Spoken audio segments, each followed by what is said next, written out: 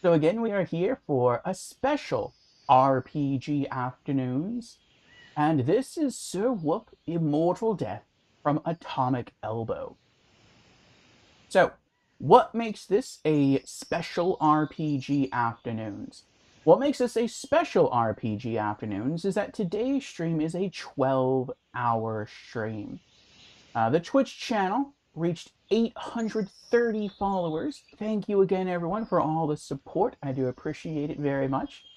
And so, to commemorate that milestone, we are having a 12-hour stream today. As far as what exactly we're doing, well, let's briefly cover what we did yesterday in this game. Yesterday, we set out with a goal to conquer 4 dungeons and maybe attempt the Little Red Riding Hood side quest, and we did all of that. We completed it all, which is great. And so today's goal is to beat the game. Now, if we do finish this game before the 12 hours, I have another RPG lined up and ready to go. In fact, I said just a few moments ago, I have 2 more role-playing games lined up and ready to go. Yeah, we'll see how far we get in this game. I would like to buy the awesome end game weapon. I think we're pretty close to being able to buy it from the blacksmith. I don't think, unless we start killing stuff that gives us a ton of experience, I don't think we're going to hit experience level 10, which is what we need to be at in order to use the Uber weapon. But I mean, we'll see. We'll see what happens. And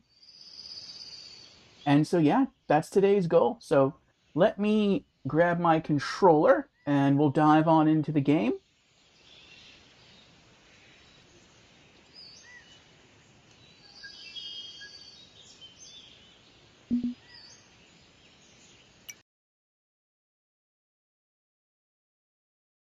And so I believe, and I could be wrong because this is our first playthrough. I'm not using a guide or anything. But it looks like we have 3 dungeons left in the game. Is it 3? It's 3. Along with what appears to be 4 mini dungeons. So you can see our quest right there. It's called Maybe the Third and Final Adventure. And we have to go through a bunch of ruins. Each of the ruins is basically like a mini dungeon. And then, can I see it from here? I cannot see it from here. Oh, but I can show it to you via the world map. Let's do that. So on the world map here, there are 3 great dungeons, each one containing a crazy strong boss. The first one we had to go through was the Trial of Wisdom. The second one we went through was the Trial of Courage. And now the last one we have to go through is the Trial of Strength. So I'm expecting to be to encounter a pretty strong end dungeon boss here. We'll see how that goes. Aside from that, or at least once we do that, we should be able to enter the not-so-secret portal to the sky. We can see how large this building looks on the map. So that's probably going to be our second big dungeon. And then it's not pictured here on the map, but there is a large castle floating in the sky. That's the home of the game's main antagonist. That's probably going to be our third big dungeon, and then that's it. We beat the game. Now, there's some locations here that we really haven't explored, and I wonder if there are side quests waiting for us to find. There's the almost stable rocks we haven't fully traversed. There's the Cave of Poor Intrusion Prevention. There's the 2 Gilded Ruins. I'm not really sure what they're there for. The Cave of Inadequate Opportunities. There's actually quite a few Gilded Ruins around here.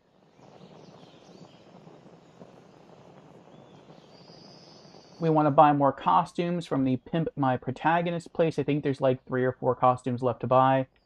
The Cave of Stuffed Pantries. I think we've explored all the orc camps. I think that was like the first quest. The Cave of Imperfectly Designed Walls. Lakeside Farm.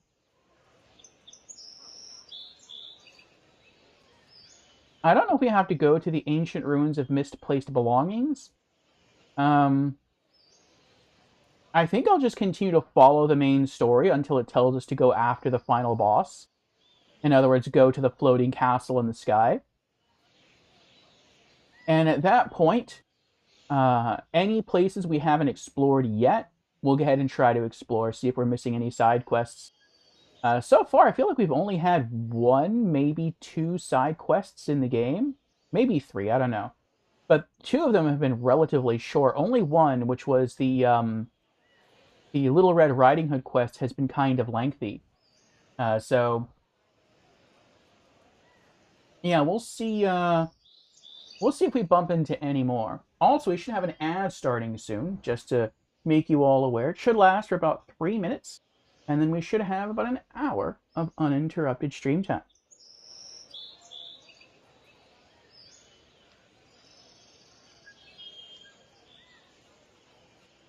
All right, pop in the earbuds, and we will dive into the game.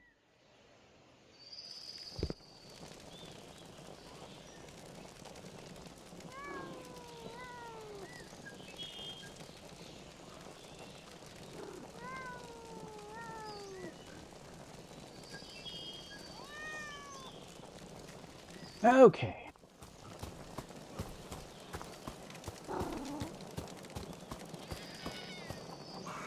So first place is oh, also how close are we to leveling up? We're like 3/4 of the way to leveling up. Okay. And then once we hit level 7, uh, we'll get to equip a new sword. All right. So, first location, defeat the ancient ruins of Moldy Ceiling. Where is that at? Oh, it's right near town. Look at that, it's right here. All right. So, we have to exit town and then just basically go behind the town. Okay.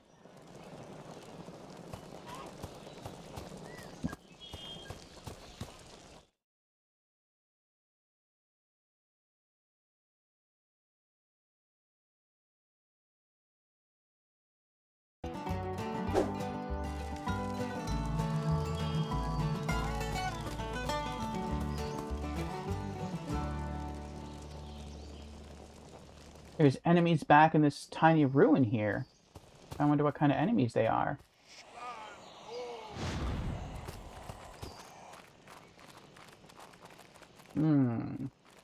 Shaman.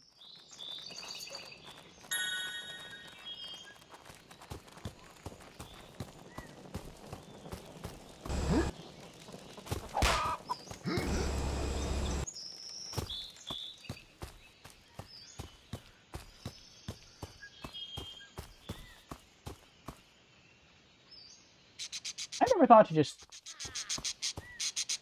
Oh, I heard that laugh. I think that's the IRS man laugh. Our hero was caught up by the IRS, Immortal Revenue Service, and was prompted to pay his income tax. How did he even find me? Up here. The IRS guy was not taking no for an answer, and decided to take our hero's body as payment instead.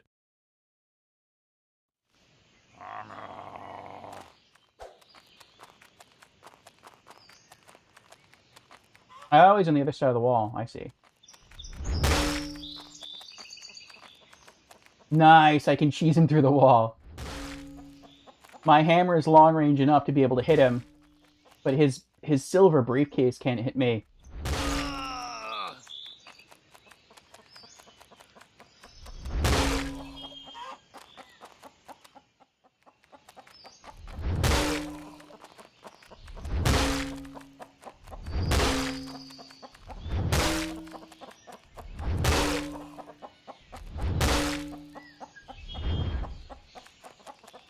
Did I? Oh!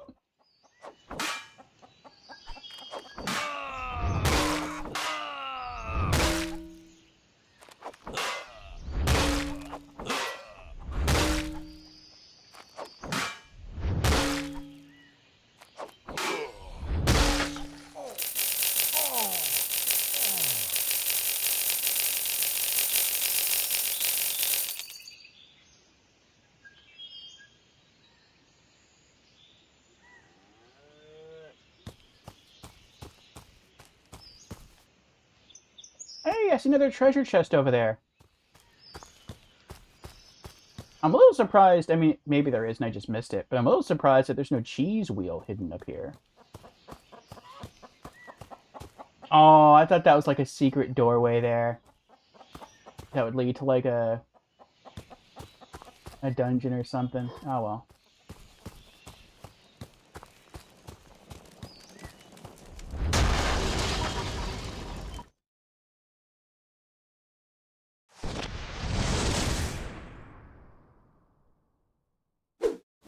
Now we find a better sword.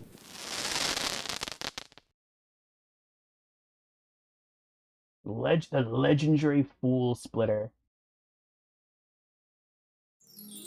I pity the fool. Weapon upgrade. This upgrade improves damage by 50% and replaces your current weapon. Alright. Hey, Half, welcome in. What's this game called again? Sir Whoop Immortal Death. How you doing today? Oh. I used to be able to ride the... What is it called? The hovercraft around areas like this.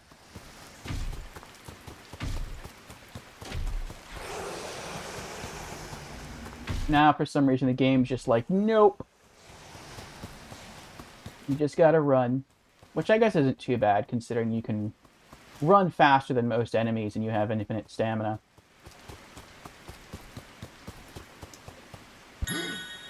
Oh. What is that noise?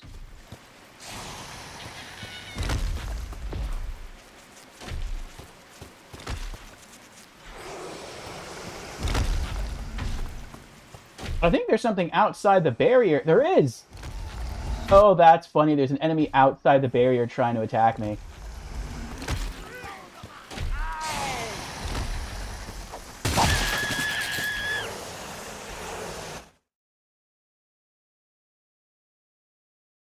Wow, that was like near instant death.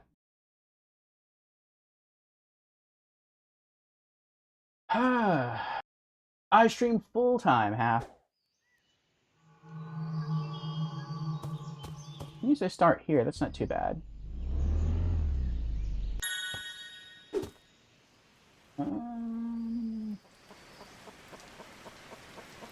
Try this way.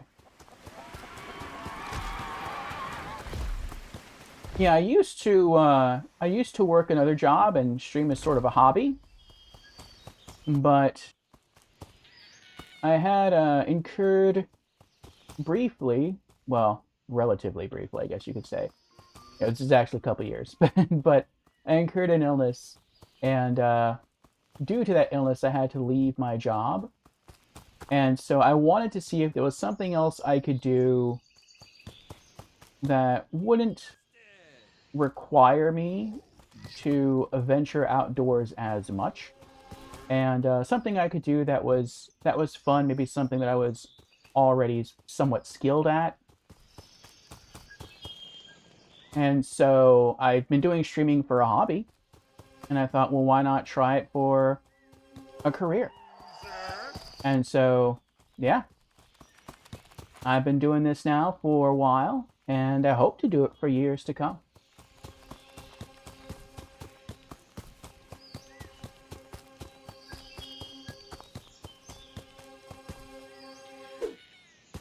So we shall see, we shall see.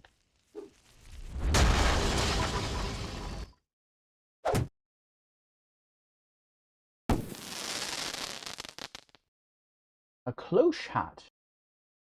Looks like an old-timey soldier helmet. You'll look beautiful in this one. Increases all damage dealt by 15%. Nice.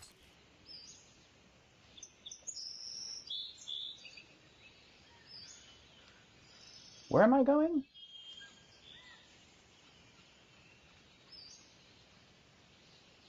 Wow, I'm like way off. Okay, left. I gotta go that way.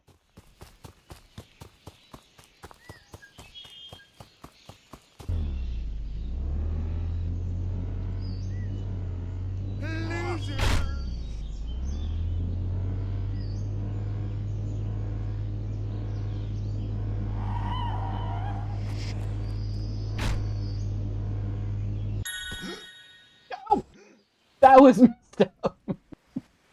It took away my hovercraft in midair. I mean, I could have prevented fall damage from, like, hitting my thrusters on the glider a bit sooner. I wasn't expecting the drop. Well, now how am I supposed to get to the dungeon entrance with that statue shooting me with fireballs? At least I... Oh my... Bro! Where did that even come from? What?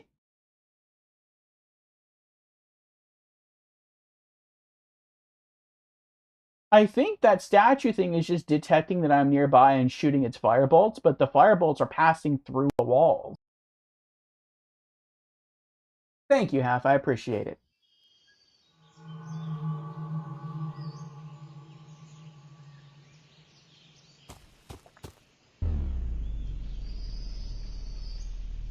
I am going to the right one, right? Moldy ceiling? Yeah? Okay. Hard left.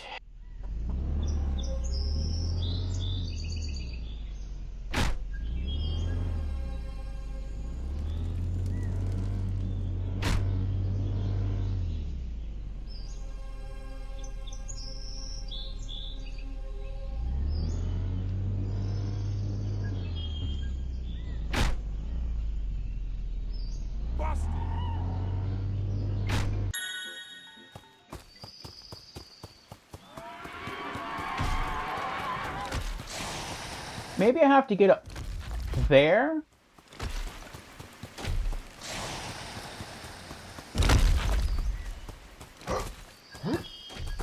Look how quickly it changed from dark and stormy back to, like, beautiful and bright once we got close to town again.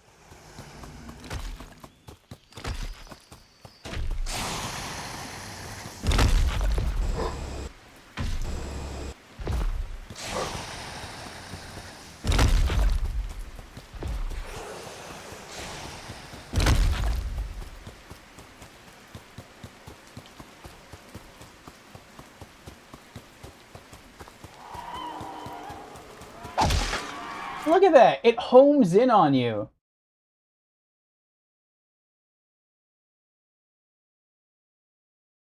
I don't know how I'm gonna do this. Is this game on Steam? Yes, we are playing it off Steam. I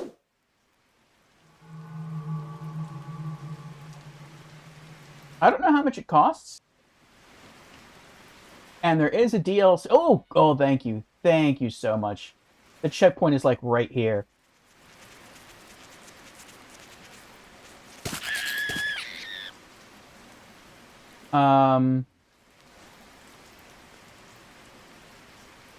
Alright. I'm trying to think of how to do this.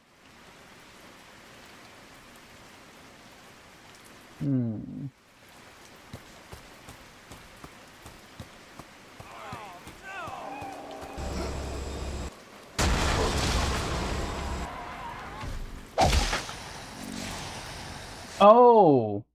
Okay, so I can't get up there at all. I have to destroy something else.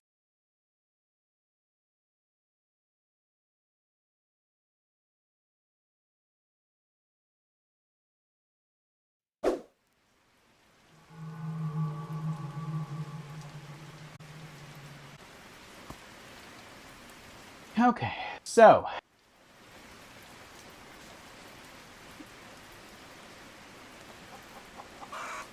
I'm thinking either... Oh! Maybe...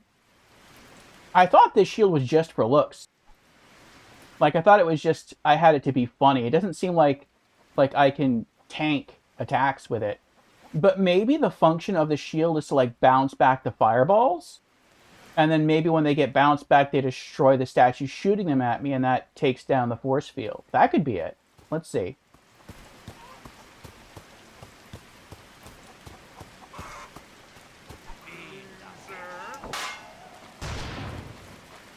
Oh, that's cool!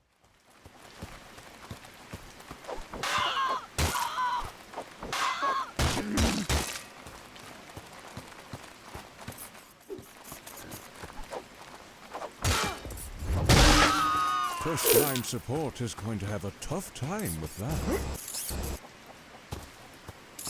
Yes! Burn! Burn!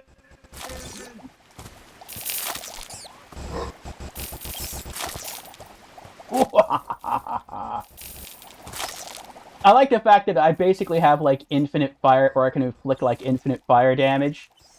I just jump over the mobs, and I sort of just like hover with my thrusters. And if I'm low enough, I can catch them on fire.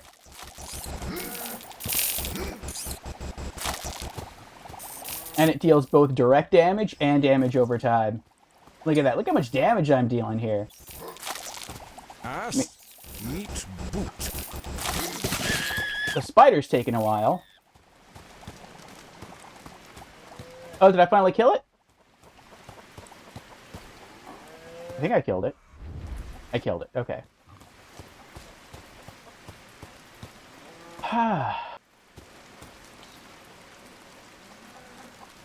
And the force field has been disengaged. Nice.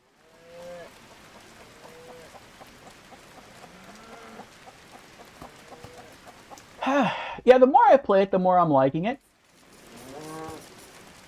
There are some... Oh! There are some things I wish were a little different about the game. But I mean, no game is perfect.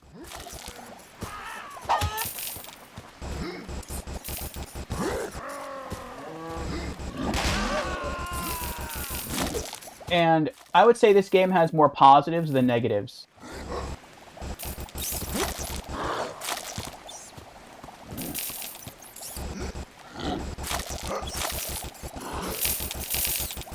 And you can actually get through this area probably a lot faster than I'm doing it. I'm just cheesing it.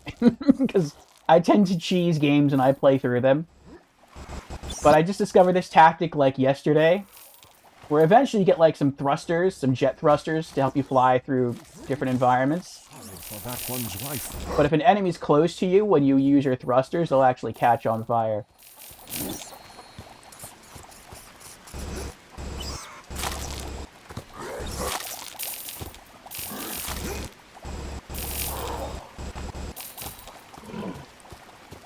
Okay.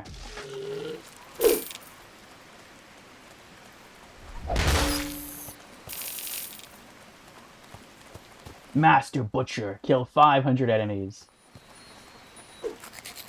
Eat some grilled chicken. Wash it down with some milk. Alright, looks like I got one enemy left over here.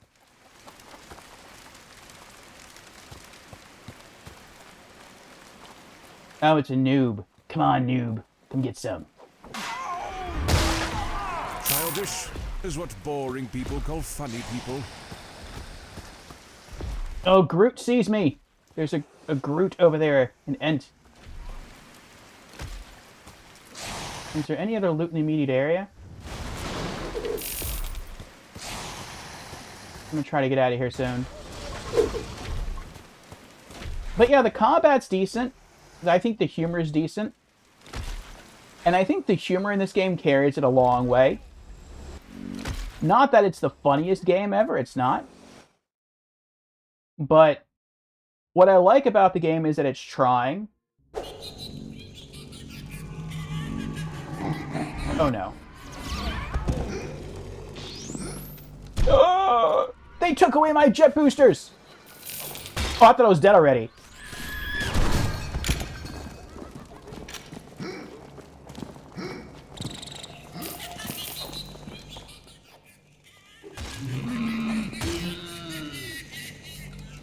And...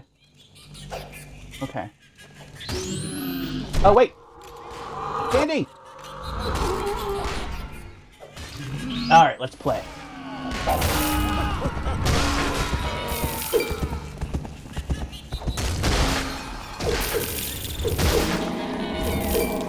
Yes!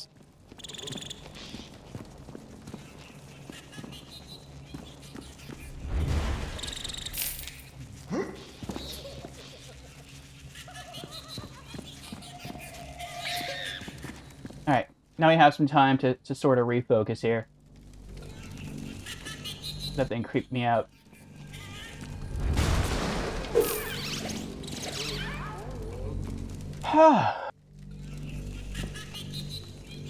What is that? Oh, I know what that is.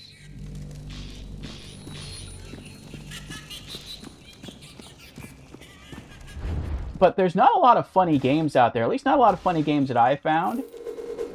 And so because of that, this game is kind of a rarity. Are you going to attack me?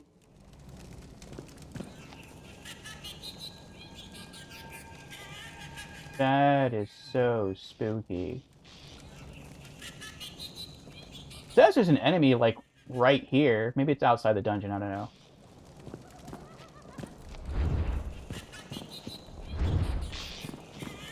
I guess it's just there to spook you.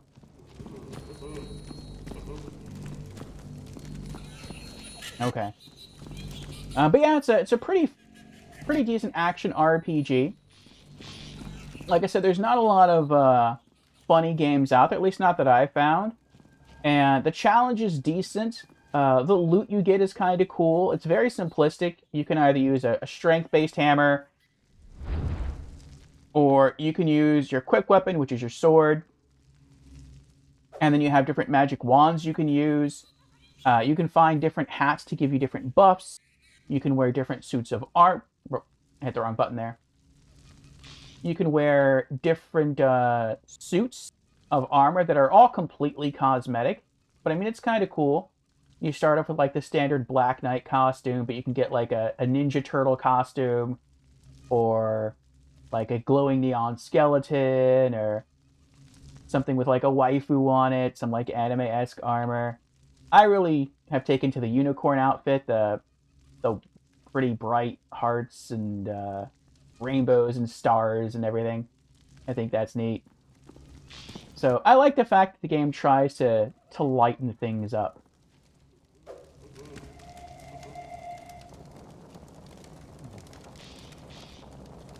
Oh, I look like Tony Soprano. I would like to see that show. I've never seen it before. But I mean, I kind of like my movies. I liked Scarface.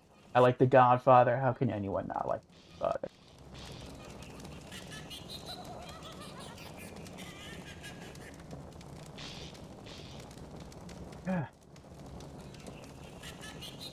Oh, this game also has 4-player co-op. So, at least on first playthroughs of games, I tend to play them solo. But I mean, if that's not you, and you want to play this, you know, with a group of friends, you got that option. Would I recommend playing Anthem? If you can find it on sale, I would say yes. Anthem is the best looter shooter action game I have ever played, and it's in my top 10 games of all time.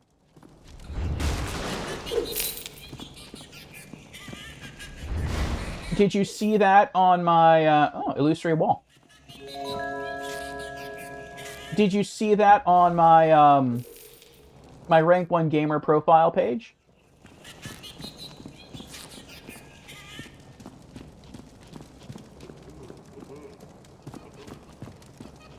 Now, Anthem does have its issues. Definitely. Every game does, you know.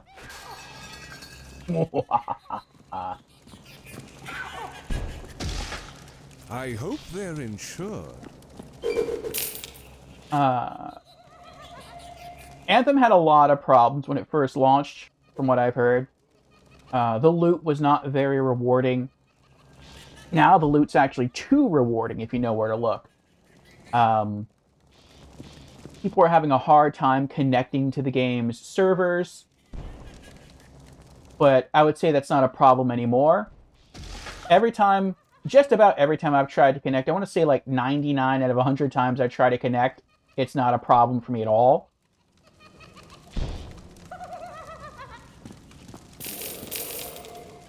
What?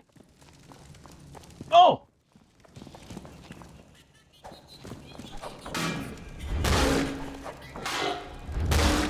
But the game still does have connection issues. I want to say when I played it on console, but it also still has the same disconnect issue on PC. I want to say once every 3 hours, I get kicked out of the game. Now, the game does, like, auto-save you at checkpoints. So, you know, if you get kicked out, you just log back in, and you start pretty close to where you got kicked out, so it's not too bad. But, yeah, the disconnect issue is still there.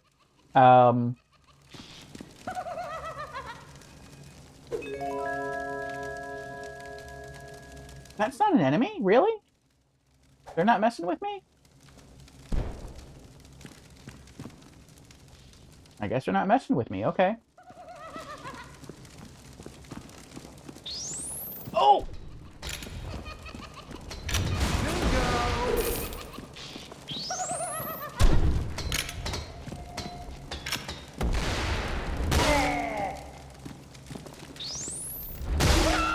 I'm sure someone will clean that up. I kept missing with the fireball, so I assumed he was just like a statue, just kind of like this thing is, and he just like made to spook you, but it turns out I was wrong.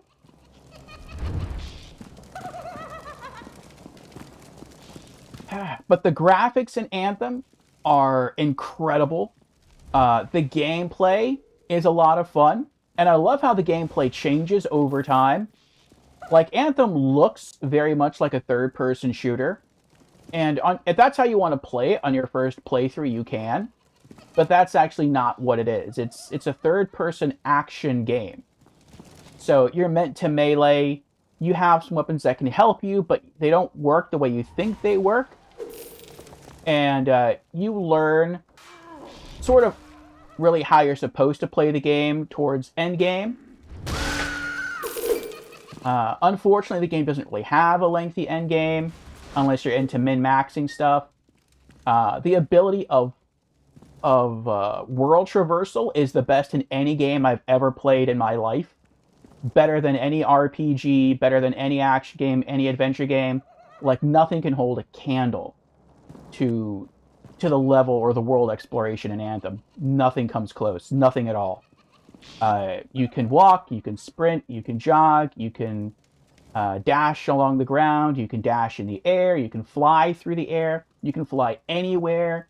It's absolutely amazing. You can swim on the water, you can dive underwater and swim underwater, you can fly through waterfalls. Like, I've never played a game that's as well done in terms of graphics and gameplay as Anthem. Like, it is so mind-blowingly awesome a game that it's hard for me to put into words how good Anthem is. Like, it truly is one of the greatest games of all time.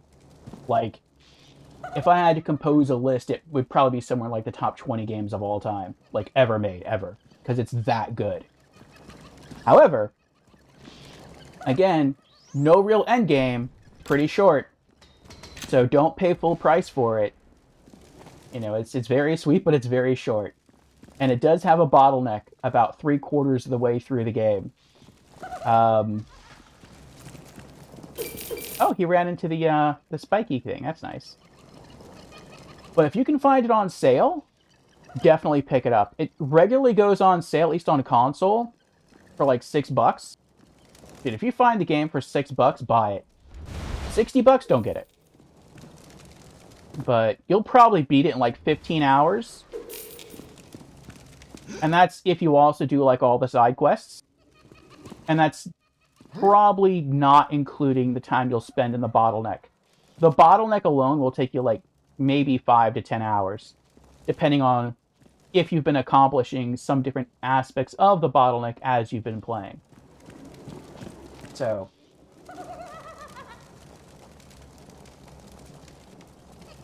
yeah. Do I think it's better than Destiny?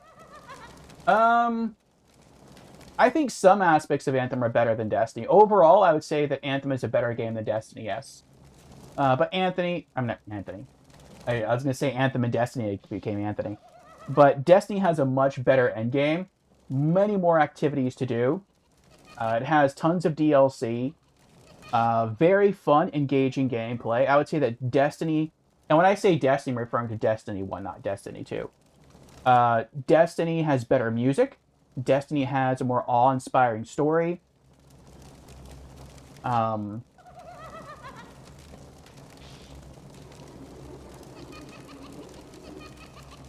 when it comes to co-op, the combat is done a bit differently. In Destiny, it's more about you're a really strong lone soldier going into a world and meeting up with other really strong soldiers, and then you just fight together. In Anthem, not as much. In Anthem, your weapons or your abilities have the ability to do what's called priming, and other abilities or weapons you use have the ability to do what's called detonating. And so the way that works is, let's say you have like a flamethrower attachment on your arm, and that flamethrower is something called a primer. So when you use your flamethrower on enemies, it sets them on fire, so they take initial damage. They catch on fire, so they start taking damage over time. But then your co-op partner, let's say they have a lightning attack, and the lightning attack not only deals damage in to a specific target, it also has an AoE effect, because that's basically what lightning does. It's like a chain attack. But their lightning attack is called a detonator. And so if they detonate your fire move, basically, that enemy is going to take, like, I think it's something like 50% more damage than they normally would have taken. And you can modify the detonations to deal even more damage on primers. And so when you have 4 people who know what they're doing working in tandem, you're just constantly feeding off one another by constantly priming and detonating enemies back to back. And it's pretty awesome. So I absolutely love the game.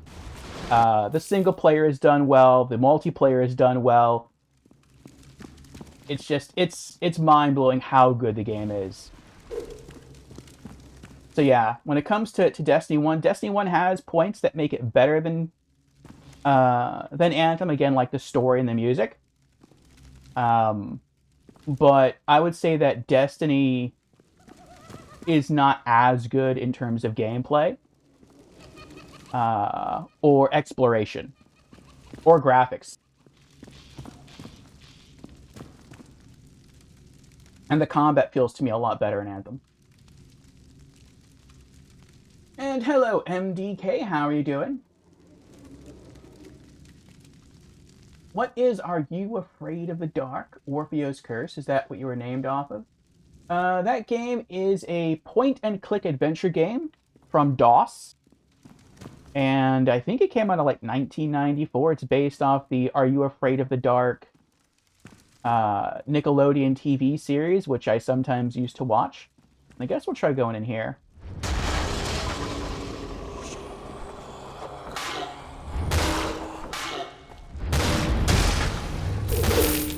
And, oh, I didn't realize I was on fire there. And it is one of my favorite point-and-click... Oh, that's him throwing fire at me, because he's a shaman. I just noticed that. You can buff that out. Usually when you're standing close to a shaman, they don't use fire attacks. They just, like, try to melee you.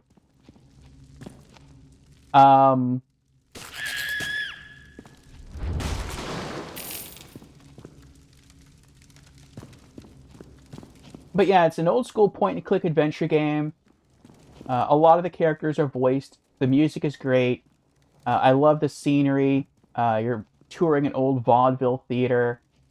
And magic is involved, and I love magic. That's why all my emotes are wizards. It just has this somewhat, not child quality to it, like this late teen quality to it of like magic and mystery. And the game has multiple endings. The story's cool. I just like... What is this? Huh. But yeah, I really enjoy the game. As far as why, if I'm named after that character, that's one of 3 inspirations for my name. It comes from that game. It also comes from the Greek myth of Orfeo and Eurydice.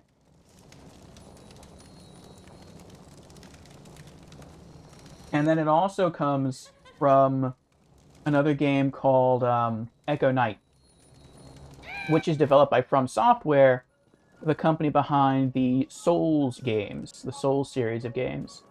And it's an adventure game, and the main character of that game is not named Orfeo, but the setting for that game is an ocean liner lost at sea, and the ocean liner is called the Orpheus. And so, yeah, Echo Knight, favorite adventure game on console. Are You Afraid of the Dark? Tale of Orpheus Curse, favorite adventure game on PC. And then Orfeo and Eurydice, my favorite Greek myth. So I just kept kind of bumping into that name, and so I'm like, I'll just adopt it. That poor guy's secret chili recipe dies with him. And Arya's here. Welcome in, Arya. How are you doing? And Creepy is... startled me. And Creepy is also here. Welcome in, Creepy. How are you doing? Creepy has redeemed. Hello, I'm new to stream. And Creepy says, I am creating stew. What kind of stew? And Creepy has also redeemed Hydrate. Very well. Cheers, Creepy.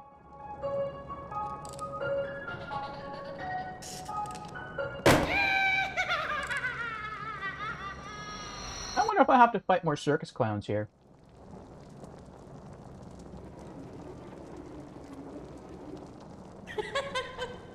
And hello, dads. Welcome in. How you doing? Good evening. What are you talking about? I was just answering some questions in chat. People were asking me about this game. They were asking me about Anthem. They were asking me about... hold on. The sun's setting outside and there's a window in front of me, so I might need to turn on some lighting here. Yeah, it's a little dark. Okay.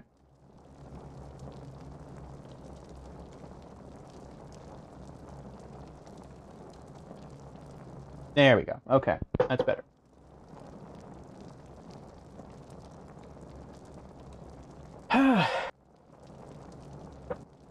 And they were asking me about an old adventure game on my profile. Are You Afraid of the Dark? The Tale of Orpheus Curse, and about my Twitch name. But how you doing, Daz? Arya says, I am good. Another 12-hour stream, eh? Yes, another 12-hour stream to celebrate the Twitch channel having gained 830 followers. Creepy's making beef stew. Ooh, nice, nice.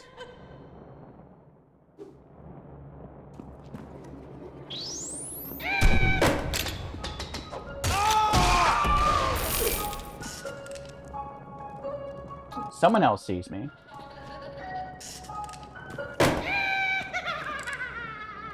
Oh, maybe not. I thought I heard someone else shooting at me. But maybe it was just that guy popping out of the box.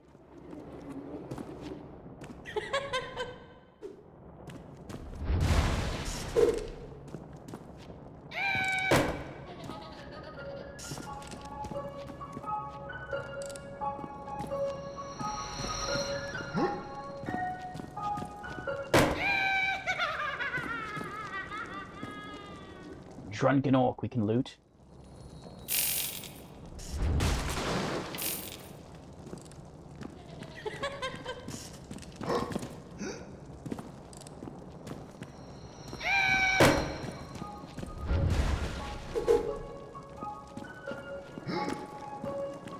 So there's nothing down here? Oh, that's illusory. Wow, that's a big illusory wall.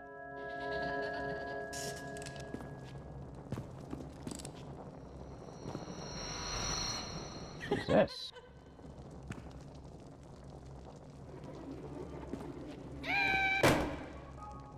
This area looks kind of sus.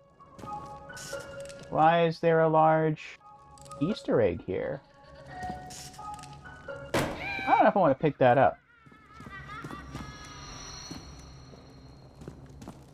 Let's see what happens.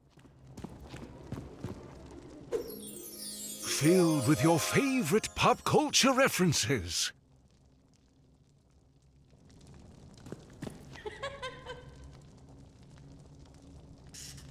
What? Is it an item?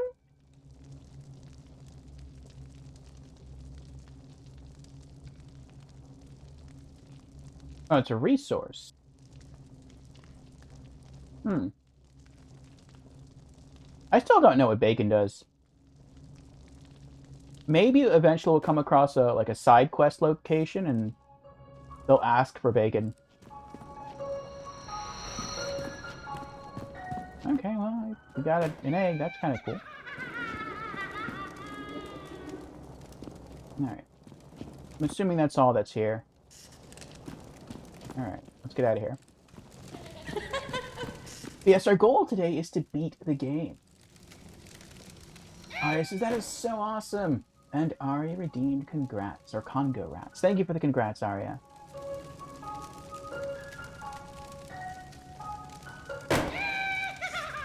Oh, Creepy's commenting on Anthem, I see. Creepy says, Colossus cannot swim. Colossus can swim. Every mech suit can swim.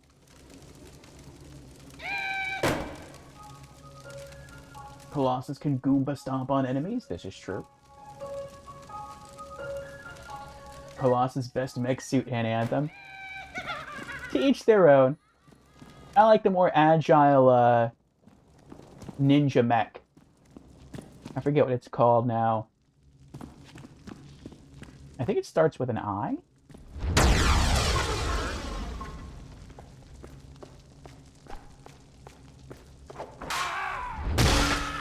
Yes.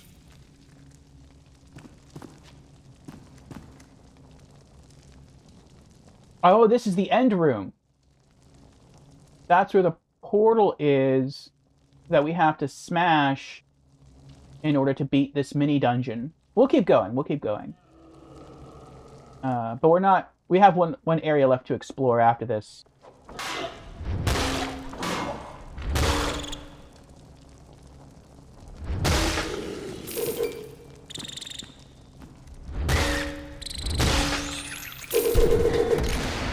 Oh, no. Oh, wait. Open. What is... Oh, it's a can of whoop. That's not what I wanted.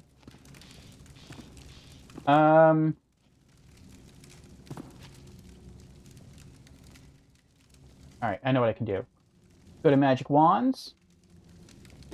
Chickenator.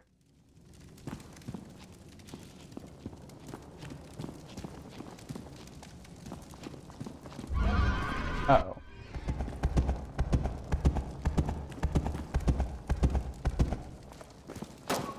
Got him! Yes! Oh no. Oh, I've unleashed the beast! It's the sharpshooter chicken! No! If I get far away, he'll probably one-shot me with that huge gun of his. That's what happens when you try to kill enough chickens, he shows up. But, the Chickenator is perhaps the strongest accessory weapon in the game. It shoots an egg, and it can turn any enemy, with the exception of bosses, into a chicken. And then you can just run up and one-shot the chicken. It does have its drawbacks. If the enemy is glowing blue, the effect will not work. And so some really strong enemies can temporarily glow blue.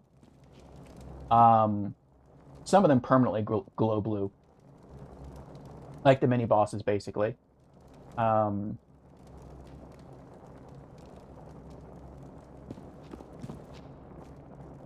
And if you would have killed the mini-boss without having first turned them into a chicken, you would get much more loot, and you would get more experience.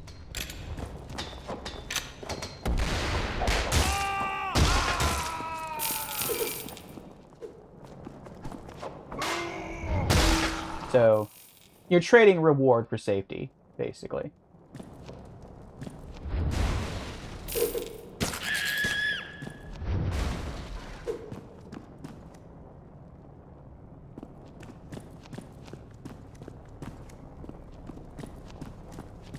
That is a creepy looking clown head.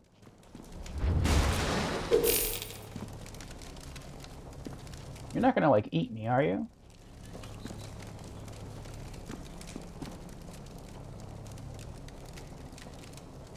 What was that?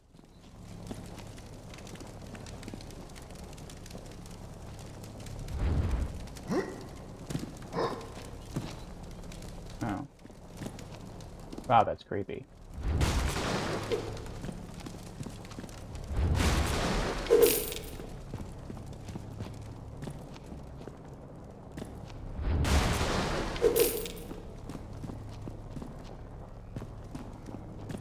Oh.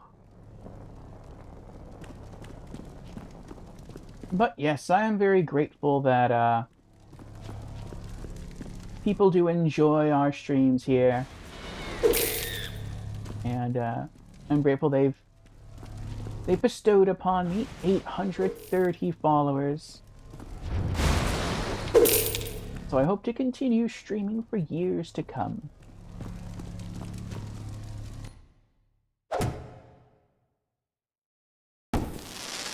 Oh, new hat. A green fedora.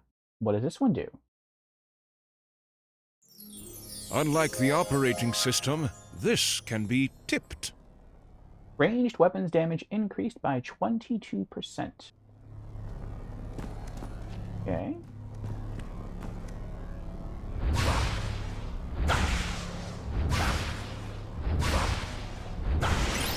We did it! Excellent. The Guardian shield has been weakened. Good job.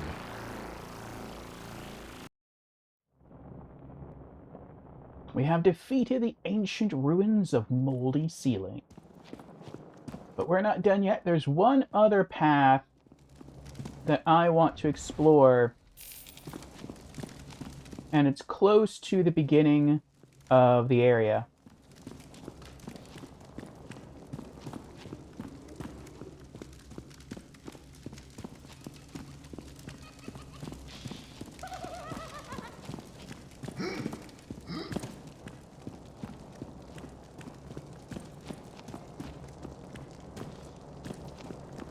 I forgot where it is now.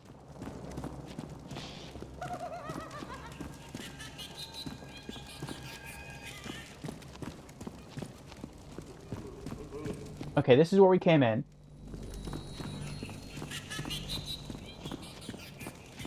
It's a breakable wall that I saw, and I was like, no, I'll explore that later, and then I never got around to exploring it.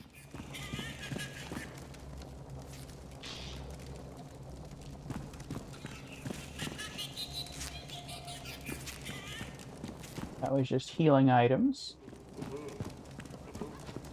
So I have to go this way.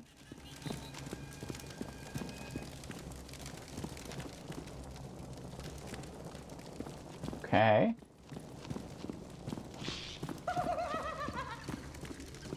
Here it is. Nice. Just, they ran right into that.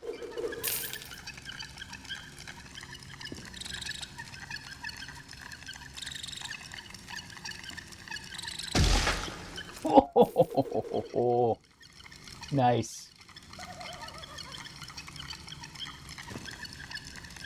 Yeah, how many more enemies can I get to come over here?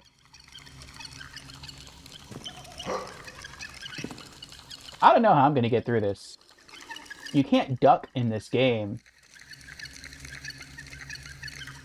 I guess I'm just going to have to wait for them to line up, like, perfectly and then just try to run through. If any of those things hit me, it's instant death. Oh, there's a reward chest over there, too.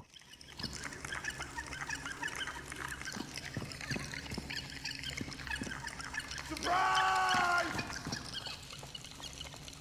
Oh, good. He knows I'm here. Yeah, come and get me. Come on.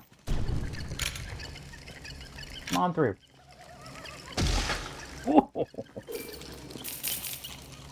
Nice.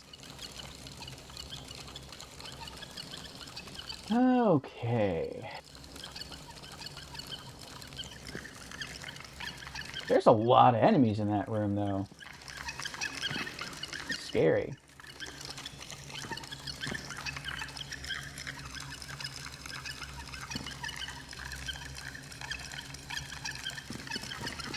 Made it! Ow. That's gonna leave a mark.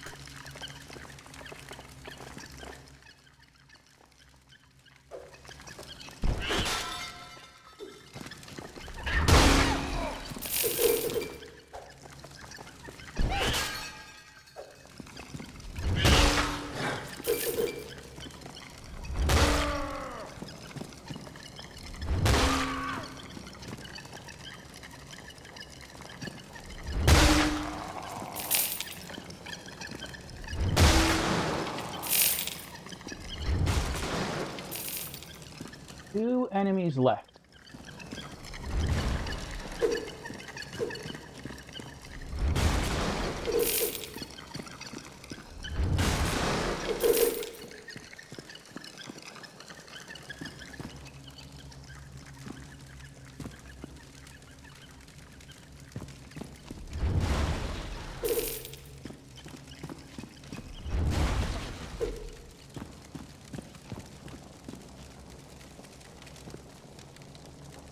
Is that lava? I'm gonna hold off on that.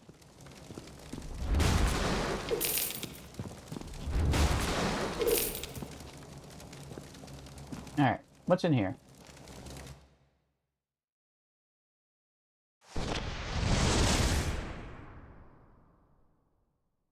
Better hammer. Nice hammer upgrade.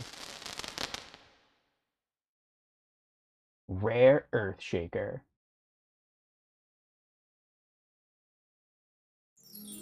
Shaken, not stirred.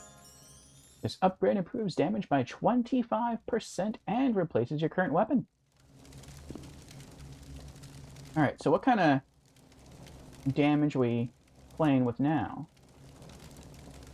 142 attack. Nice. And what's our sword at? 68. Yeah. You definitely want to keep rocking the hammer. The only kind of sad thing, though, is that before I got this upgrade, the attack was like 1 attack point less than the Crispinator sword. So, you know what? I probably still will use the sword anyway. 137 compared to 142. That's not too big a damage difference, like once I hit level 7. And this one also deals fire damage, so that'll set enemies, on fire, and they'll take damage over time. That'll probably balance out just the raw damage I lose from the hammer. I haven't really been using swords in this game because the hammers are always stronger. But like once you get to the level 7 weapon and the level 9 weapon, once fire starts getting mixed into things, I think the swords finally become viable. All right. Let's see what this does. Oh, I can't jump on top of it. Oh, I guess it is like lava, but the game's trying to prevent you from killing yourself. I appreciate that.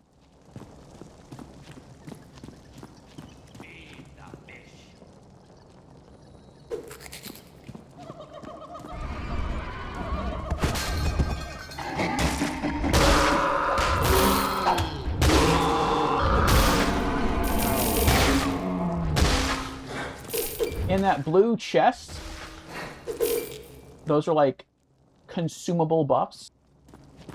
And sometimes, like whenever you pick one up, you use it immediately. Sometimes they're candies, and I consider candies to be the most useful. And sometimes it's a can of whoop. You can pop open a can of whoop on your enemies. But what I like about the candies is that when you eat one,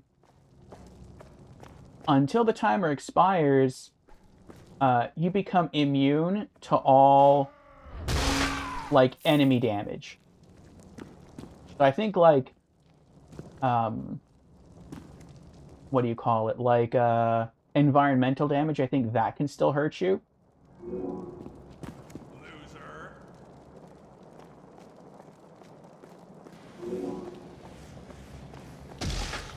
So like fire, like that fire trap could kill me, or like a spike trap could kill me. But like when it comes to enemy damage, you're immune.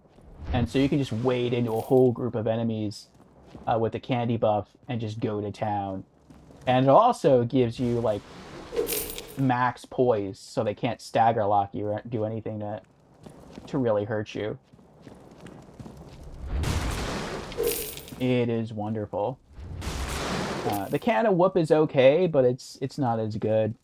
It just big bad wolf. What?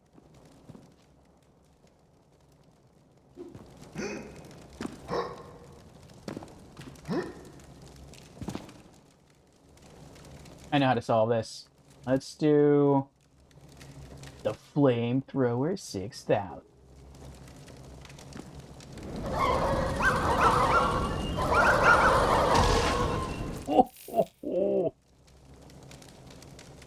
We showed him.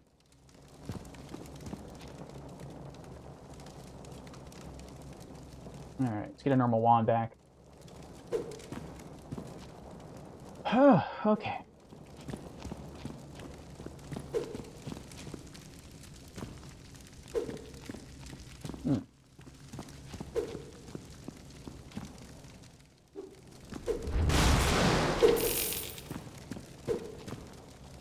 I also have this hat. I like this Liberty hat. It's my favorite hat so far in the game. Where when you're outside of combat, it regenerates your wand ammo. And so I think that finally makes like magic wands in this game viable. I find myself not wanting to use ranged weaponry because I'm worried of making that like my permanent play style, and then I run out of mana or out of ammo, and then you have to like switch back to melee. And if you're not used to melee, then you're basically dead. But now that there's a hat that you can wear to basically give yourself infinite mana, or at least infinite mana regeneration, mage build becomes a lot more viable.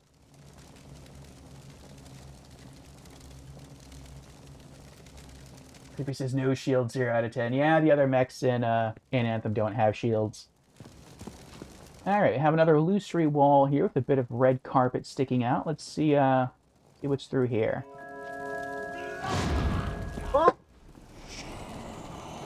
We have some enemies. Ow!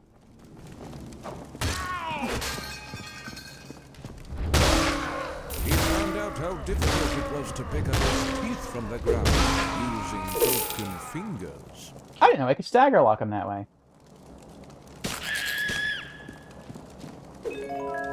Another hidden wheel of cheese.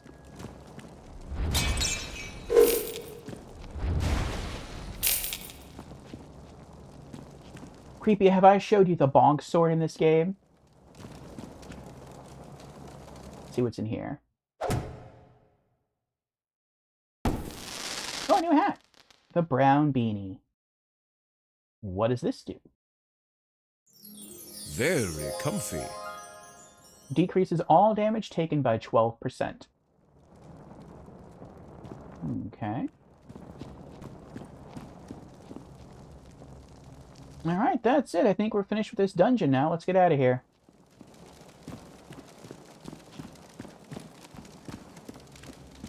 Hopefully we can get out of here without dying. I know that we do have to cross the spinning blade trap again. At least I think we do. Yep.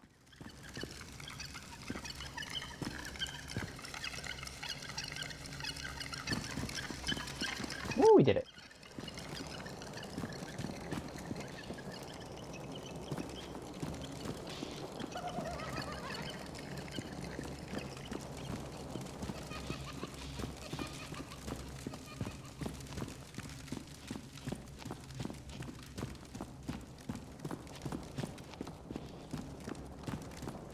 So we've just conquered one mini dungeon. We have 3 mini dungeons left to go.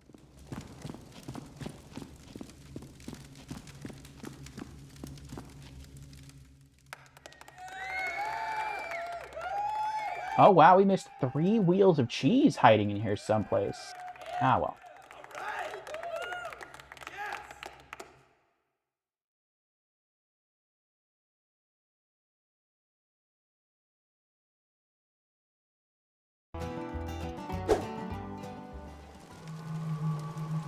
I can't believe they spit me out. And I got hit fire damage.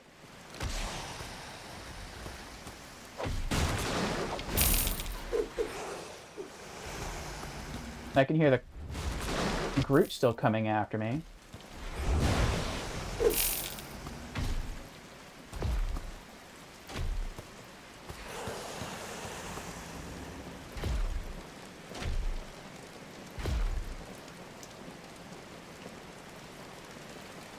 Alright, where do I have to go next? The Ancient Ruins of Vitamin D Edition. Where are those? Over here. Ancient Ruins of Vitamin D.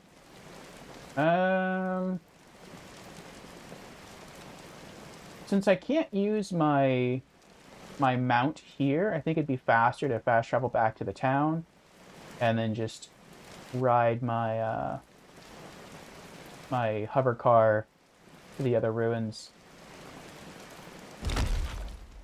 Our hero stumbled upon a stinky outhouse. Did he dare to enter it? Yes.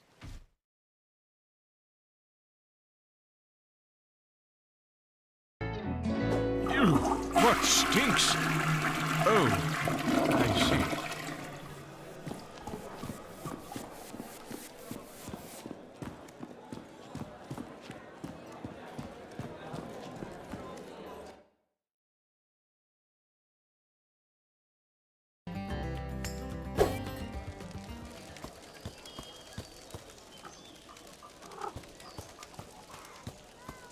I will show you the bonk sword. So when it comes to attack numbers in this game... Actually, let me heal real quick. I don't want to forget this.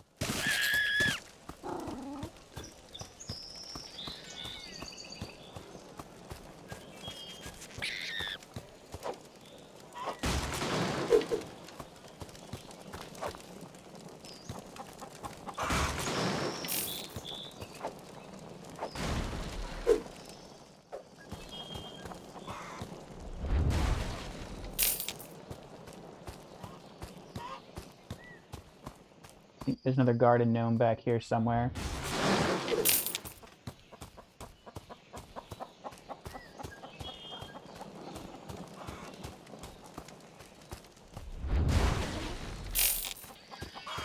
There he is. Got him. Okay.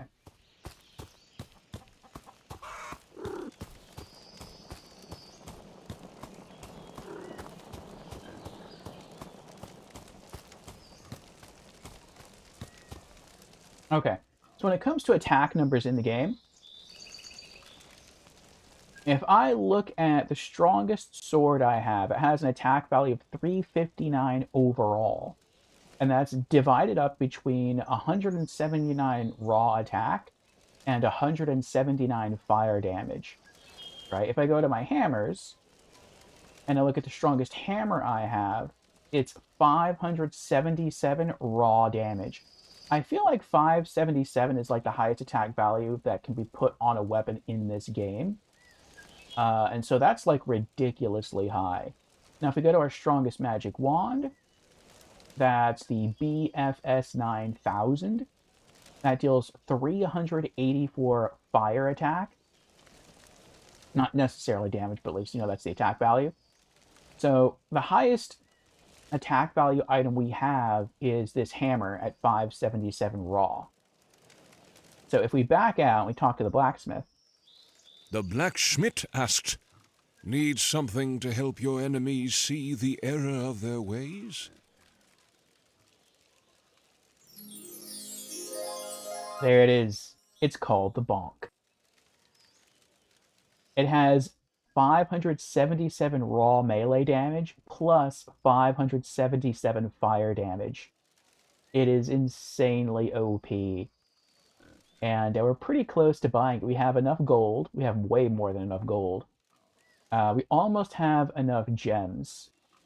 But I think by the time maybe we're done with the current uh, mini dungeons that we're working on, we have 3 mini dungeons left.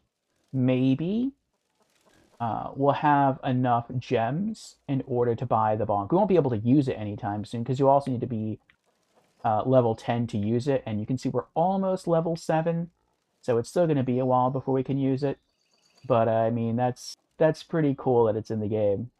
And I definitely want to buy it. Okay. We're gonna leave the town, and I think we're gonna go kind of like a little sidetrack here, and we're gonna buy a new costume for our hero.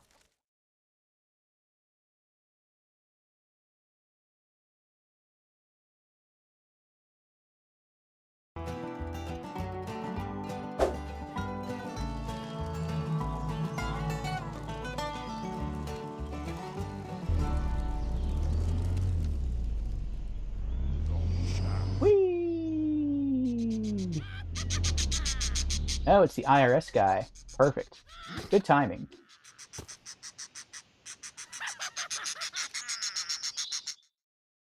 Our hero was caught up by the IRS, Immortal Revenue Service, and was prompted to pay his income tax. Fight.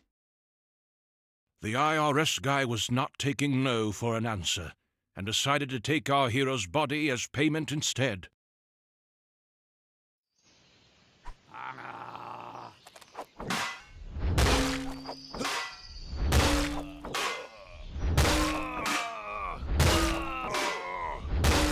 I think more than any other enemy in the game, beating the IRS guy gets you the most gold. Sorry for that one's life. And even though we have like a lot of gold, we have way more than we need to buy the sword. It costs 5,000 gold to buy the most expensive costume here, and so we're actually gonna be short by like 4,000 gold to buy the sword after we do what we're about to do. So, S-Wappo. White outfit with gold armor. Looks like copper towards the toes there. Maybe. Bye.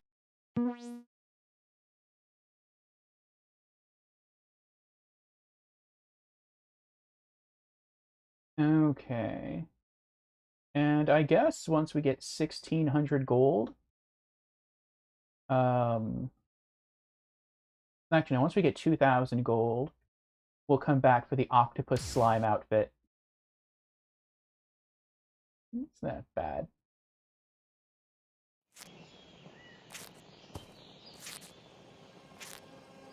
Alright. Yeah, let's get a new look going. We've been rocking this one, I think day 1. Or close to day 1. We've kind of been rocking the not Black Knight, Green Knight of Culture. Then we switched over to the Unicorn outfit. Let's go with S-Wappo for now. And let's change our hat back.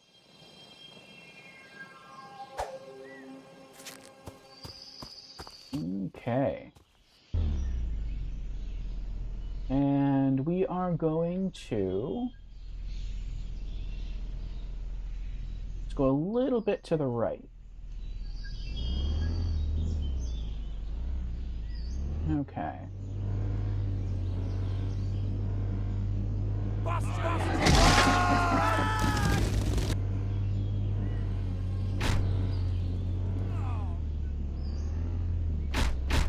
I don't know if I'm going the right way. There's 3 targets over here. I'm not sure which is which. I'm going for this one right now, the Ancient Ruins of Vitamin D Edition. So a bit more to the right. Looks like that one. Okay, that's almost the closest one.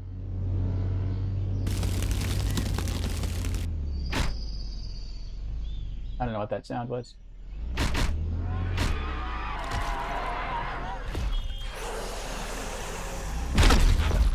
Wow. Coming at you, Groot. Yes.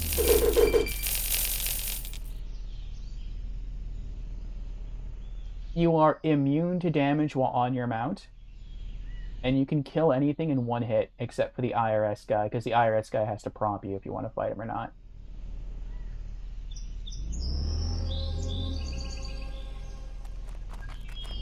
But you don't get any experience for killing people in this vehicle. You can get the gold that they drop, but you can't get anything else. Which I'm okay with that.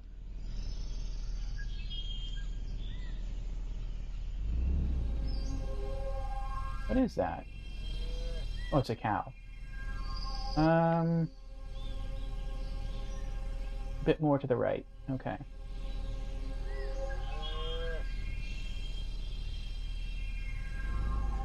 Alright, so I need to go that way to get to the next dungeon, but I can see that there's a puzzle over there. Actually, we have 2 rewards coming up. If I want to try to collect them, and I do want to try to collect them. Oh no, don't fall, don't fall, don't fall!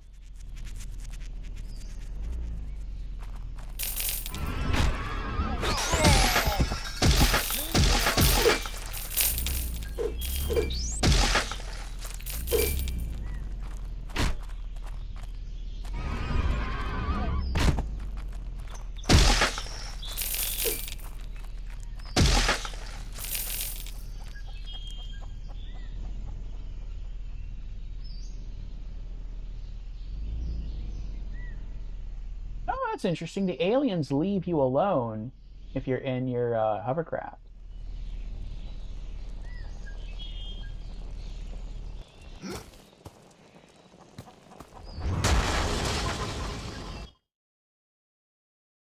Alright, what's in here? Another upgraded hammer.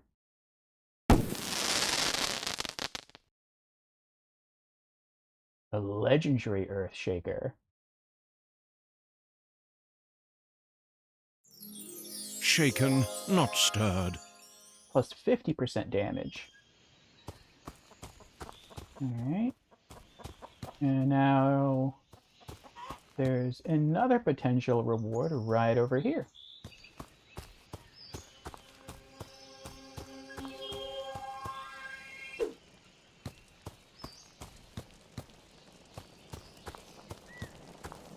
This is a Simon Says puzzle. Middle, right, up. Middle, right. Okay. Middle, right, and then this one. Bottom left, right, left, up. Okay, bottom left. I think I already forgot. Was it right? Yeah, okay. And then I think it's upper left and then up. I can't believe I remember that. Upper left, down, upper left, up. Okay, so upper left, down,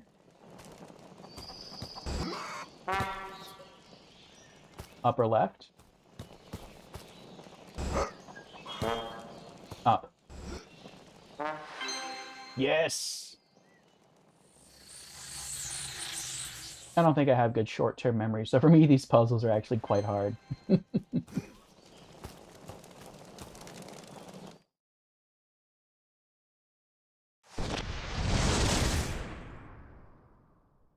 Oh, a magic wand upgrade. Legendary lava launcher. It's rare for me to find a magic wand upgrade. Great for roasting marshmallows, and foes alike. Nice.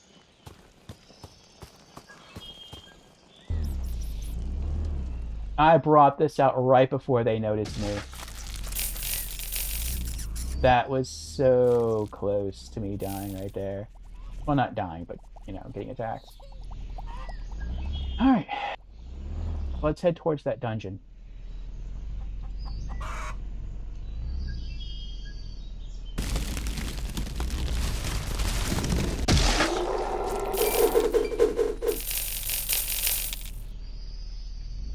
That was a tremor worm.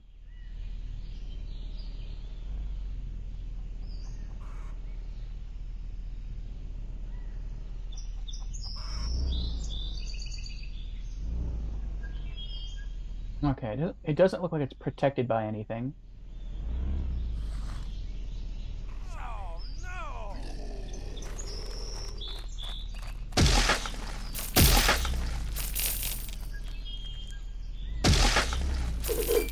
Also, you don't start the game with the hover car mount. You do have to like earn it. Well, I don't know about earning it. You have to basically buy it. So it's not like the game just gives you like an insta cheese to kill everything in the game.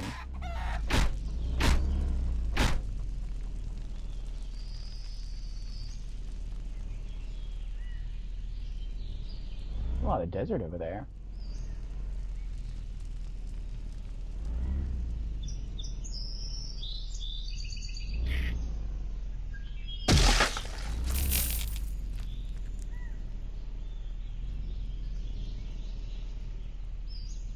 Alright, I'm not going to go after any more enemies. We're here. Go.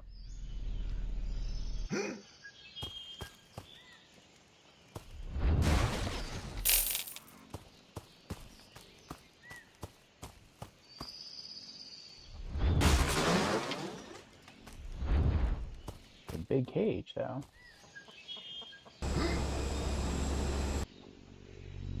Oh no! Oh, that was close. If I miss it, I can take some fall damage. Oh! Oh my goodness.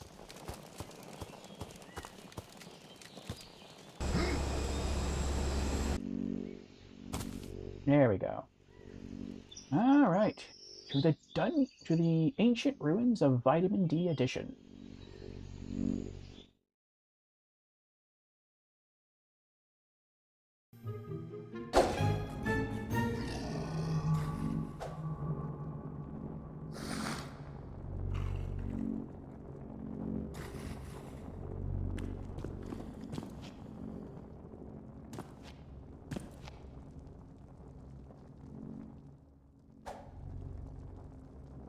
And what's our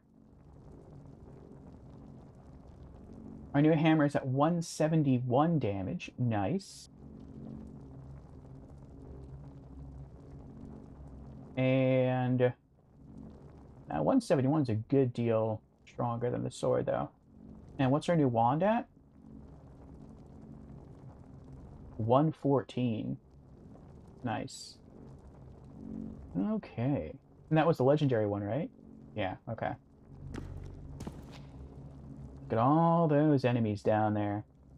Had I not been investing in magic wands, this would be much tougher. Oh, actually, no, it wouldn't, because there I can see a little switch up here.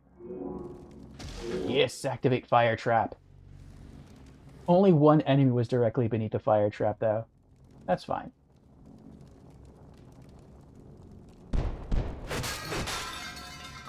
Yes! Goodbye, Billy Bob. Burn.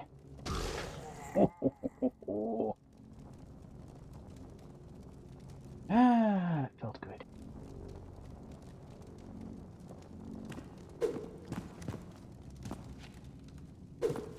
And since I'm out of combat, I get all of my mana back.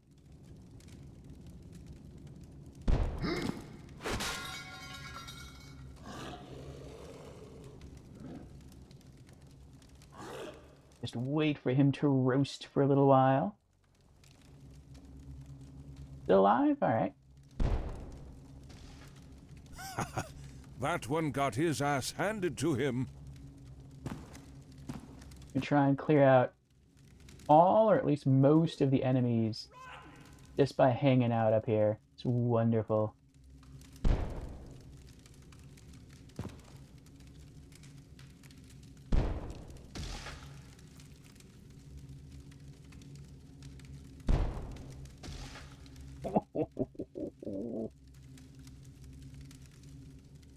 Alright. Well, we got a couple of enemies down there.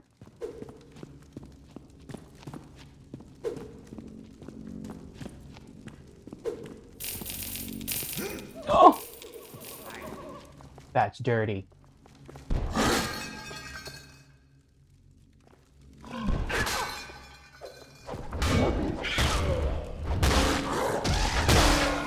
I bet the developers didn't see that coming.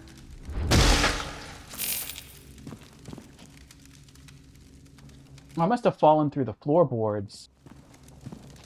Can I get back up there? Okay, I can. Because I see a lever over here.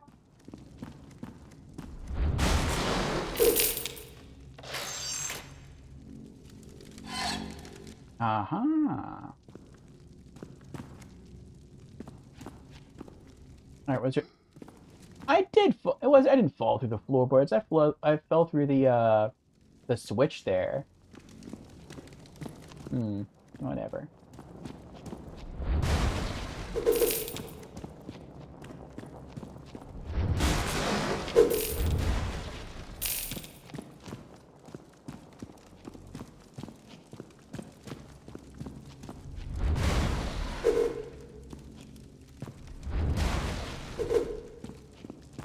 Alright, you got a breakable wall there.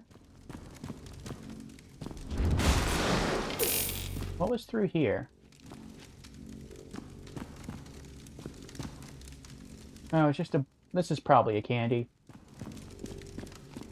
So I guess if you only had melee, or you're only rocking melee, you could have, like, run across the roof, flipped the lever, and then dropped down through the floorboards. Ran to the chest, got the candy to be immune to all enemy damage. Then ran out here and just destroyed everything. Okay, that makes sense.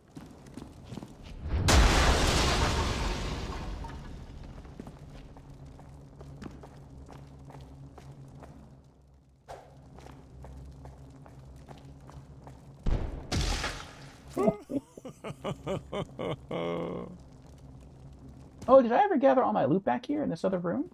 Yeah, I did. Okay.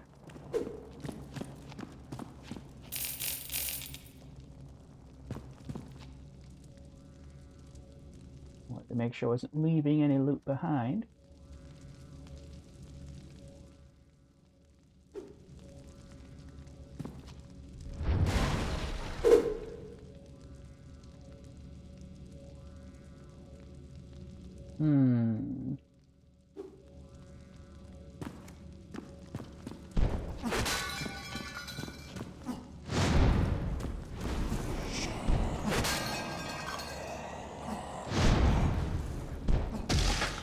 He found out how difficult it was to pick up his teeth from the ground using broken fingers.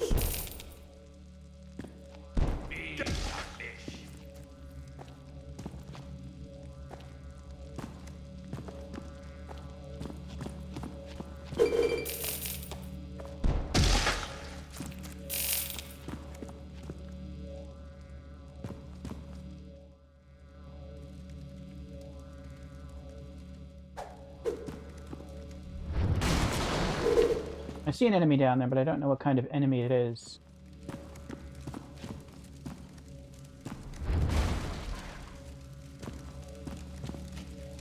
No, it's a goat. Alright.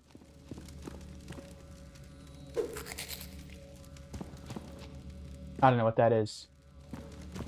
It's not a candy. Maybe it's something that makes my attack stronger? I don't know.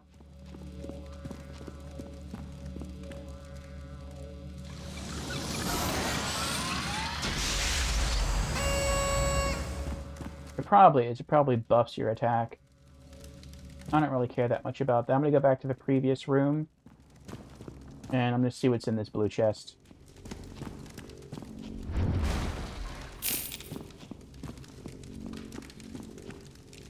Candy. Okay, now we're talking.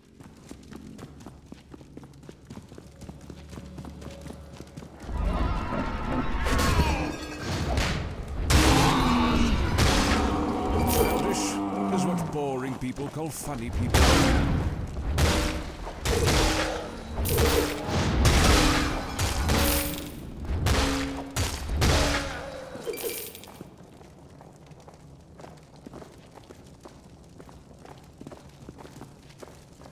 Come on. I see you.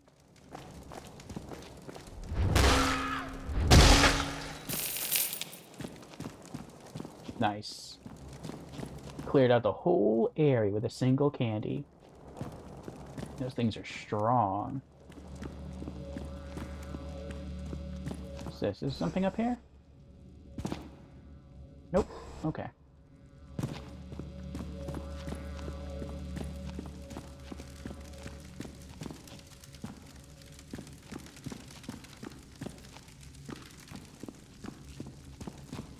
Alright, we got another buff there.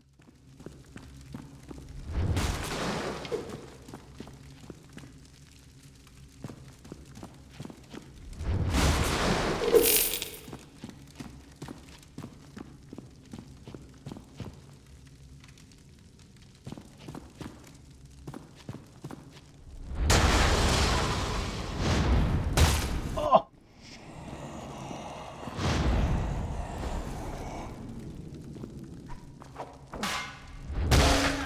Is that even legal?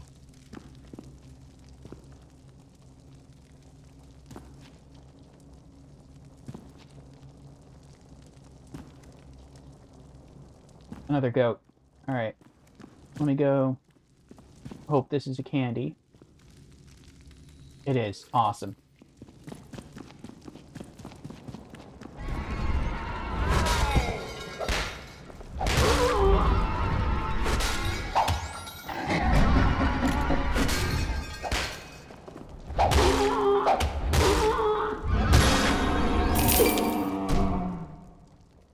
Yes, we leveled up. You have reached level 7. Choose a skill to improve. Protection. Reduces the amount of damage taken by 15%. Confirm.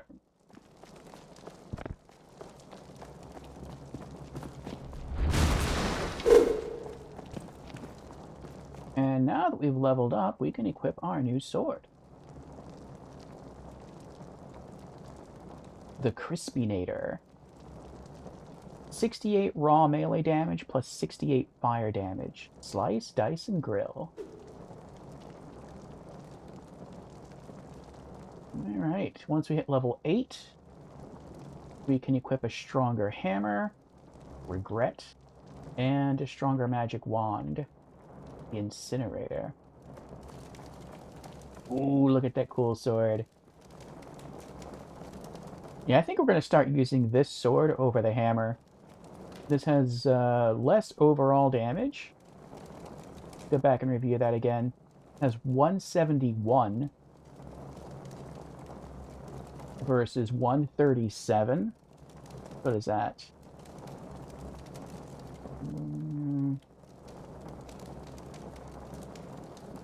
34 less damage, but it can set enemies on fire for damage over time, so yeah, I'd kind of rather have that one. What does this do?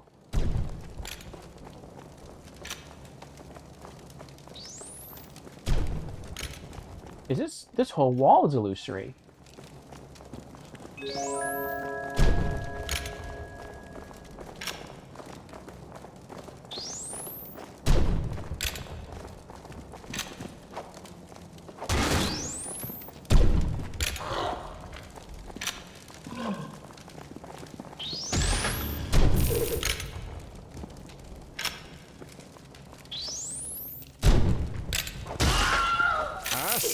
Meat boot.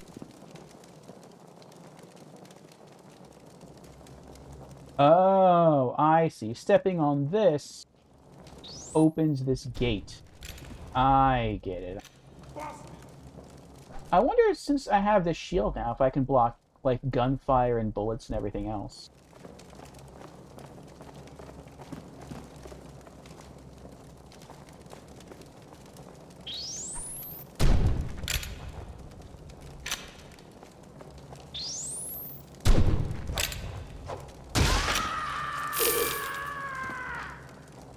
Nice. Okay. So we'll be back to explore that area. What else is around here? We've got...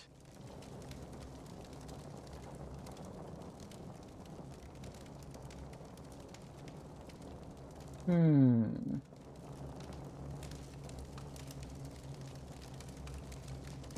guess we'll explore the upstairs first.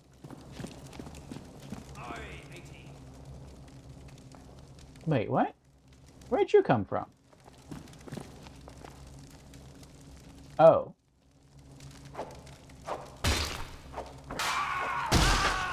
I hope they're insured. I didn't know those you could get here from that hallway. I totally missed that archway.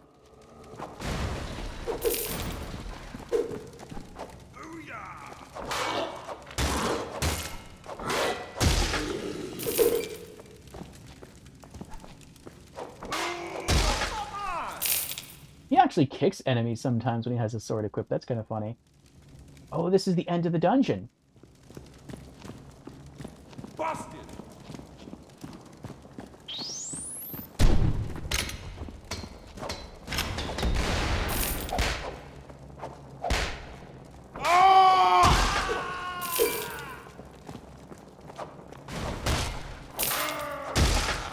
That poor guy's secret chili recipe dies with him.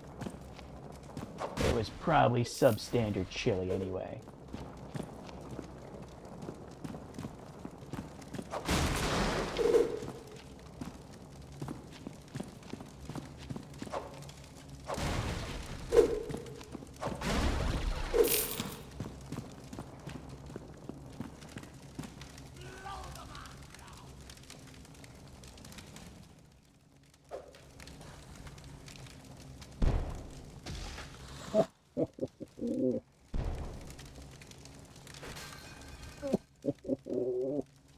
Yes, cook.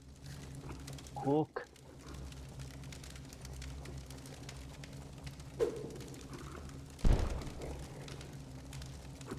That one got taken to school. Mm-hmm.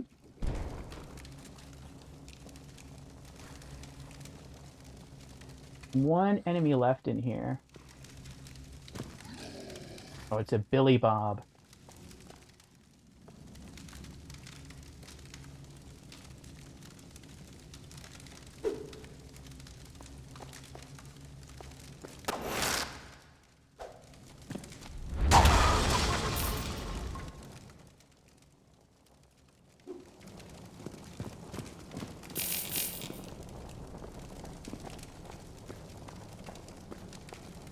Oh no. I forgot I wasn't holding a melee weapon. Unless you're holding a melee weapon, you can't block.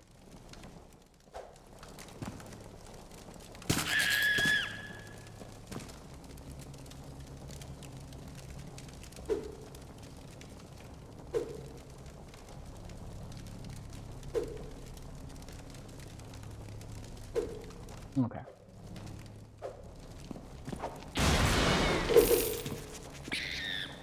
Got him.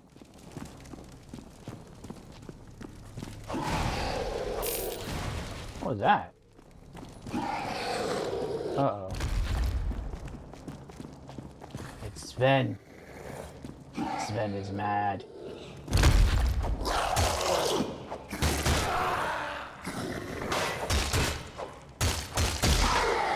Got him.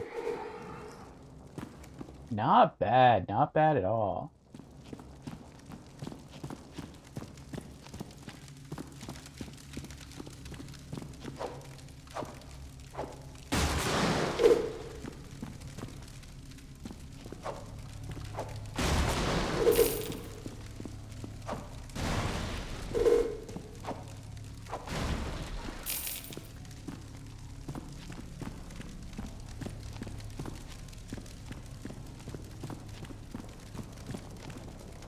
Hey, Xanadu, how you doing?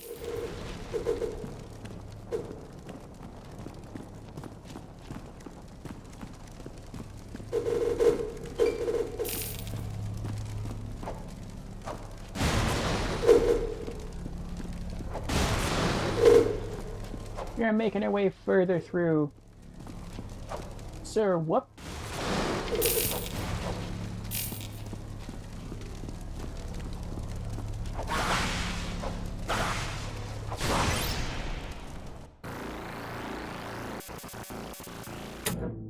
One more destroyed. Good job, our hero.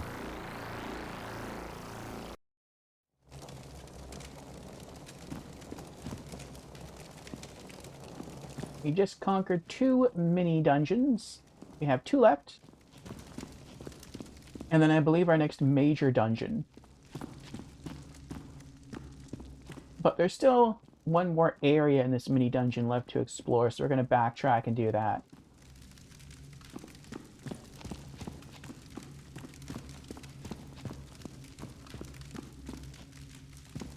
There it is. Alright. We need this companion cube here, which I think is a Portal reference. It's called a buddy box instead of a companion cube in this game.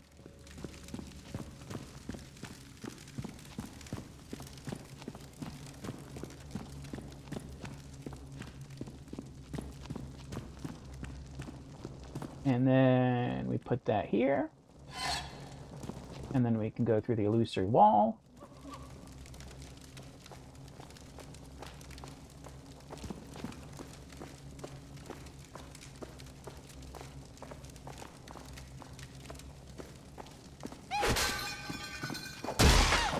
I felt that one.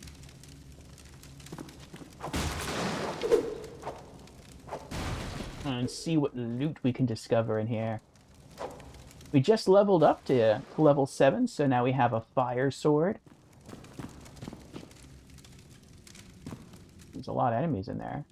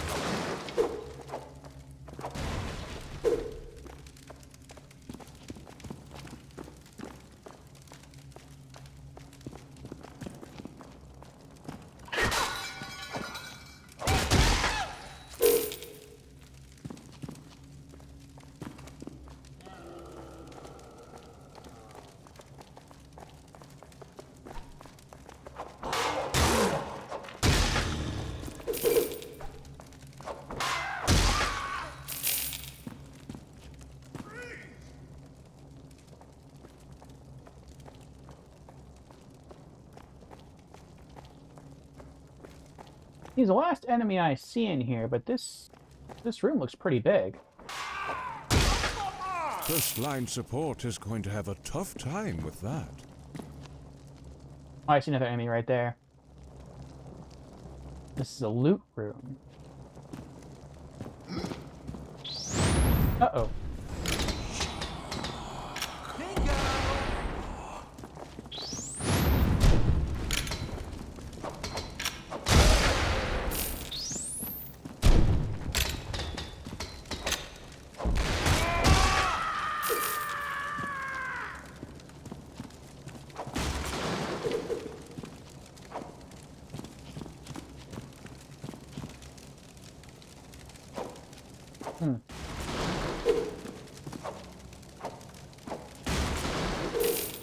What's this blue flame?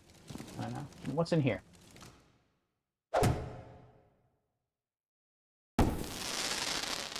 A sombrero. What does that do? Olay! Reduces fire damage taken by 30%. That would have been pretty helpful in our first main dungeon area.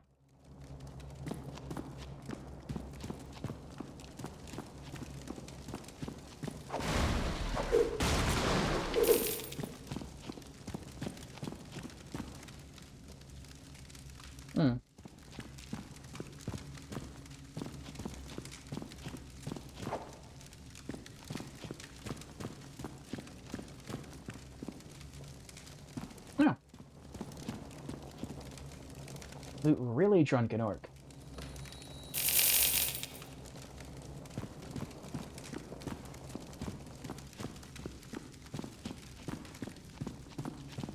Alright, let's get out of this dungeon.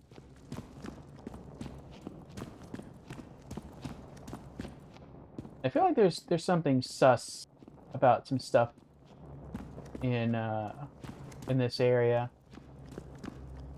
but I don't know what it is. Like, there's probably rewards in here that I'm missing, but I'm not going to stress about it.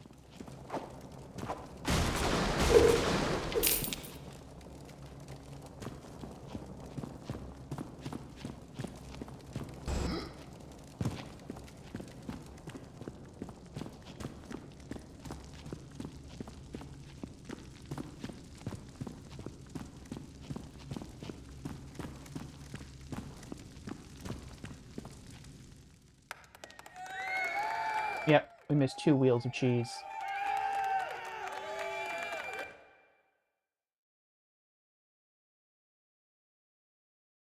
All right.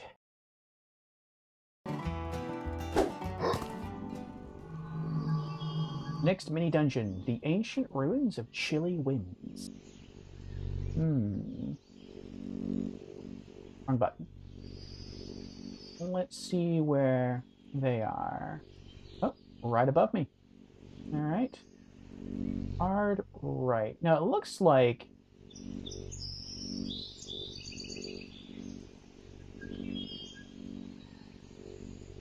we're going to pass right by the Cave of Inadequate Opportunities. We're going to wait on that, though. We're going to skip that for now. Just go right to the dungeon. Ruins of Chilly Winds. Hard right. All right. So, right there.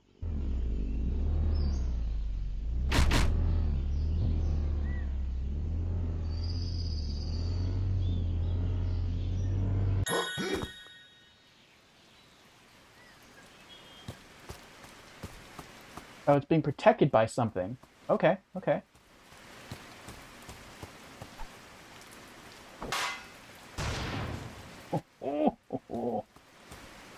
We can go in here now. I'm not going to go in there yet. Actually, you know what? Let's poke our nose in there. Let's see if there's something interesting in there real quick.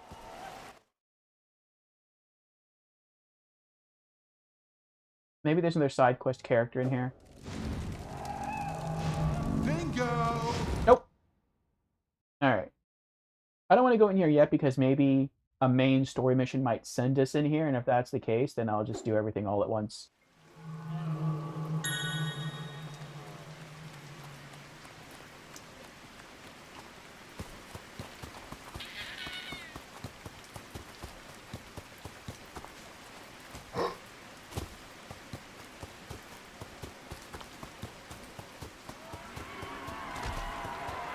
Oh boy.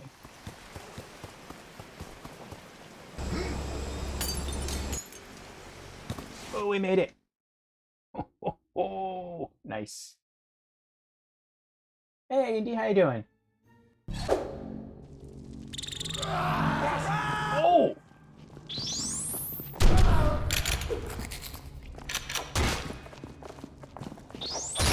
Okay, I'm good.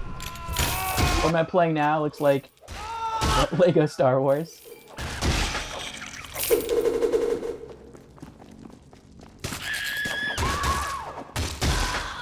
Is that even legal? Whew, that was a pretty crazy room there. How you doing, Indy? Yes, this is Sir Whoop, action RPG, and it's meant to be comedic.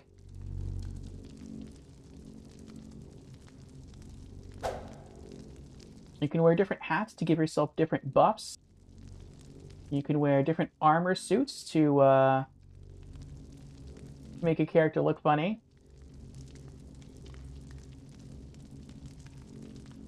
I just got Eswapo, so I'm rocking that for right now. And you get different swords and hammers and magic wands. It's meant to have dad jokes in it and some puns. And it's okay. I like the fact that it's trying to be different through its humor.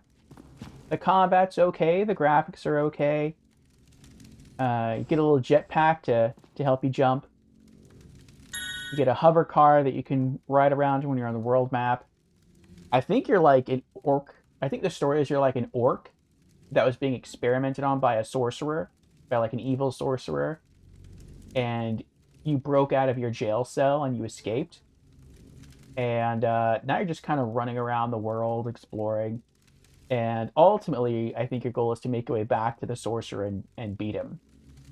But that's also why, in order to heal, we have to eat garden gnomes, which is pretty funny.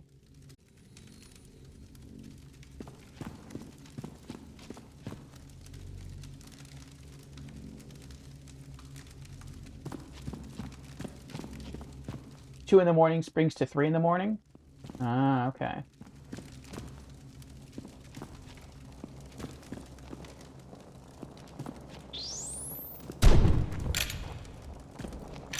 Awesome. I forgot to try to block.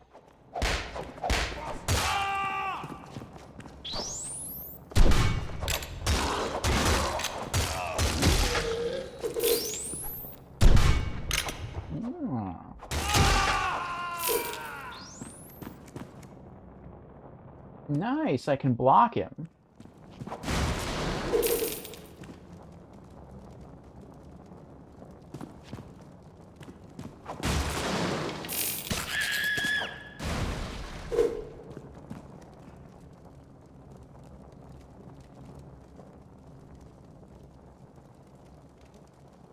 As soon as I attack that goat, he's going to come after me. Alright, let me pause. Wait, can I? I think, yeah, that's pause. Okay. I have to use the restroom real quick. And then I'll come back and we'll continue making our way through this dungeon. So, we've been going now for 2 hours. 2 down, 10 to go. Alright, let's get the earbuds back in. And we'll get back to the game.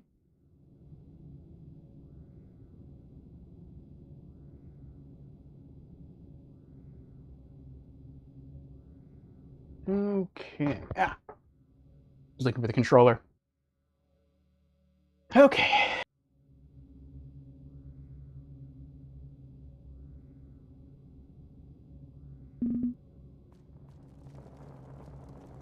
I want to see if I can thrust myself. No. I was going to try to see if I could thrust myself atop the broken wall, but I don't think that's going to work. Can I get on this thing? No? No, probably not. I hate fighting the goats because they're so strong.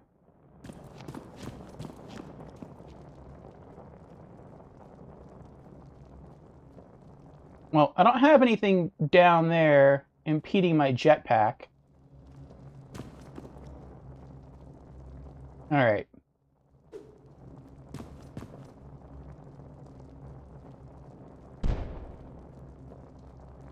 Childish is what boring people call funny people.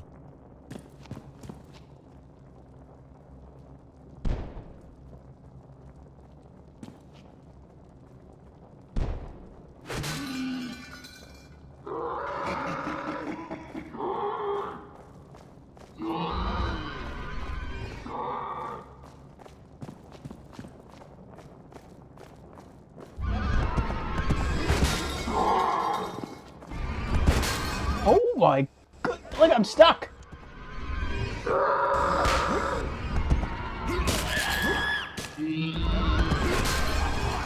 He's so fast! Like, it feels like you can't do anything. If you're just like a little late... Look at that! All I'm trying to do is thrust up, and it keeps grabbing me.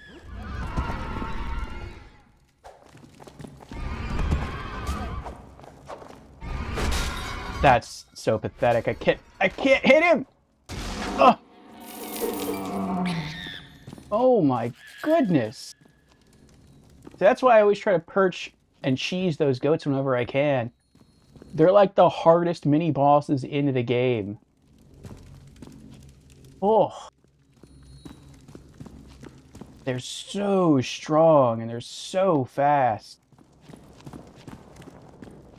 I had to burn through the vast majority of my heals just for that one mini boss. Gotcha!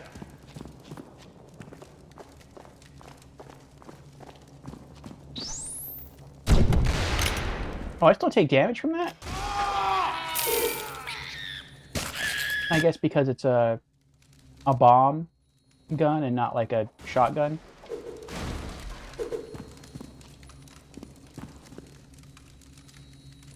Hey, Grim's here.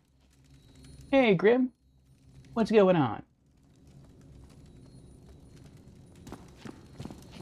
I want my loot. Okay. Oh, of course. There's a blue chest here with a buff.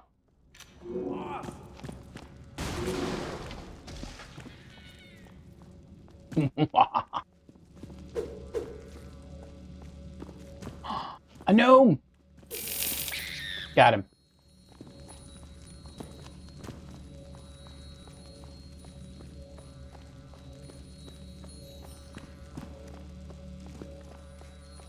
Two Sven Olafs. Oh boy. Grim says, what up, Orfeo? Hope you're having a great weekend, man. Glad you're whooping butt right now. Burb, going to make some dinner. All right, Grim. I'll talk to you when you get back. Welcome on in.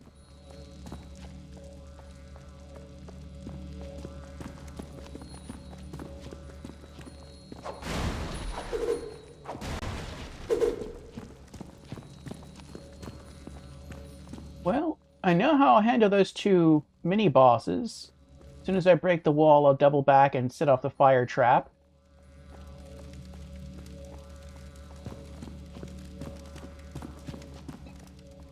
I could also try to use that buff.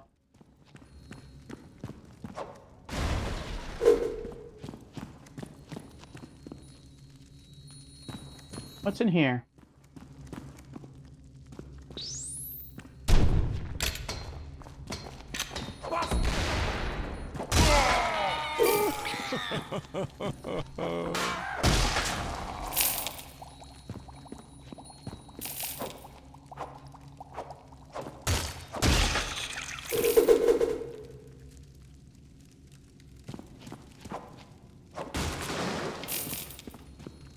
We have an illusory wall.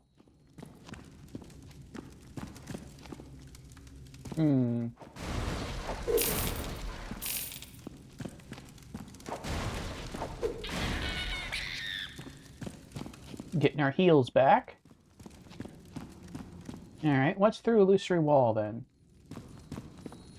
Nope, more loot.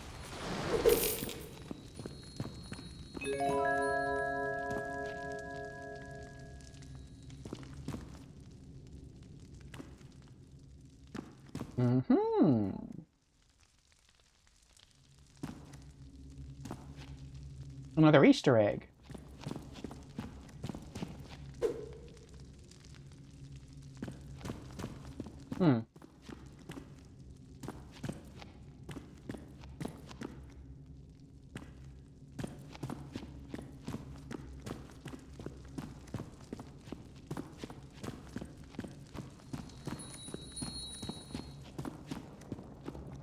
Oh, wrong way. Alright, let's go back towards the mini-bosses.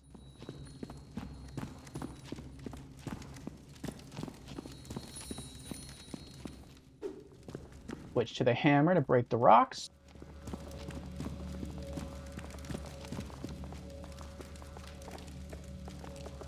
I wonder if I can slow them down.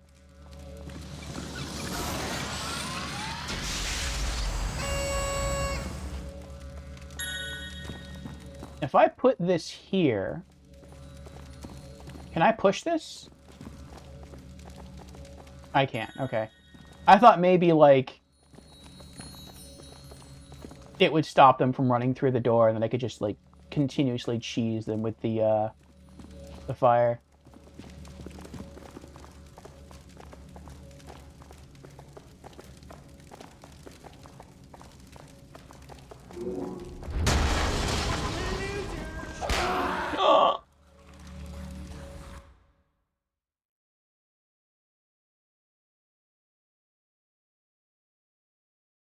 Wow, I didn't think that was going to happen. Triggering the fire trap slowed me down. I thought I'd be able to trigger it while I was running. And be able to get out of the way before I got hit with anything. Okay, so I still have the egg. I wonder which enemies are still dead.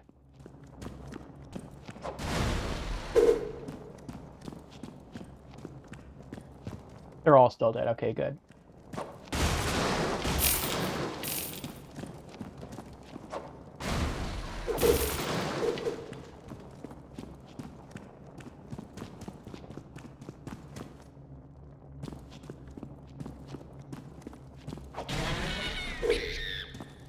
Alright. Back at full heals. Oh.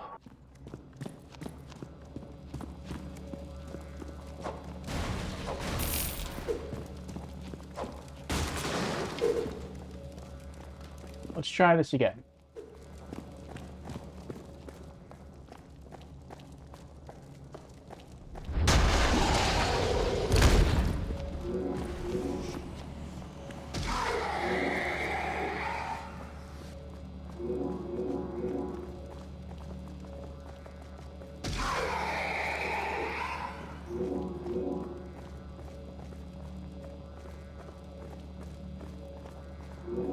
I still hear trotting, so I'm not...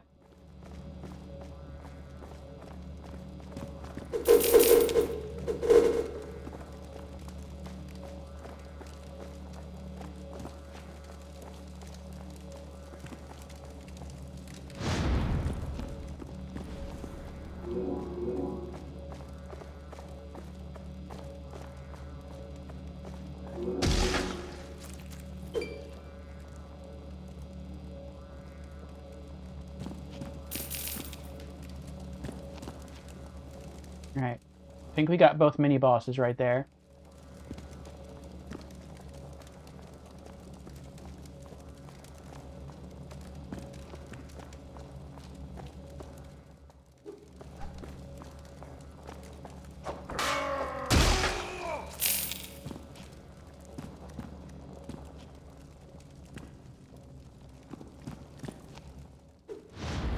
Oh! I didn't think he saw me. He found out how difficult it was to pick up his teeth from the ground using broken fingers.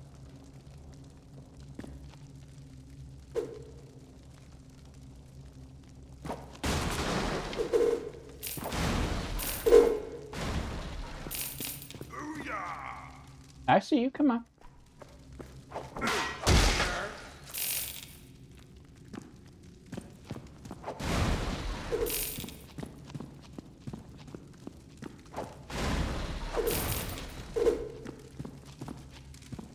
Still have that blue chest buff in the previous room. Need to keep that in mind. Sneaky.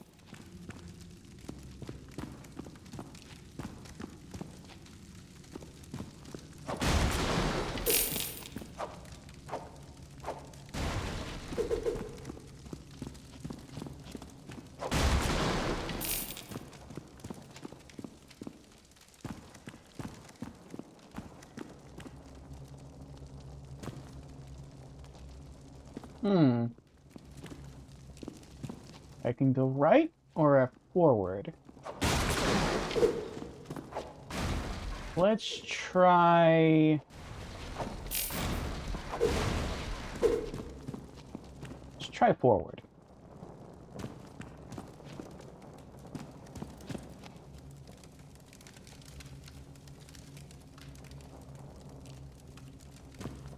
Alright, I'm gonna hold off on that. That looks like a pretty long path. Let's try right. Loser. Ass, meat, boot.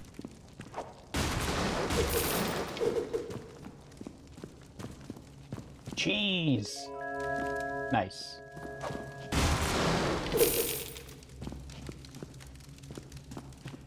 Okay.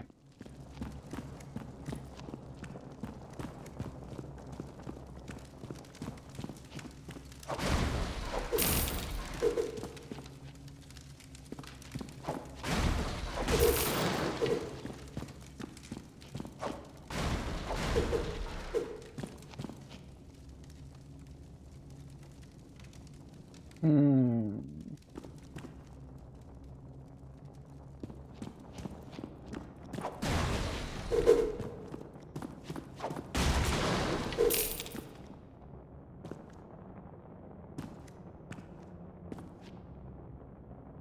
I see two pressure switches here.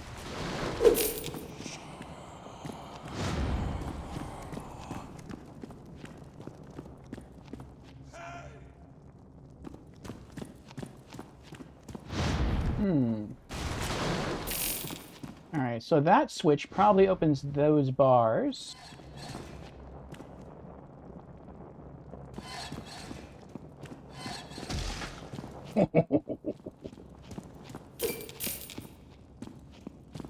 So then what does this one open? Those bars. What's in there?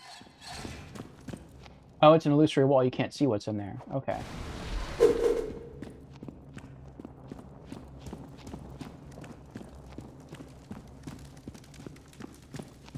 Alright, so it looks like that's the room we have to go in regardless. So let's clear this area out.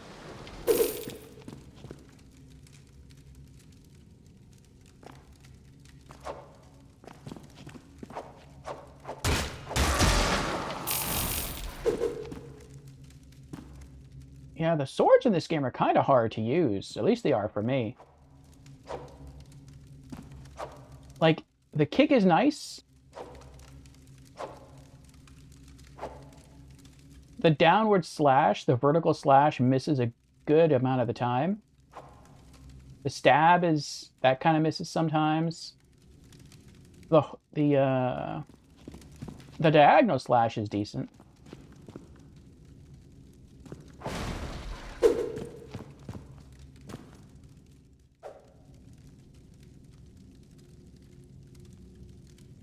Oh, it's a goat.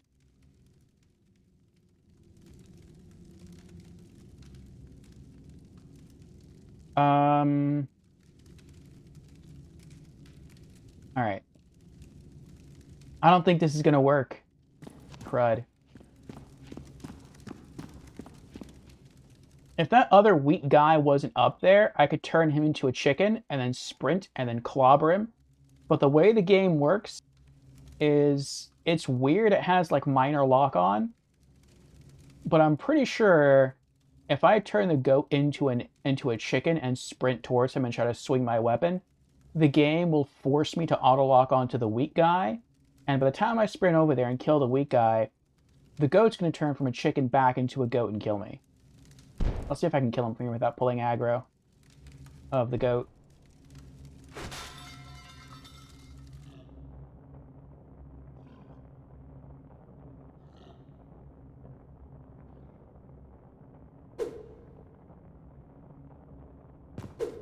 Now the goat's smarter.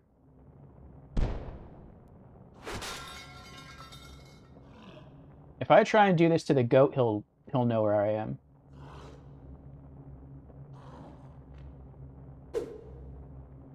The goats are mini bosses. That's gonna leave a mark. Okay.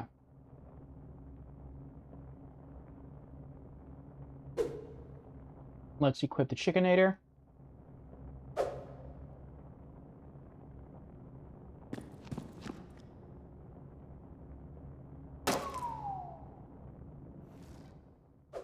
Sprint.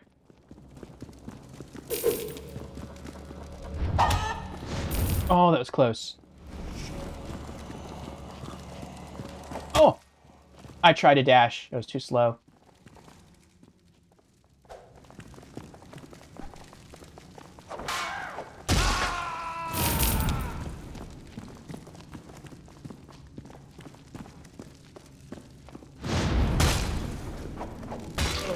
Oh, that's right. I need to try to block that. I don't know if I can or not. Should.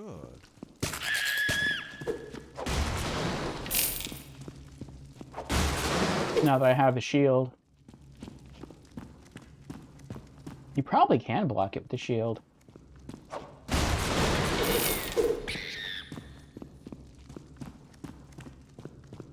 Okay.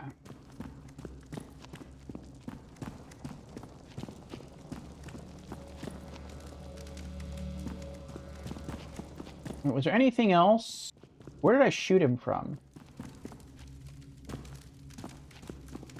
I think I shot him from in this room. So, is there anything in here?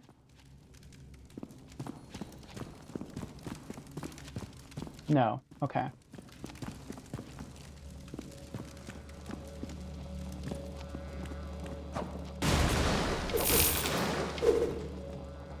We're back up to over 1,000 gold. Nice. Kind of sus that he's the only... Oh, this is a break of a wall. I was going to say, this is kind of sus if he's like the only enemy in this room and that's it.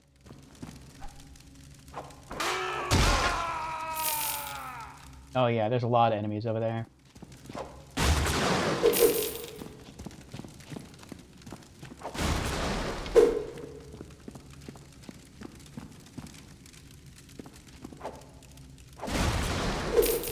Swords can't break rocks, right? No, I didn't think so. Okay.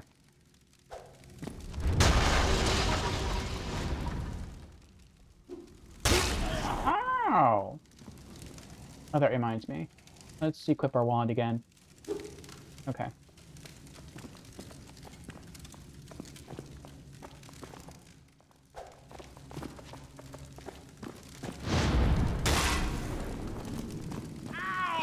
Whatever.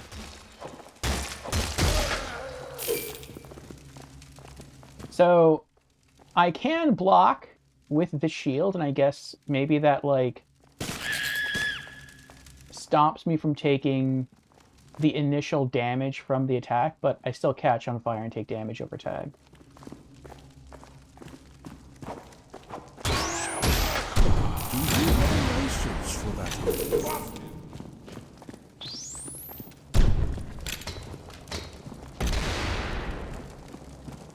Yeah, go get him.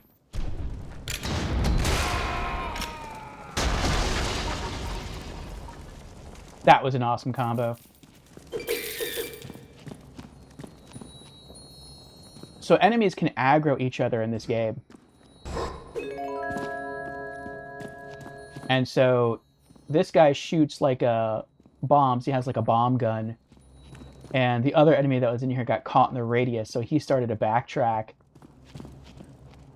And it looked like he killed the cannon guy, but then the cannon guy shot one more round off, and that exploded the explosive barrel in here, and that killed the other enemy. Nice.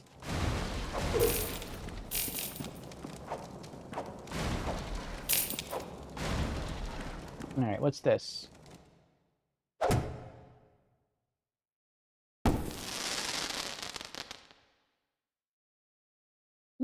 Boss key.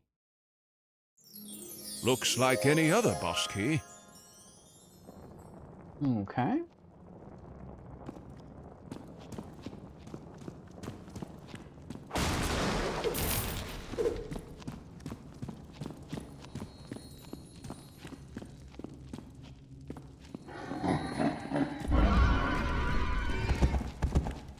Let's see what this buff is. Hopefully it's candy. It's candy. Nice. Do you have a license for that move? Oh, that was close.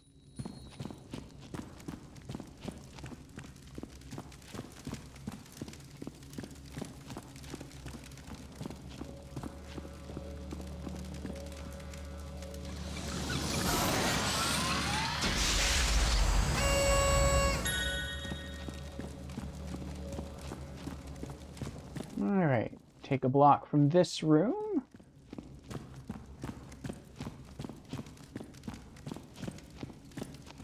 And we're going to put this one on top of the switch that leads to the illusory wall. And then we're going to go back this way.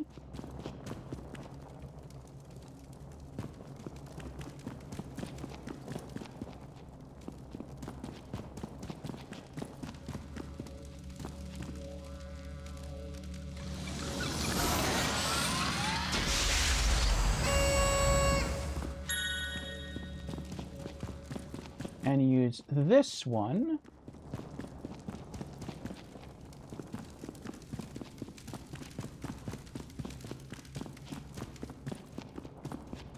on this switch. Oh no.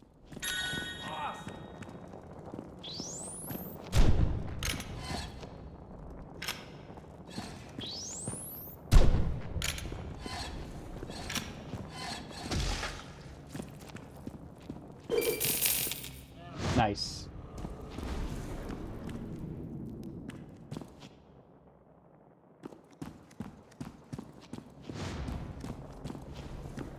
Alright, I want to go explore that looser wall place first.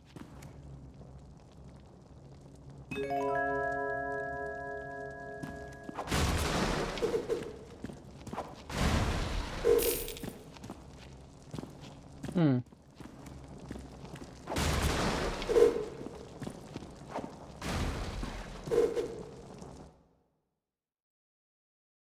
It's like a weapon upgrade.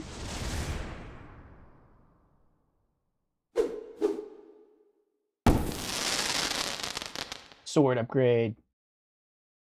The rare Crispinator.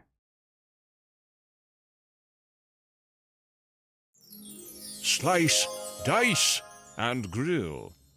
Plus 25% damage. Nice. So how much damage is that? Attack is 171. It's the same as the hammer now. The legendary hammer is 171, and so is my legendary sword. That's awesome.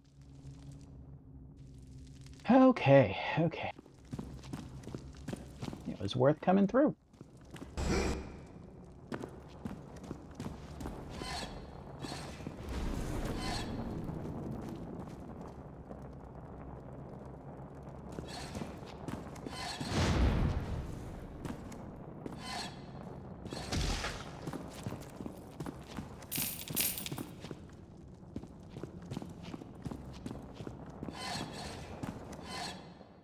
I wonder if I can hit that guy from here with my wand.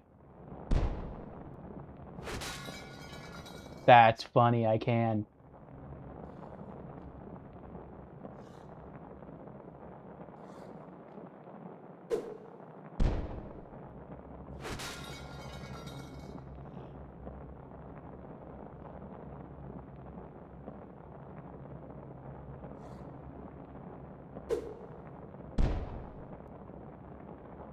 Yes.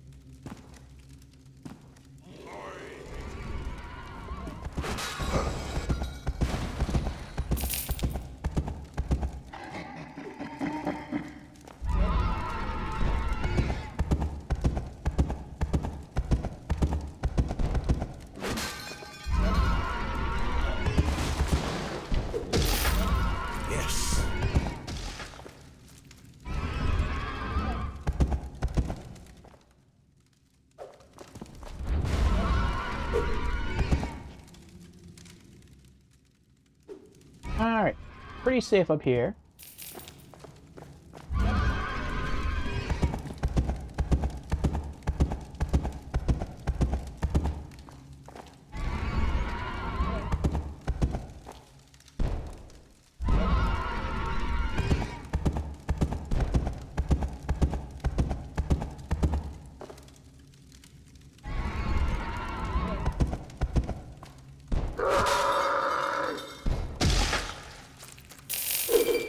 Nice.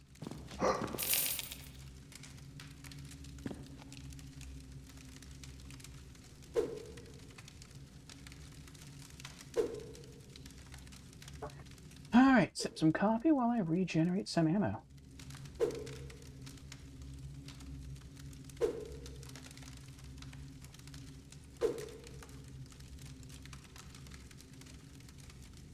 Also, do I have full egg ammo? I do. Okay, just making sure.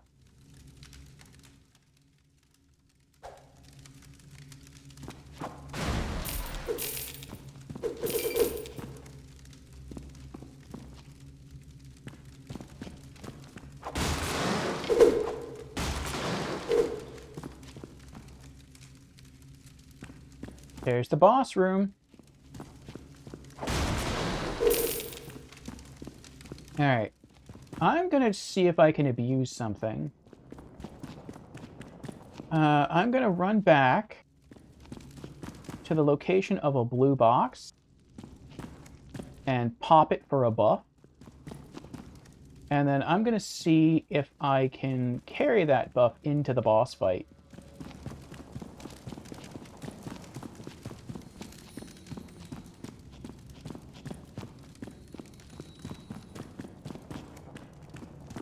I probably won't be able to. Not because the game won't let me, but because I probably won't remember how to get back to the boss room quickly enough to carry the buff.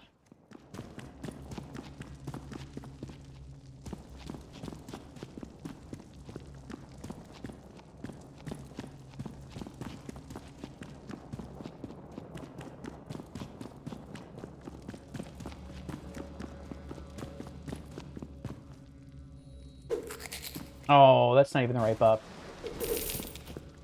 That's just for more whoop energy.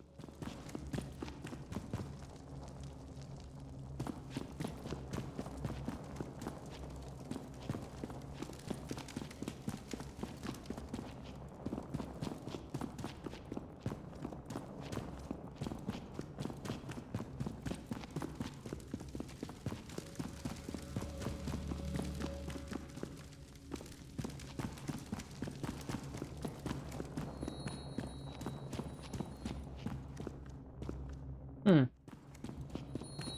Alright. Well, let's go fight the boss.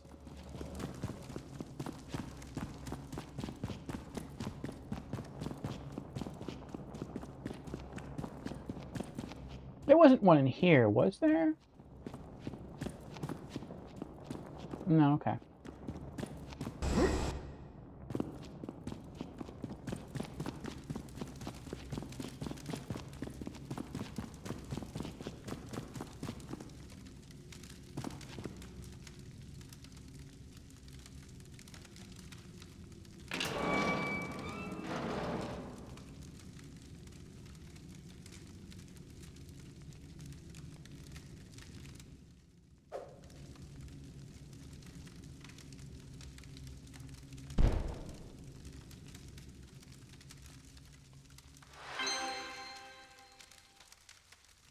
Alright.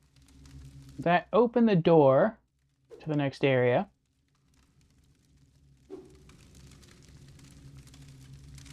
Alright, whatever's going to come at me... let's equip a hat. Let's do...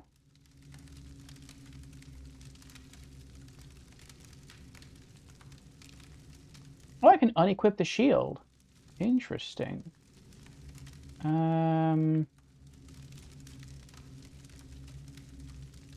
I want to deal more damage with quick weapons.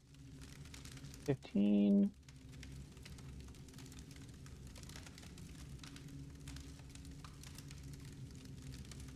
Fast weapon damage increased by 25%, the black cap. Do I have anything better? 22.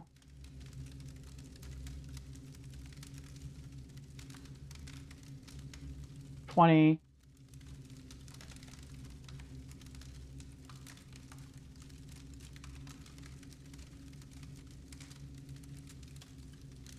$18.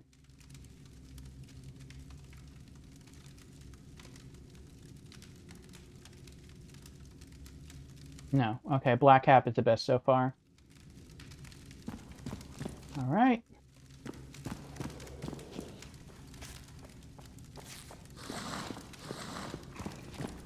Wait, I can leave? Can they follow me? Are you saying that I can cheese them?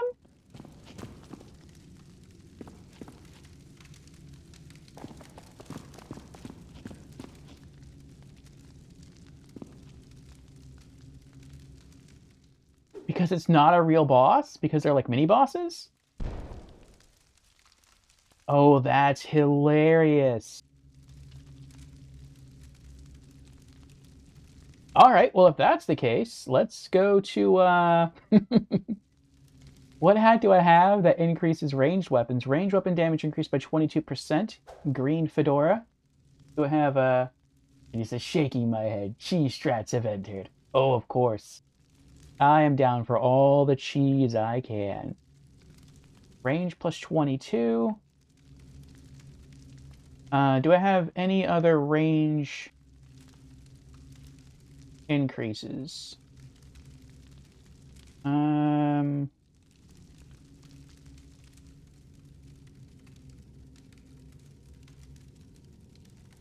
20, 18.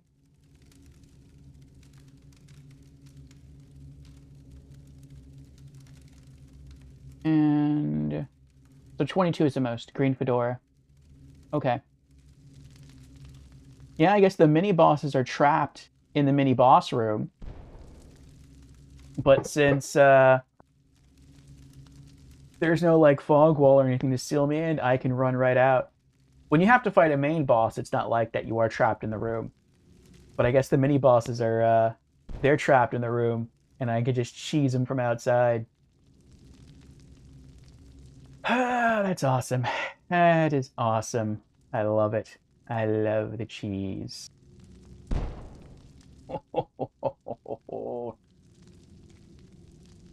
Ah. And I even have the luxury of saving on ammo, not just from the increased damage, but since it's fire magic, they take damage over time, and every time they get hit, they get set on fire. This is great. One down. One left.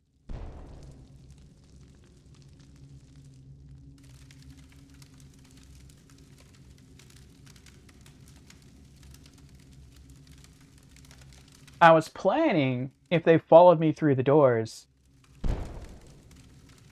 I was going to run all the way back to the fire trap. The fire trap that's mounted on the wall and can shoot a burst of flame, like, down a long hallway. I was going to run through that hallway while they're chasing me, and then dash off to the side, trigger the wall trap, and use that to try to kill them quickly, but I mean, if I can just cheese them right through the mini boss door, I'll do that. I almost feel like this is the intended way to fight them. Because these guys hit pretty hard. And they're pretty tanky. I mean, they're not extremely tanky, but they are somewhat tanky. And the fact that you would have to fight two of them at the same time, like, they would not have to hit me that many times in order to kill me. I felt that one. They'd have to hit me like maybe twice each. And so, you know, they just run up and do one combo on me and I'm dead.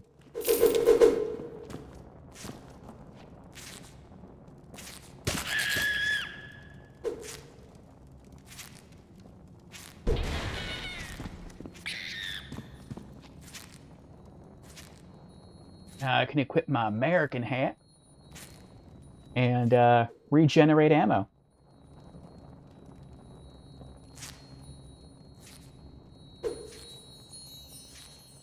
There we go.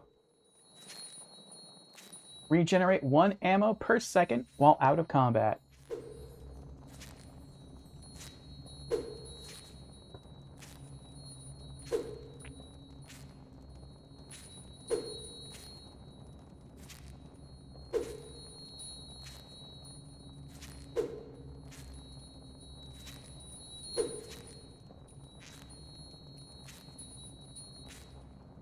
All right, I think that's it. I think we got full ammo again. Yep, sweet. All right, let's keep going.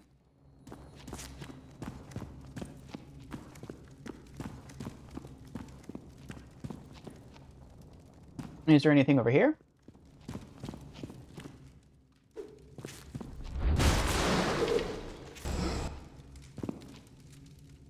Nope.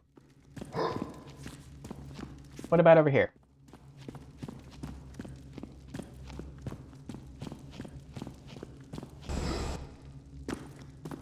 Nope. Okay.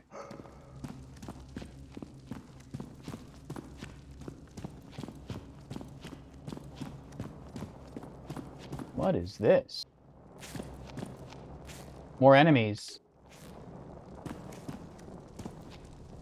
Yeah, today is going to be a lengthy stream. We're at almost 3 hours right now.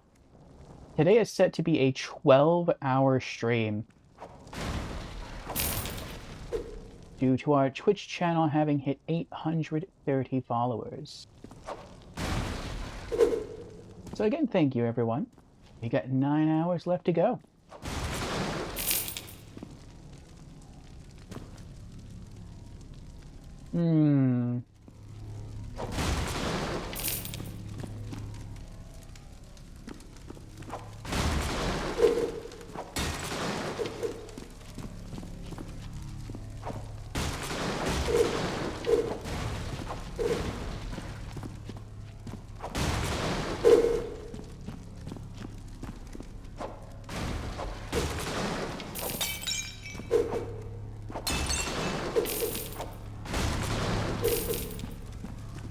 Alright, so there's the energy orb that we have to destroy in order to complete the dungeon. But it has a force field protecting it. And so...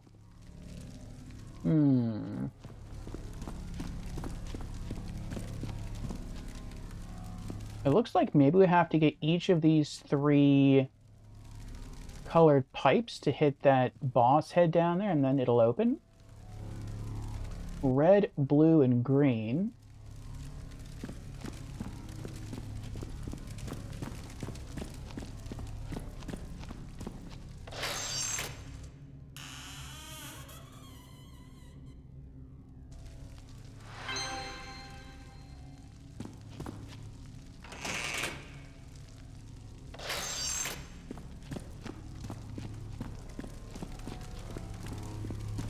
Oh, I think I get it. Okay. Okay, so that opened up the green bars down here. Now I have to go through that part of the dungeon. And then I'll probably make my way around in there somewhere. And then that will allow these bars to be opened. Then I can come back and I can hit that button. It looks like it's glowing blue inside. So that'll turn on the blue laser. And then...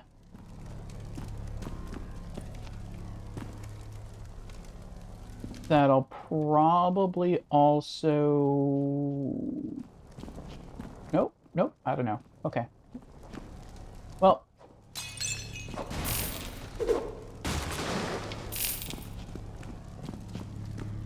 let's go down the red hallway first, since it was already lit up. It was already open. Oh, it's a rat. Childish is what boring people call funny people. True.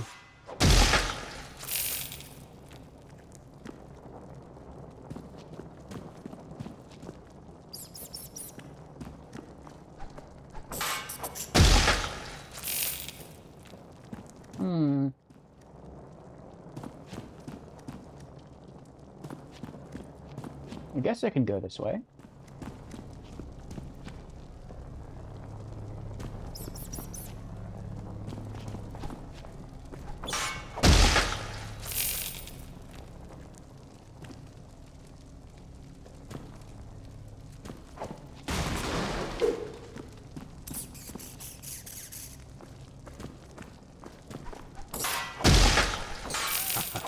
That one got his ass handed to him.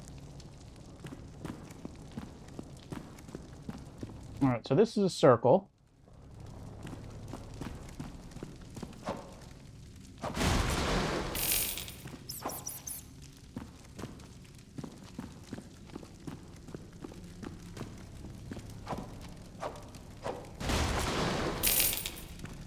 That's blocked off.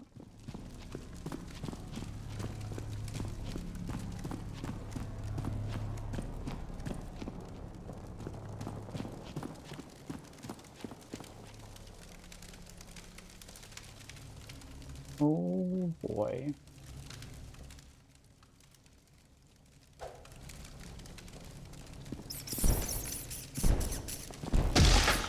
I hope they're insured.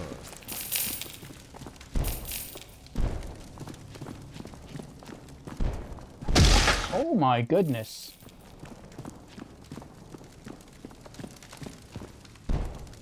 I haven't tried to, like, aim this thing while in combat. It's not easy.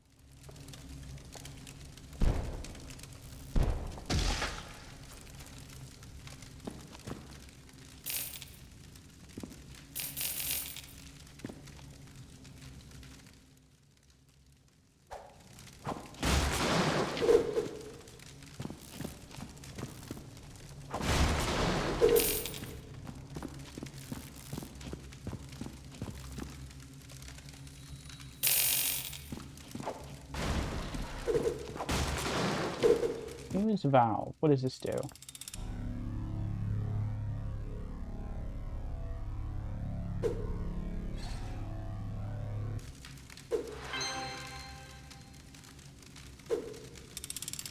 Well, no, I definitely want this on.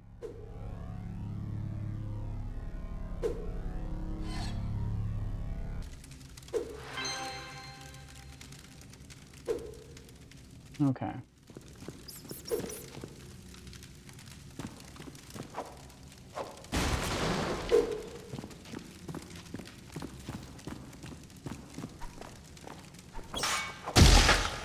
Bye-bye. Please send a postcard. Wow, that was a fast... Did you just...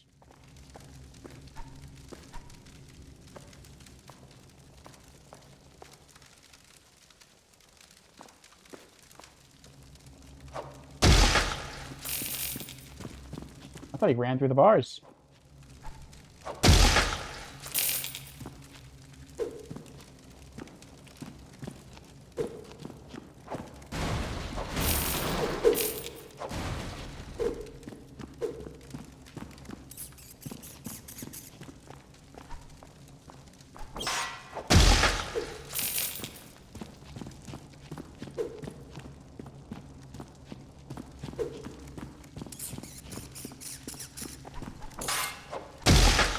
That will probably go unnoticed.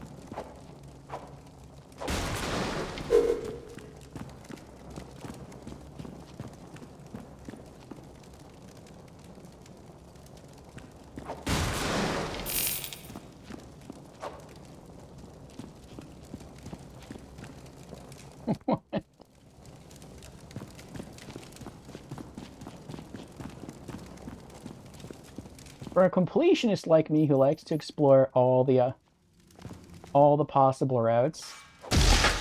Keep going.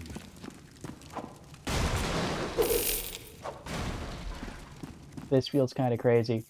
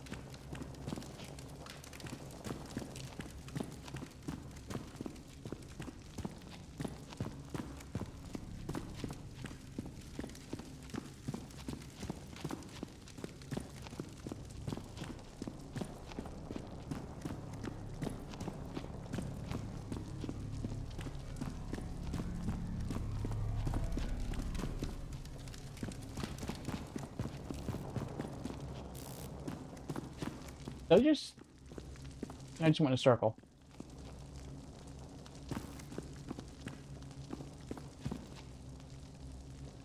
Wait, did I just go in a circle? Did I come through a green door? I mean, I guess I had to have, right? Because I looted that guy.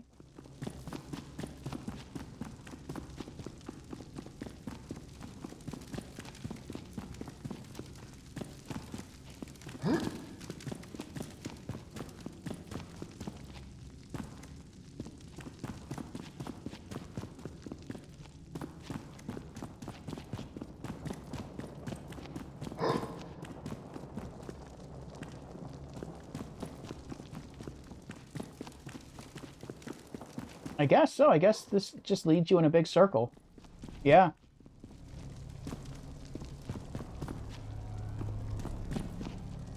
Okay. Green is next.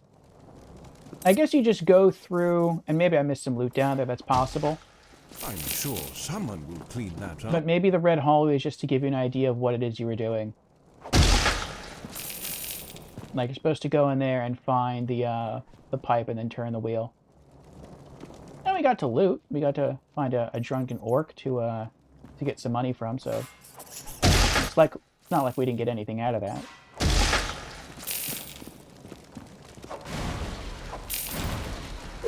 Though I wish there would have been like a loot chest in there to get like a new hat or a weapon upgrade. And who knows, maybe there was and I just missed it in one of the hallways.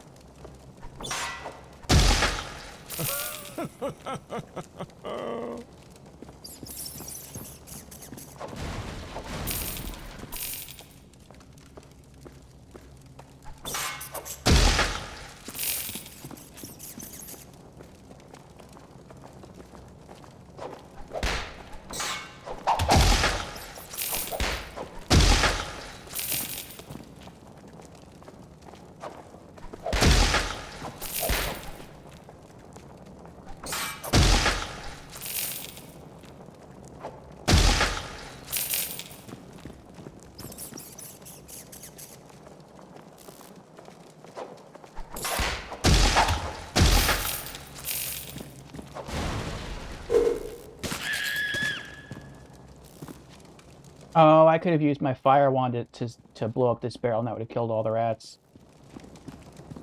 Ah well.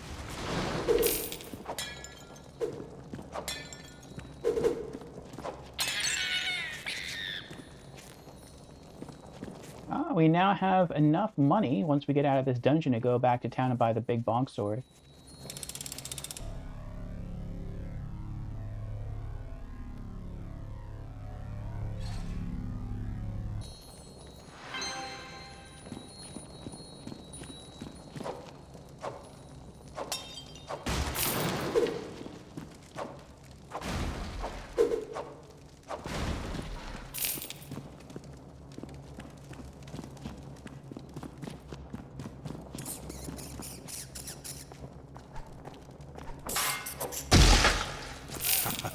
That one got his ass handed to him.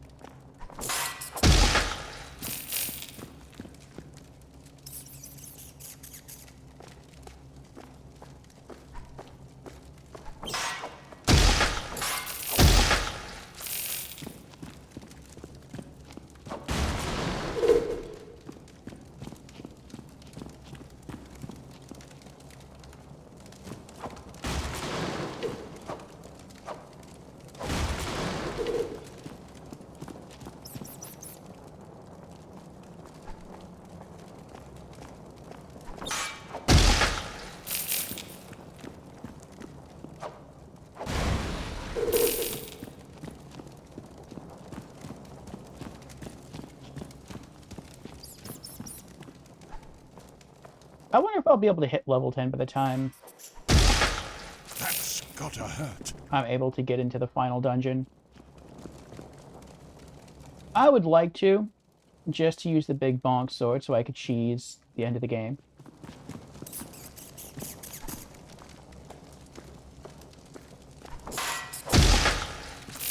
But we'll see what happens.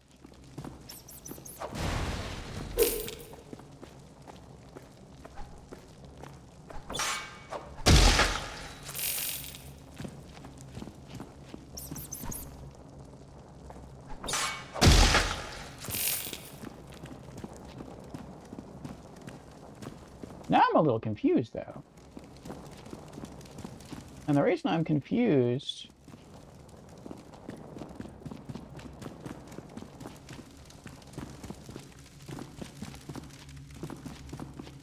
is because if we are now able to get out of here and go back to the main entryway, I don't really know what to do from there. There's no purple hallway.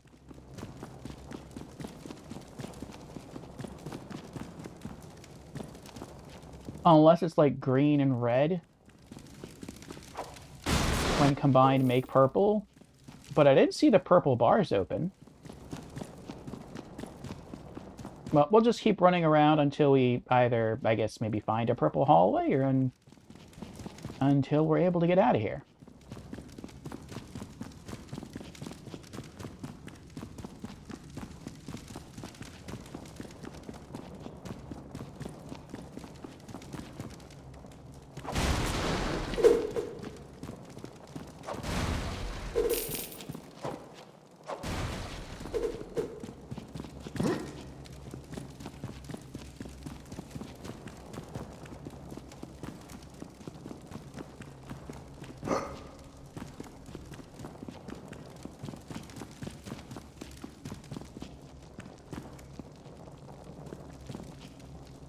Alright.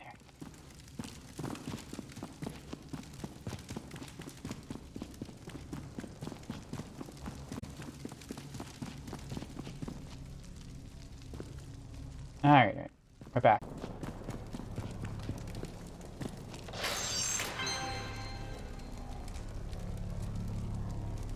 We did it! It took us a long time, but we did it.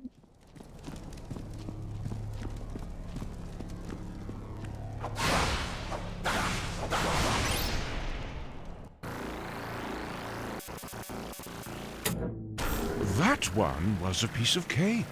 Good job, our hero. Oh yeah, piece of cake.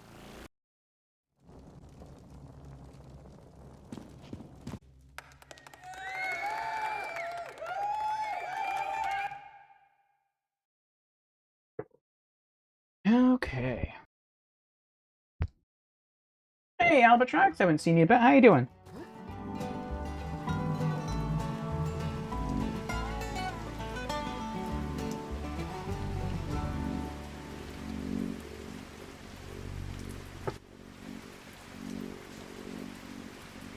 Alright, we have one more minor dungeon left. The ancient ruins of misplaced belongings. But first I want to go back to town.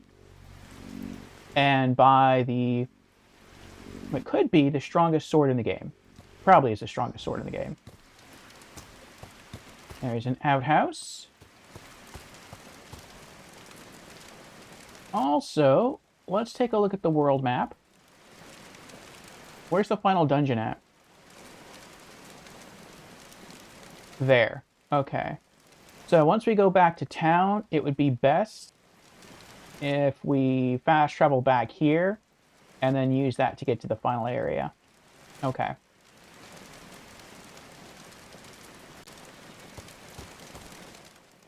Our hero stumbled upon a stinky outhouse. Did he dare to enter it? Yes. Doing good? New job takes up all your time? Oh, congrats on the new job.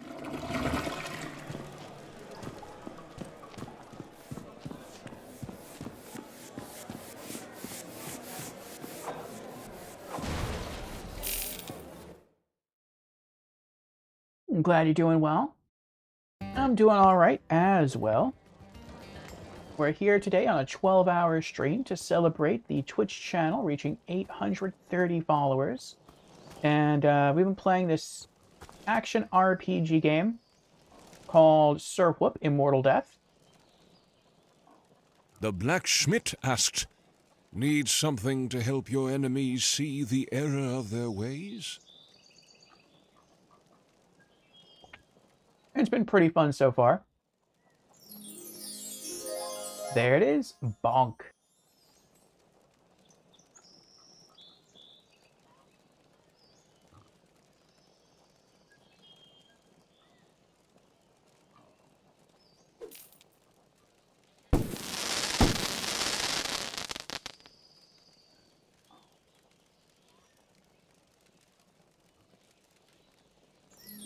If you look up overpowered in the dictionary, this is what you'll see.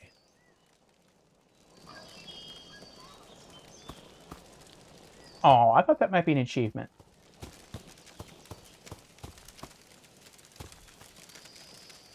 Well, now what happens if we try and talk to him again? The blacksmith exclaimed, "Now I can finally afford my eye surgery." Hooray!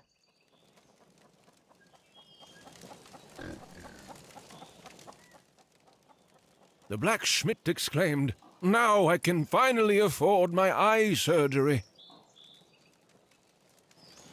Okay, so I guess that's the game's way of telling you that he's not going to sell you any more weapons. So that is like the end game weapon. Look how OP this is. I have to hit level 10 in order to use it. And I'm almost level 8. But look at the melee damage on our swords. 9, 20, also 20, 68, 171, 359, and then 1,153. That is insanely overpowered. Even when we look at our hammers. 15, 76, 171, 256, 577. Like 577 compared to 1153, that's double the damage of our strongest hammer. And this is considered a quick weapon, meaning we can swing it very, very fast. So that's easily OP. That is pretty awesome. Once we hit level 8, though, we're going to be able to equip our stronger magic wand. And we're going to be able to equip a stronger hammer. So we're getting there in terms of power. Okay.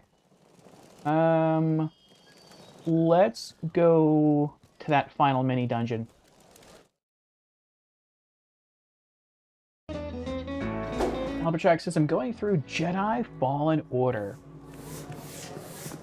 Oh, I know someone else is going through that game. I think it was a Grimspace, another Souls streamer friend of ours.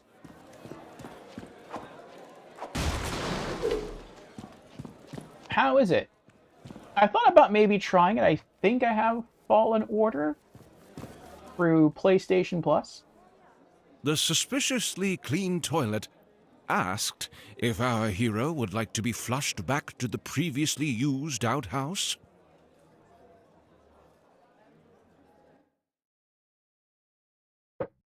It's good.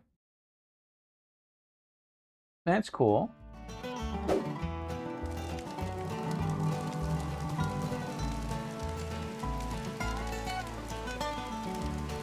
Oop, wrong button. Okay. Let's go to map. And I need to get over there. So a bit to the left, and then straight ahead. Oh, it's right there. Okay. Oh, I can't use my hovercraft, though.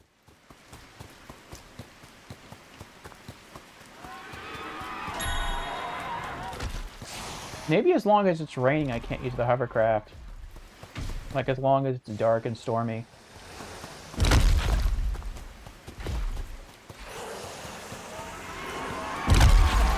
Ow!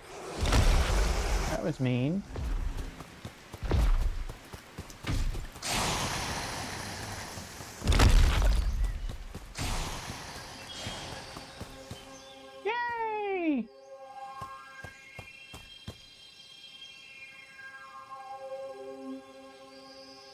You can stay throwing a tantrum over there if you want to.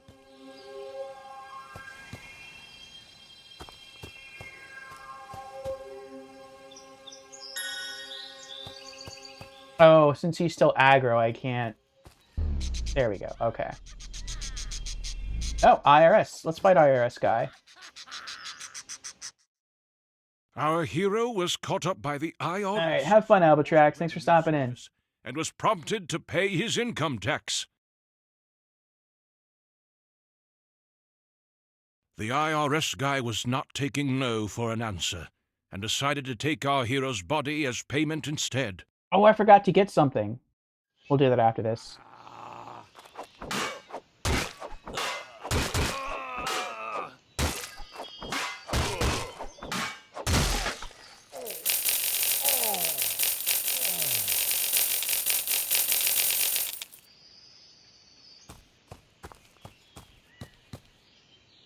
Well, I don't know. I don't know.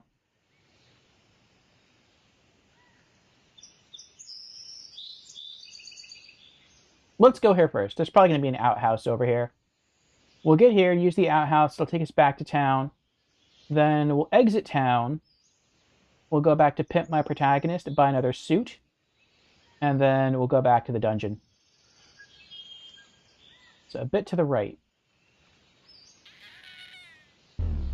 Okay.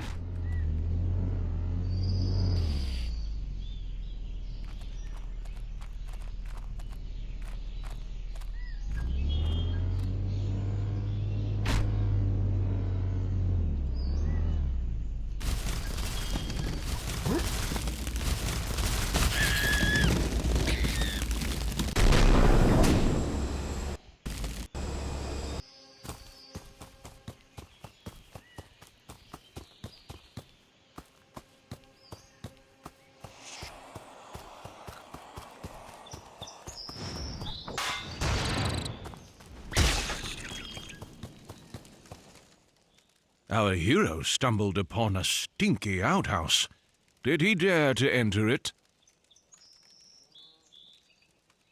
Yes. A fast travel system seems utterly familiar.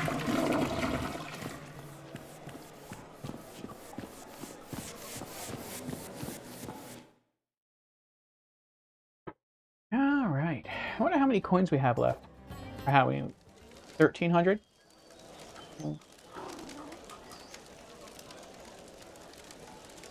We had 1,500. We could buy the last two costumes, but we'll get there.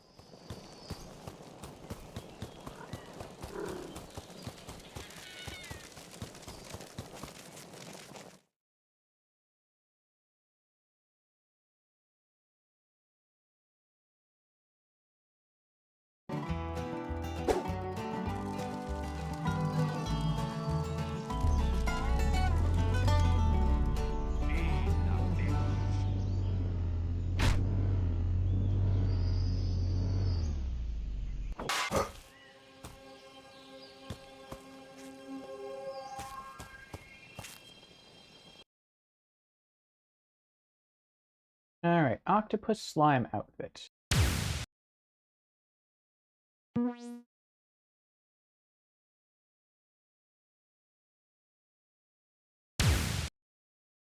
The Gimp outfit is the only one left. 500 coin.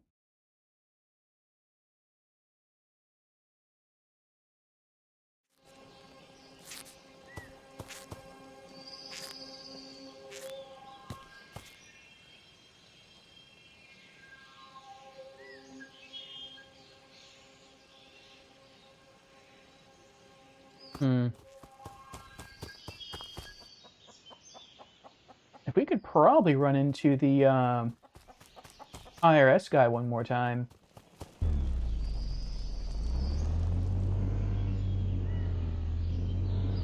We'd probably have enough money.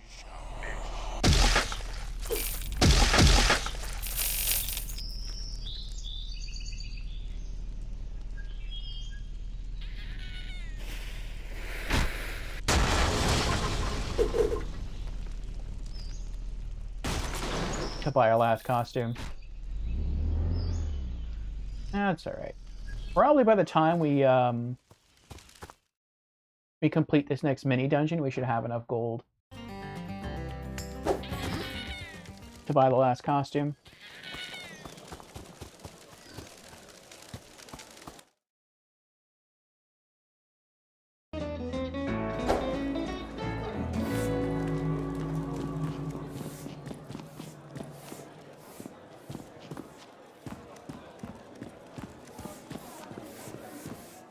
The suspiciously clean toilet asked if our hero would like to be flushed back to the previously used outhouse.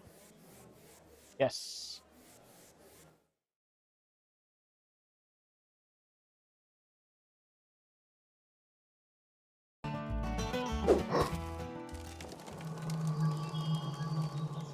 All right, the ancient ruins of misplaced belongings.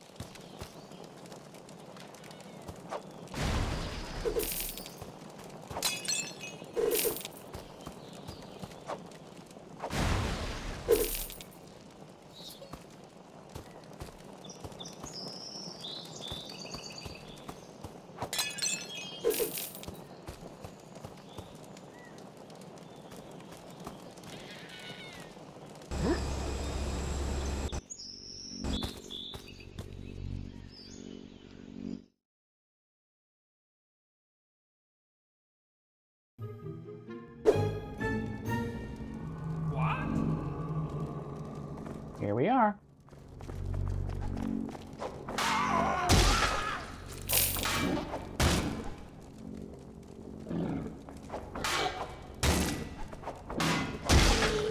Oops.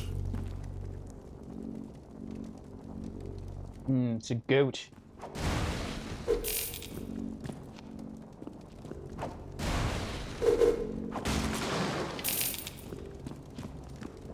Candy? Candy. Let's do it.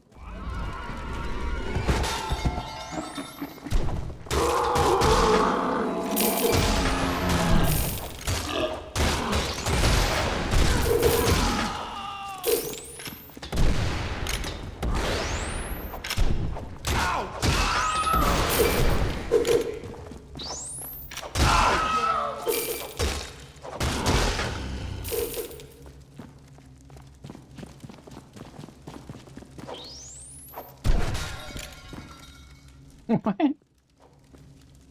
It's like a knight there. Ah!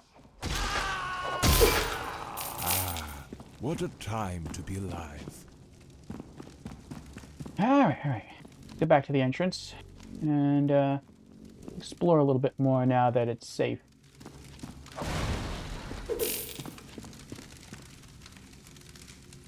You can call this safe.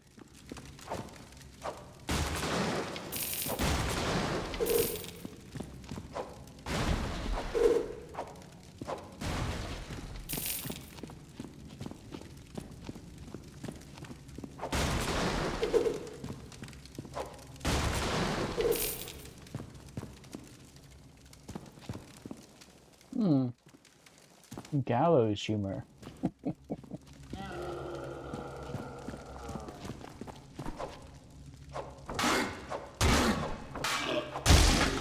He found out how difficult it was to pick up his teeth from the ground using broken fingers.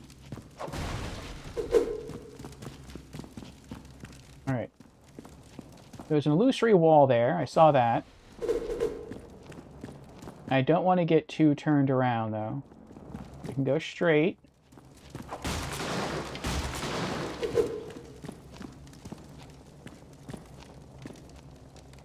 Yeah, he looks sus. Just a suit of armor standing there, not doing anything.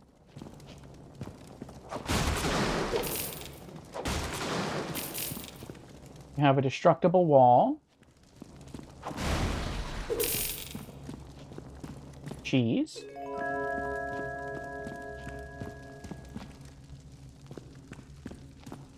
Okay. Let's try the illusory wall first. Ah, Easter egg.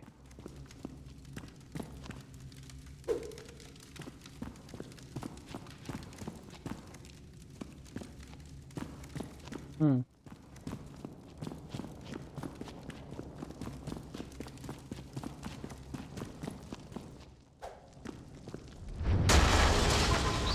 Hi. Bingo!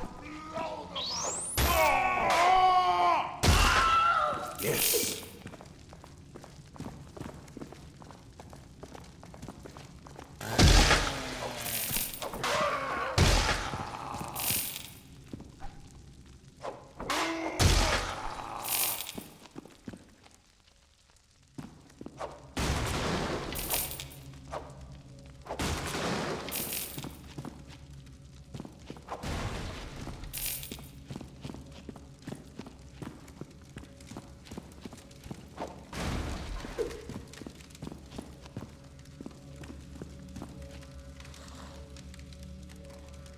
Hmm.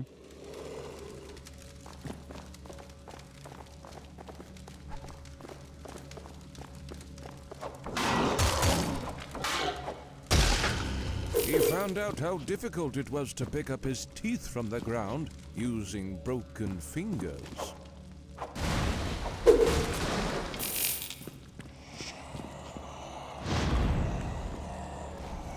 Oh, that's right. Oh! I couldn't block it.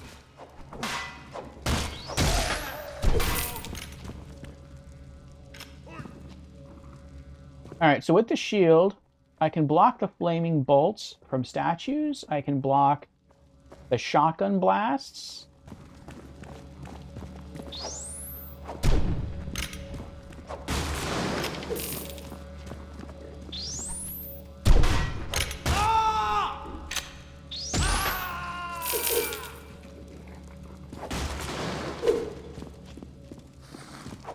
Oh no.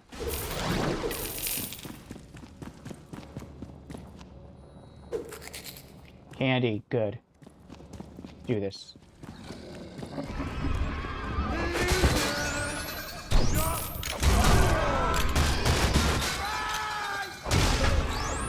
have a license for that move.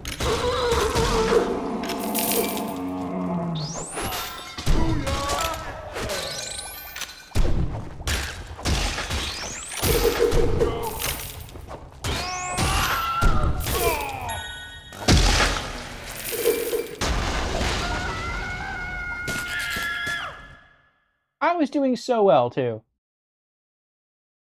I wonder what killed me in the end.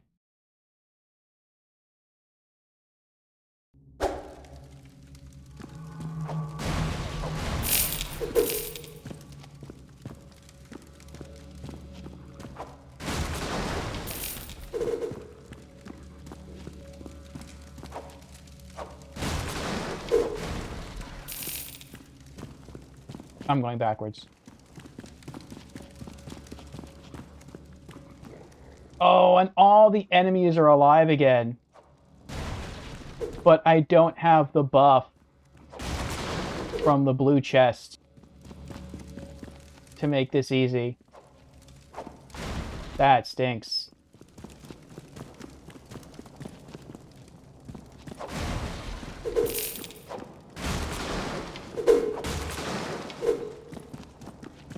I have this one. I don't know what's in there, though. I guess we'll find out.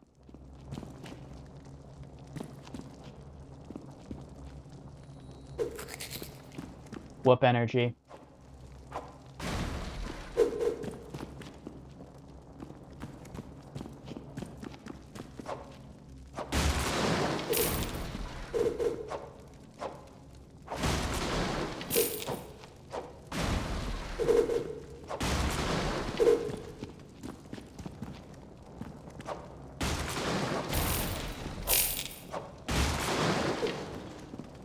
Alright, we have enough gold now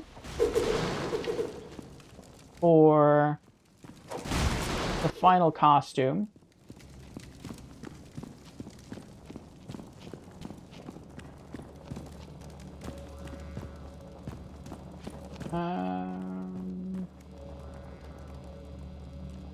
Oh.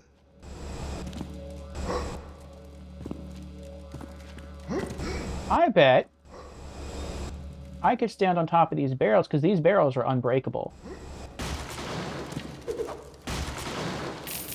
And I could cheese all the enemies.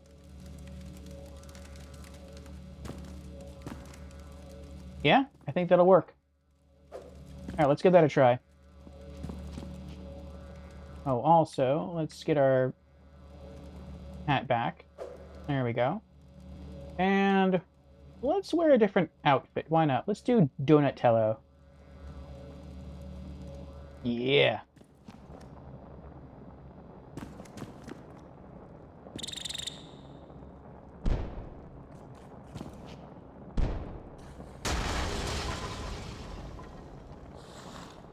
Wait, is this where I died?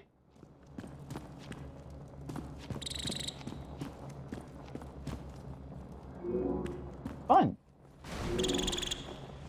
Oh, it is where I died.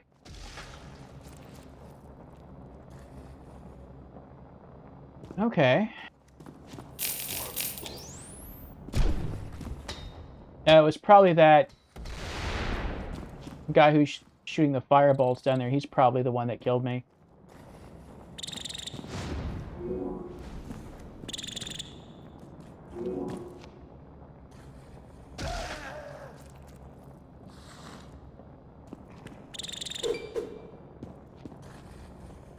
Oh, we just found a different cheese tactic.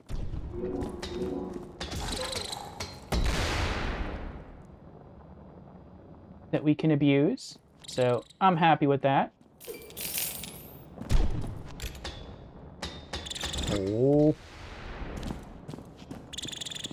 Oh, no!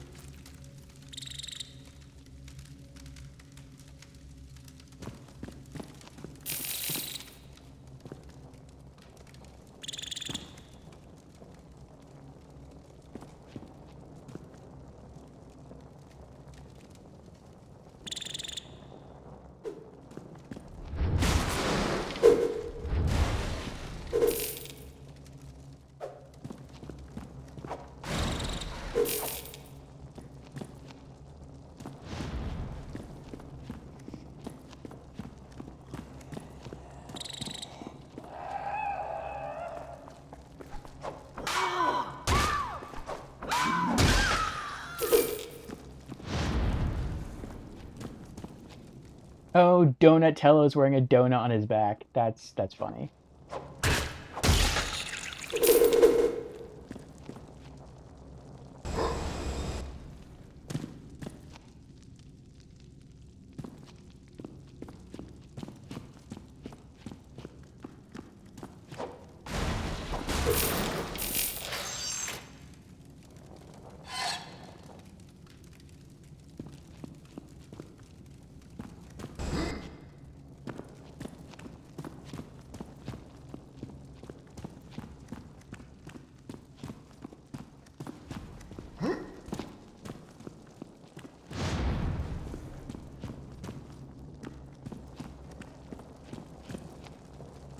Hmm. Hmm.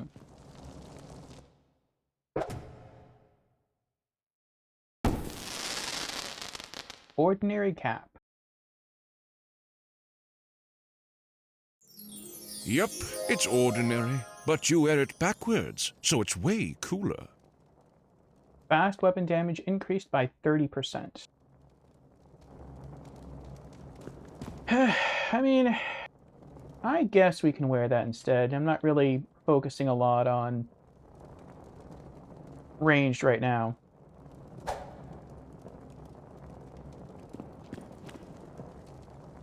I like it. It looks kind of cool on him.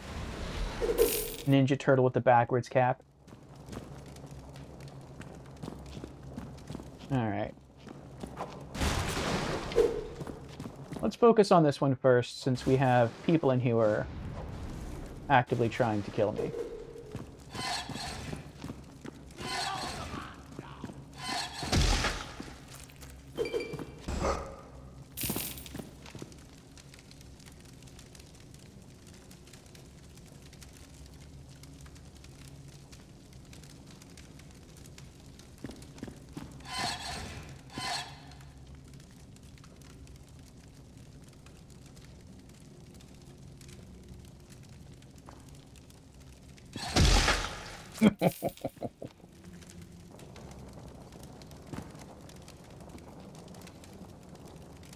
Alright, swap hats again.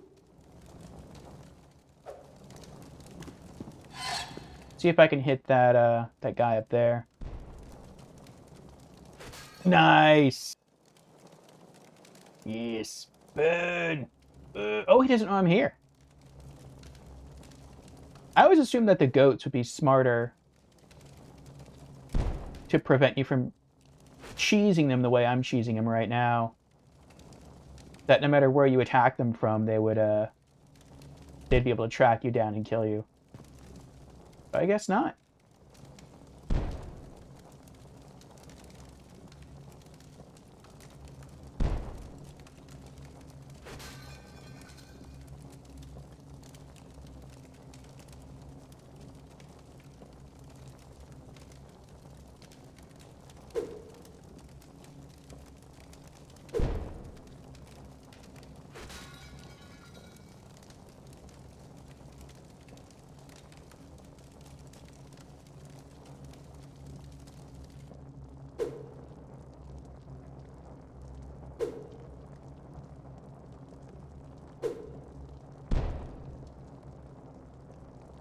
That's gotta hurt.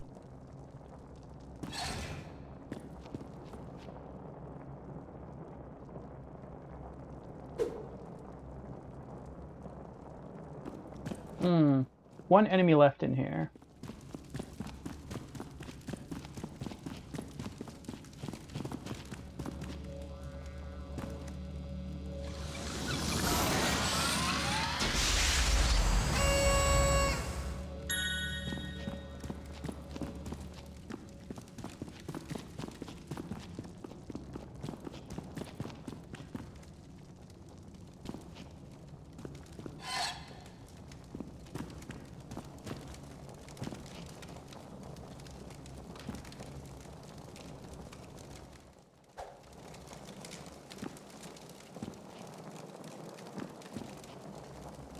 Oh, there he is.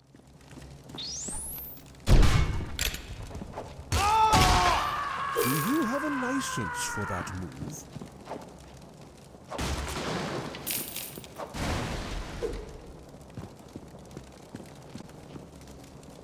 Chainsaw. And it looks like it's still running.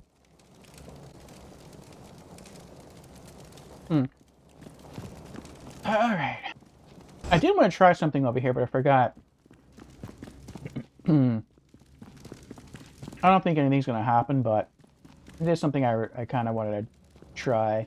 I want to go back to the illusory wall, to the treasure chest area, and see if I can climb inside of the Iron Maiden. Oh, it wasn't in here, it was the other place.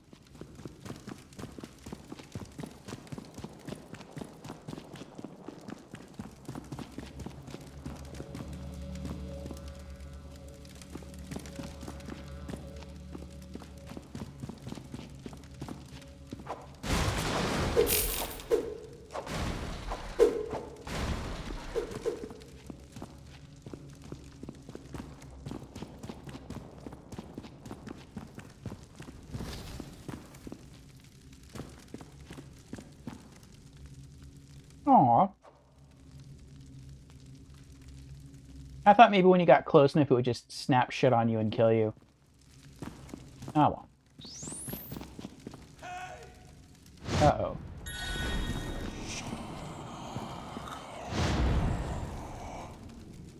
Wow, that stinks. I guess I walked backwards too far, and so all the enemies in this room respawned. I didn't even have a chance to get the loot from up there yet.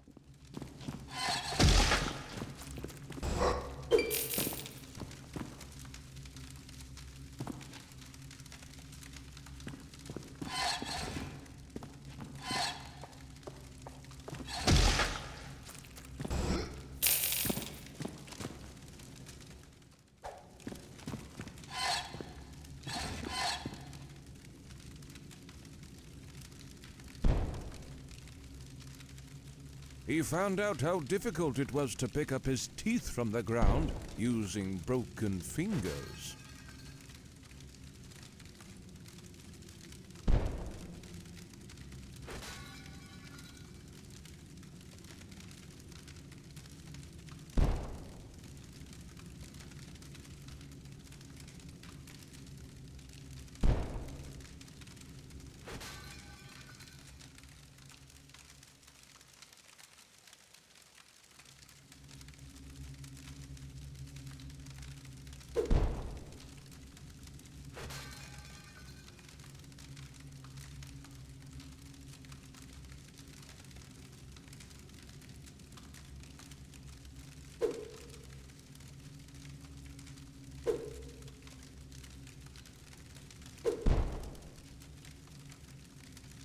I'm sure someone will clean that up.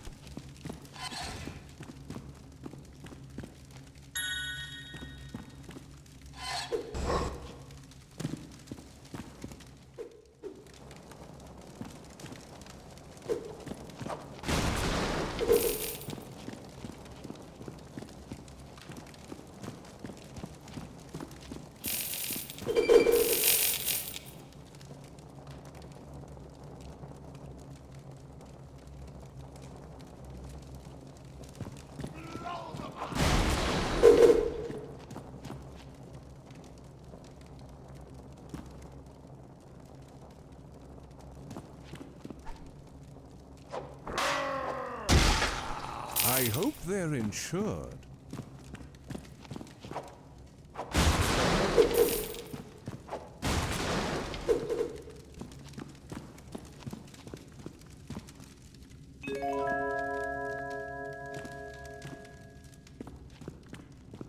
Oh no. Flappy Night 3. Today is a good day to flap. Arg. Arg. Arg. I thought I was done with this game. Each level's pretty short.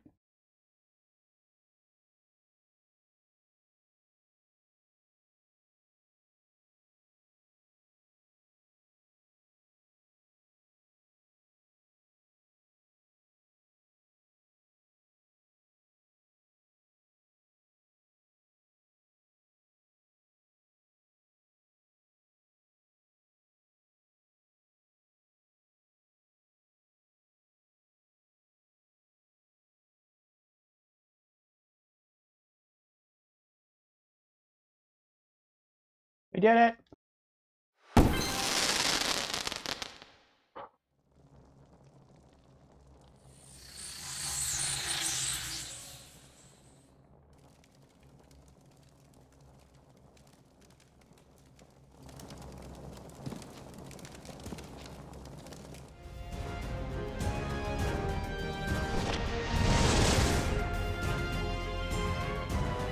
Another sword upgrade.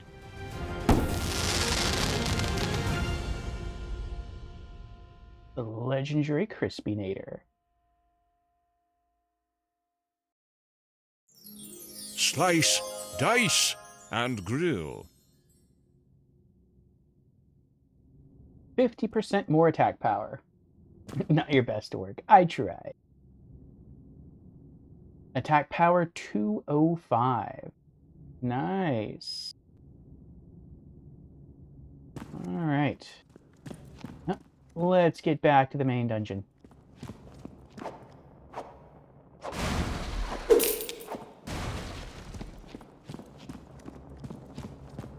I think, Indy, after this dungeon,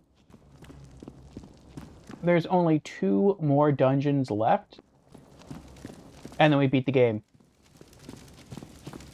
At least the base game. I think there is maybe some more side quest stuff to do, but I haven't come across it yet, so I can't say that I'm sure about that.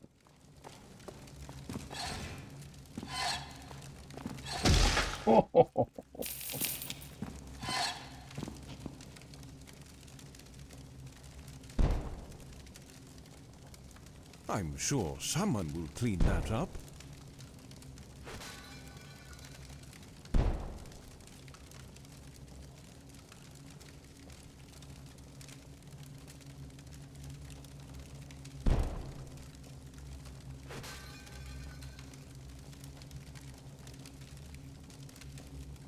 I love cheesing enemies through the doorway.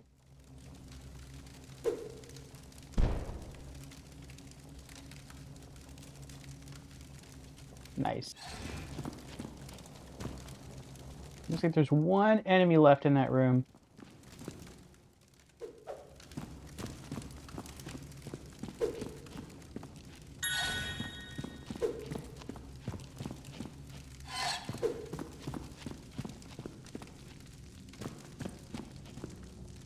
Nope, now there's 2.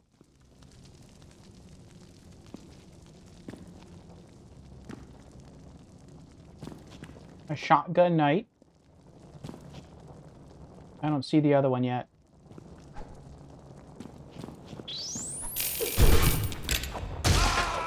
I hope they're insured. It's a goat. The Billy Goat Gruff. Alright. We can do some platforming stuff to help kill him faster. Unless I can sneak up the stairs without him seeing me.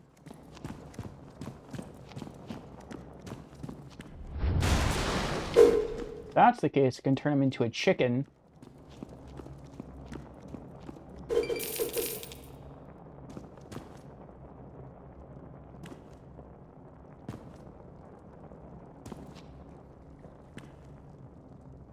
I'm not going to have time to turn him into a chicken. He's going to see me and react too quickly.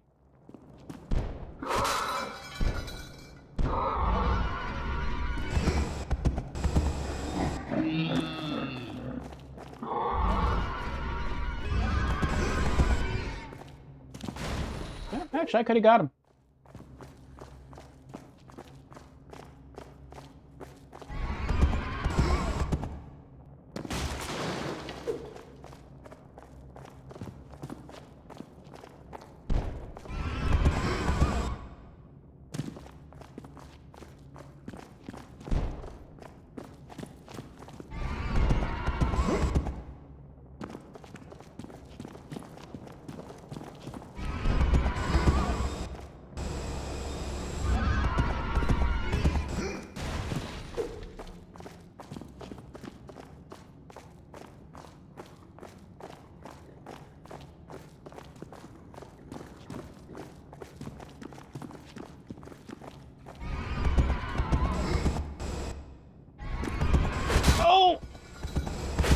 Oh my goodness! You mess up once while fighting this guy and that's it, you're done. You only need to mess up once for him to kill you.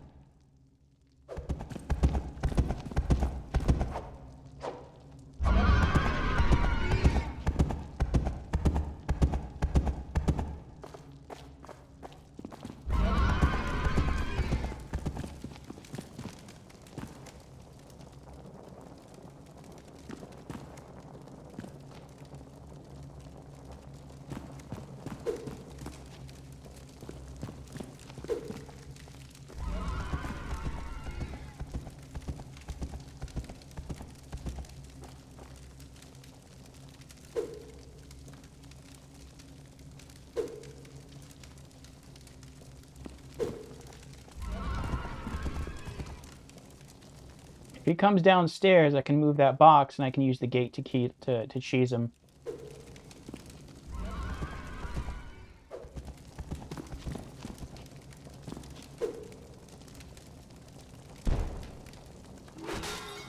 That works too.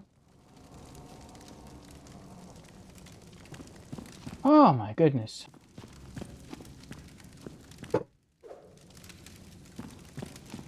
Oh, jeez.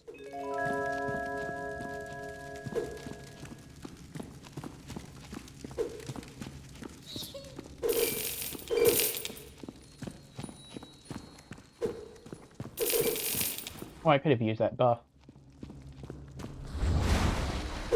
Ah, well.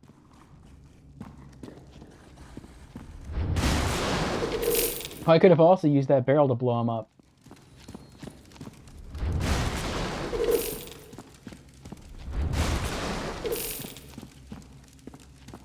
I had quite a few options on how to kill him.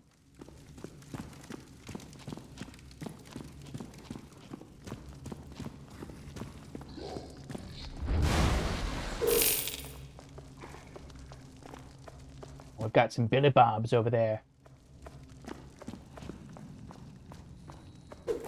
Alright, let's go, Billy Bobs.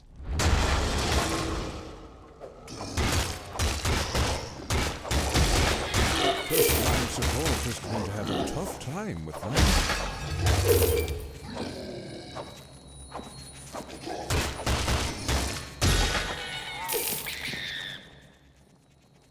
Level 8! Nice. Strength. Improve attack power by 20%.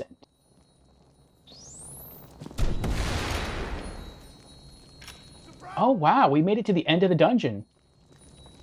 Interesting. The last dungeon is like one of the easiest... Well, I can't say it's easy, but it's the shortest of all the dungeons. I mean, it's still dangerous. But...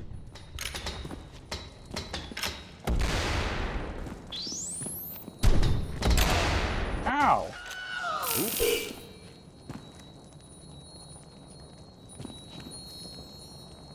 Before I get further in, I can equip some new gear. Alright, our sword's up to 205 attack now. Hammer. Legendary Earthshaker to Regret. Plus 142 attack over our previous hammer. Your enemies will regret they were born. Or, if they think about it some more, regret that you were ever born. Ooh. That looks like Thor's hammer. And new magic wand. A legendary lava launcher. 114 fire attack to the incinerator. Plus 95 fire. Turn your foes into fun little fireworks of gore. Pop, pop. Alright. Oh, that's cool! So it looks like every time I gain a level, or at least every time I would unlock a wand, like a new wand, the flamethrower's attack scales to whatever your strongest wand is that you can equip. That's pretty neat. This wand you find, this wand you find, these three, and this wand I bought, and you get the flamethrower from completing a side quest. So that's pretty neat.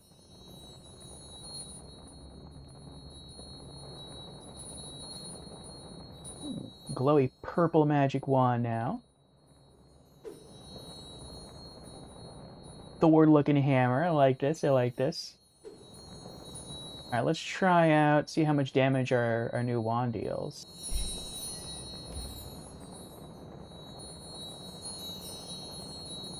Huh. It fires a faster moving purple orb.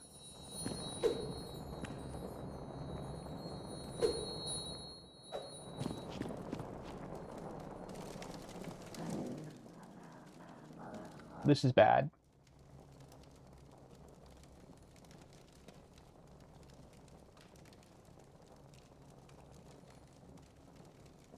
I didn't know I was going to run into a boss.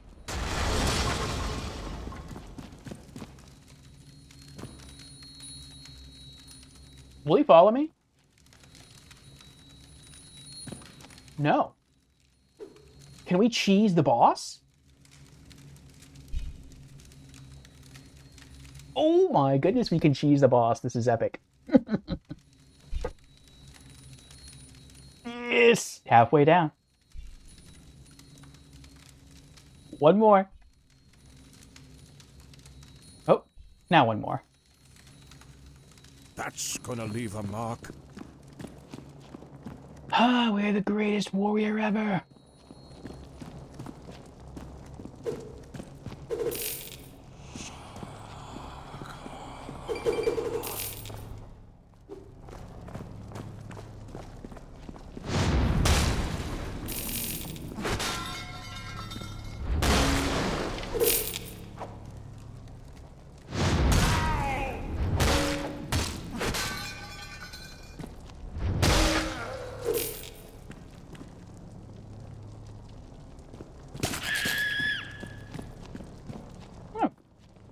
Oh, that's not a captain's wheel. I was like, that's weird. There's just like a steering wheel for a ship in here? That's a torch device.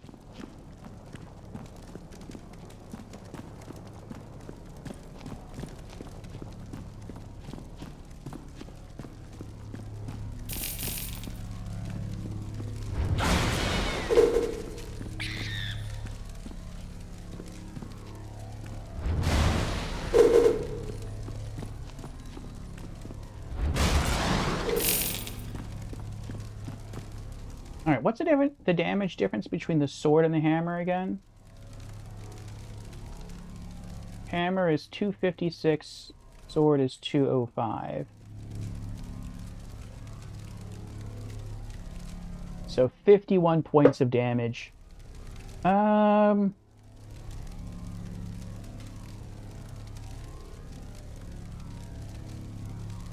think I prefer the sword now. Early game I prefer the hammer, but late game I prefer the sword. And that's not just because the sword also deals fire damage, so that is pretty nice. But I think it's also because the way I'm sort of used to fighting, is that loot down there? No, it's not loot. Is I used to just block, wait for an enemy to hit me, and then I would counter with a hammer smash. But once you get further into late game, the enemies you start running across have combo attacks. And so when you block, as soon as you get hit while blocking, your guard breaks. And so if they try to pull off a combo, you're going to get hit, and you're going to get hit a lot. And the hammer, like if I'm spamming the attack button, it's not that slow. But if I do that with the sword,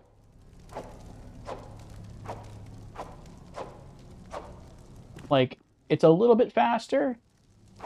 And when there is someone right in front of you, sometimes you actually attack twice, like consecutively. It's not just swipe, swipe, swipe. It's swipe, swipe, swipe, swipe, swipe, swipe. So it helps. And again, it has damage over time. So with its fire, so I guess I'll leave this my primary. I'll use this to smash the orb though.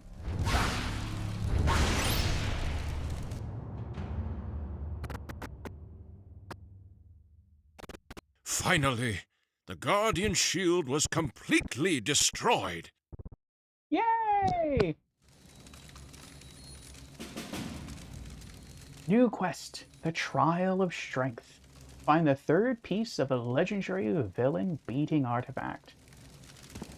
Alright. Ancient ruins of misplaced belongings. 100% of the dungeon.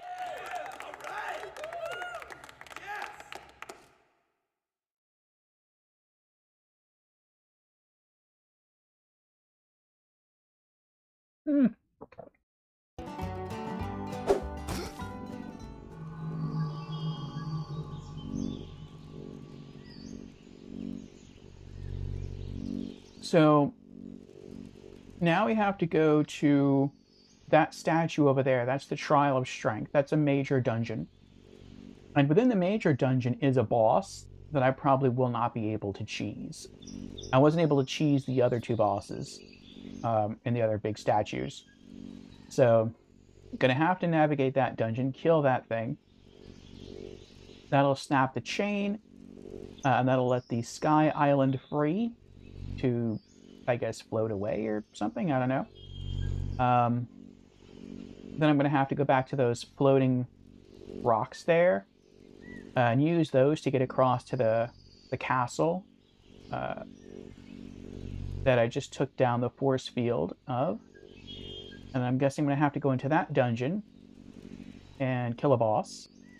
And then from there, there's probably a teleporter in there to get me to the floating island, navigate that dungeon, and kill a boss. And that's it. That's the game beat. So 1, 2, 3 dungeons, and the game is done, I think. Okay.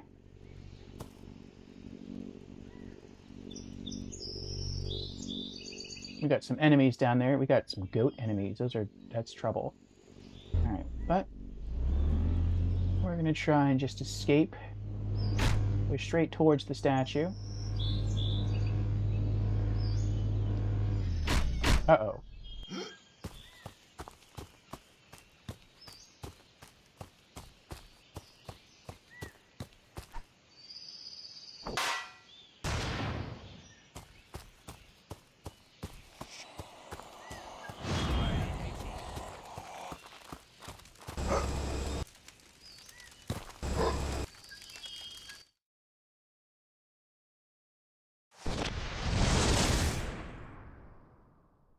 Already a hammer upgrade. Nice.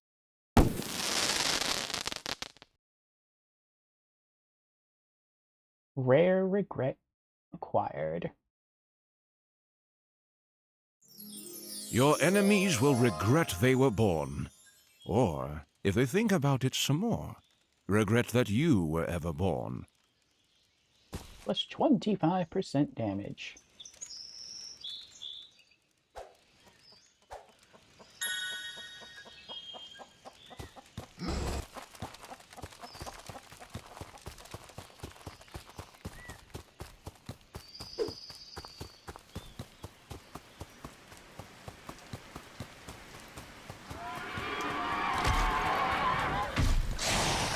More Ents.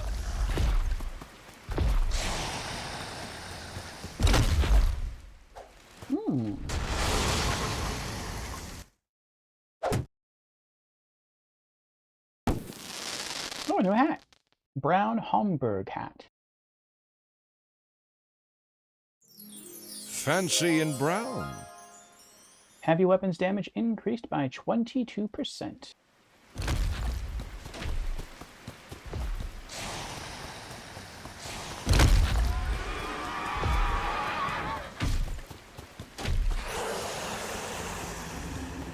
Ah, he missed.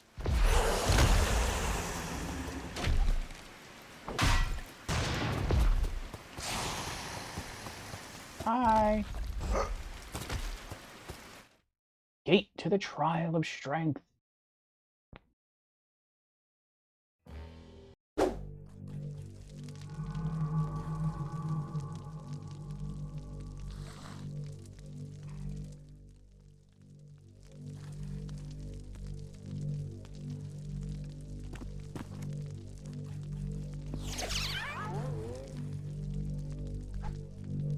That just disabled our light pack.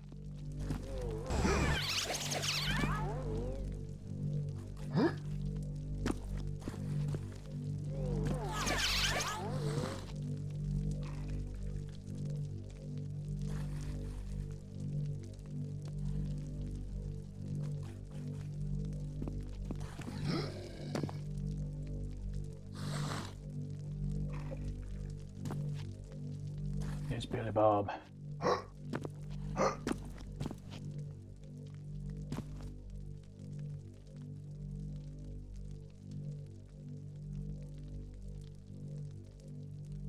Alright. I think I'm gonna try and buff my defense, at least for now. What do we got?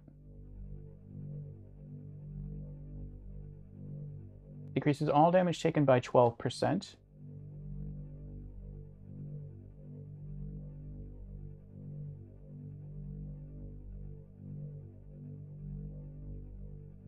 8%.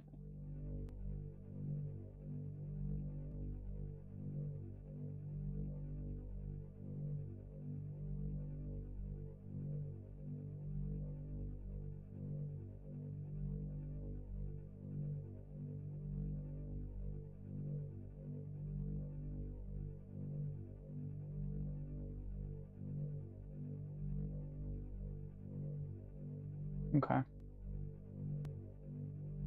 Increases all damage taken by 12%. It's something. Let's throw in a different costume. Oh! It's not Octopus. It's meant to be like Optimus Prime. I got you now. I understand. Octopus Slime. Oh, I also forgot to buy the last costume from that other place. I guess we'll do that after we complete the next major dungeon. Oh. I wanted to equip that other egg wand.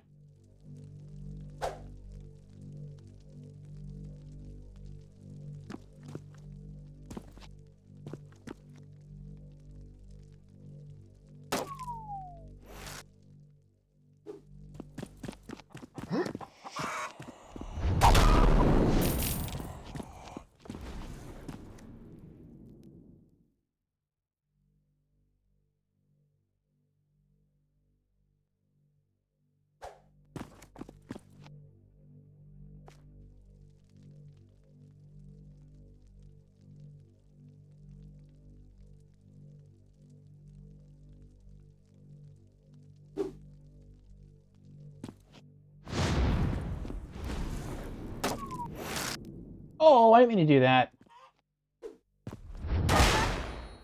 I mean, it worked, but I didn't mean to do it. I thought I had my fire wand equipped again. Alright, well, let's regain some egg ammo here. There we go. Alright, and re-equip our fire wand.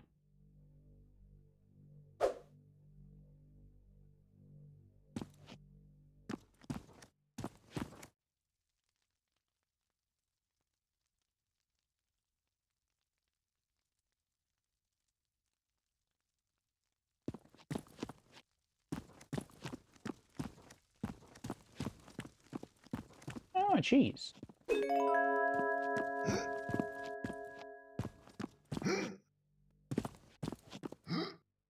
Oh, it's not letting me climb all the way up there.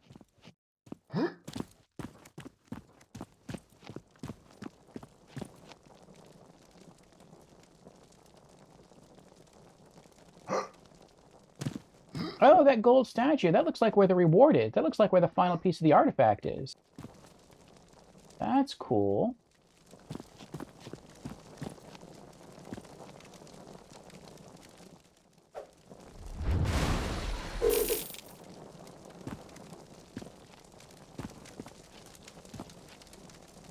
The portal's right there. That's funny. That's the portal that takes you to go get the final piece of the artifact.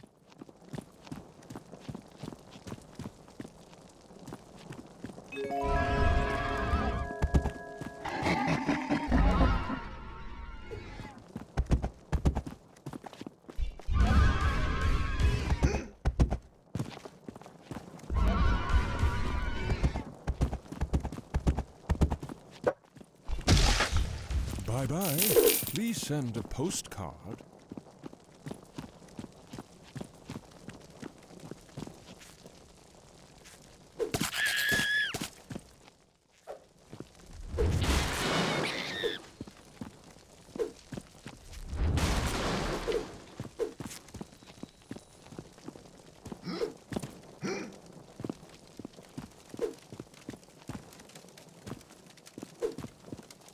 Hmm.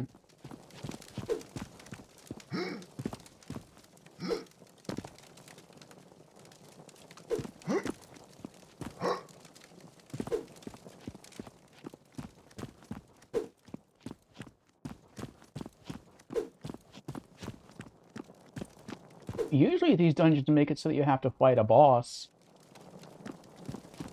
And then you have to go through like a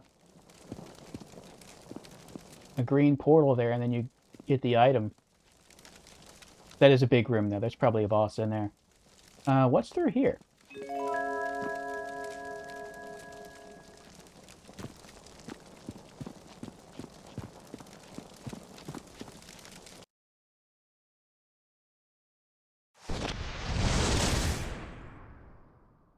Magic wand upgrade, nice.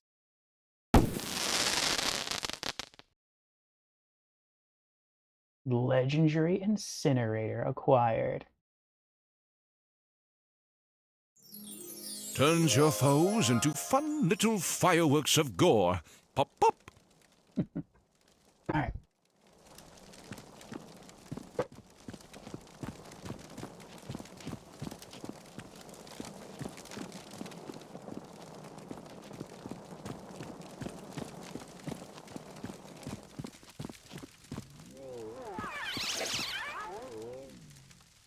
What was that?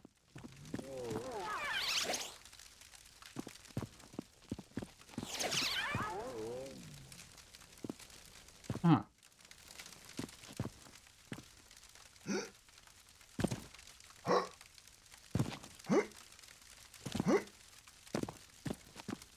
Oh, wait. Wait. I know what that sound is.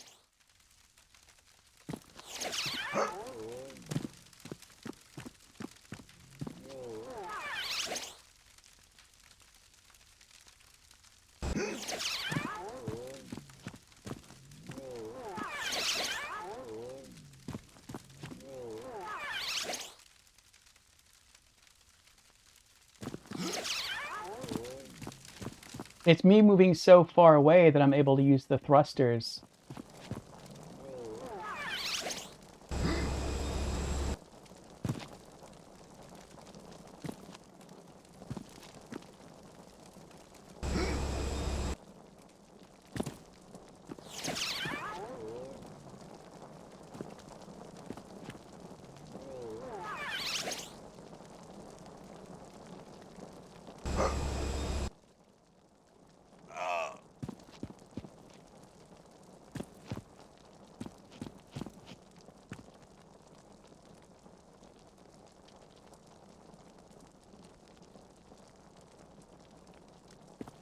I think I'm out of bounds.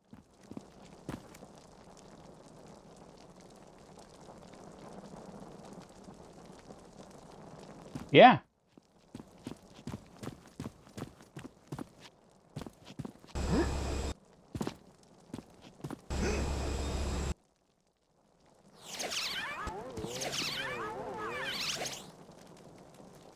That'd be kind of funny if I could use this to bypass the the boss and just get the artifact and get out of here.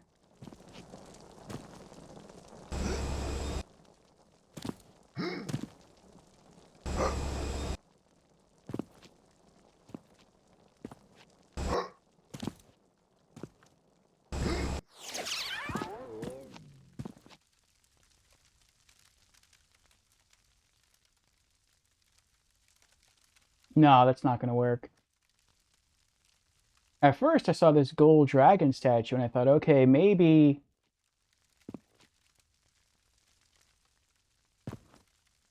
this is the bridge that takes you to the artifact.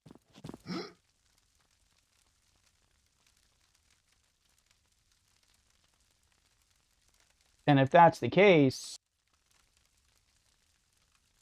Uh-oh.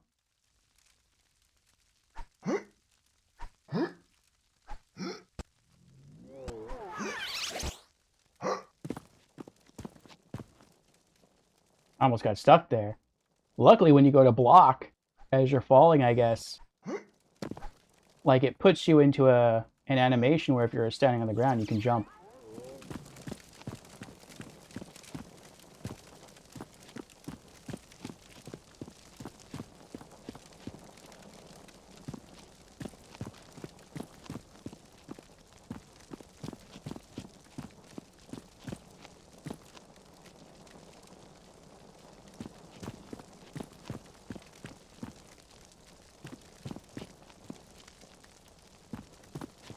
Alright, I don't know if there's like a secret up here somewhere or not, but...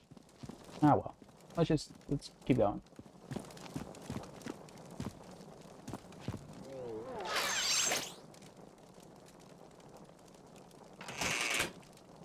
I don't know what that did.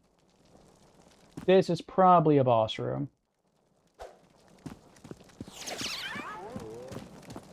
Alright, well, I'm gonna backtrack just a little bit, I think, or at least I hope.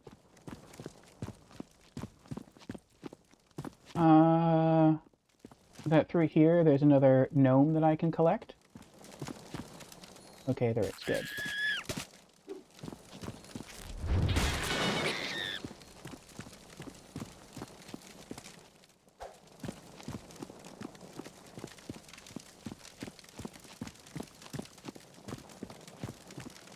Oh, wrong way.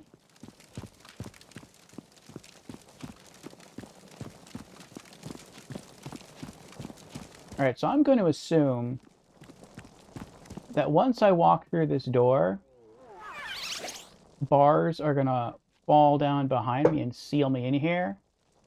And I'm going to have to fight a boss. And then I can pass through. Hopefully that's the only thing it is. I think I'm gonna try just staying ranged. It looks like once I enter the boss room, I get my thrusters back, so I'll be able to fly around and dodge and maybe gain some space away from the enemy. Let's equip our hat that has the greatest amount of magic damage. Ranged weapon damage increased by 22%. Is that the best I have?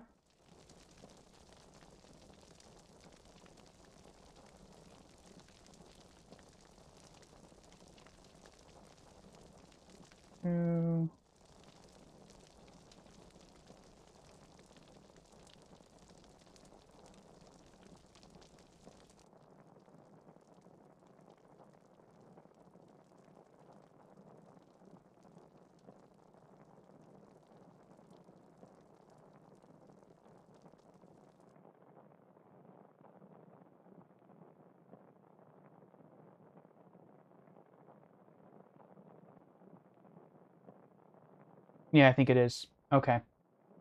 Hey, Nougat. How you doing? This is third major dungeon here. The Trial of Strength. Big Daddy Groot.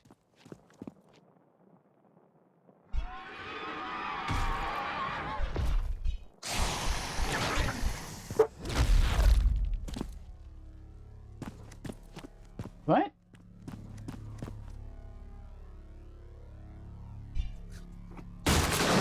Childish is what boring people call funny people.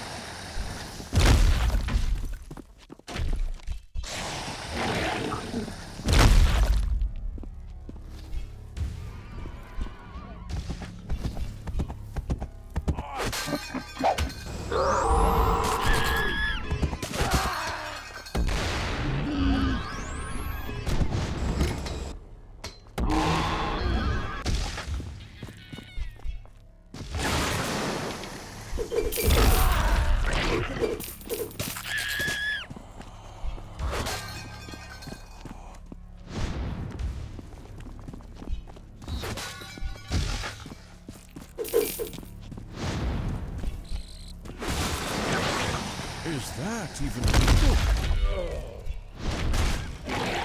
Ah, he's almost dead.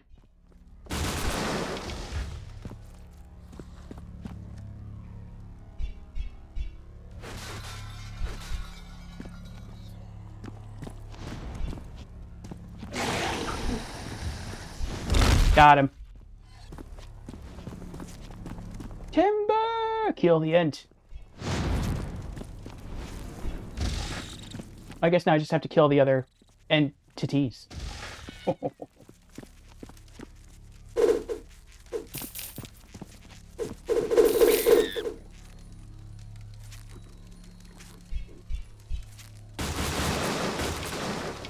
That one got taken to school.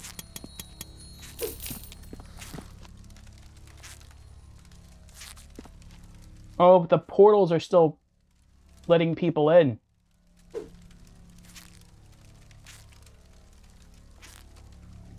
Am I still considered as being in battle?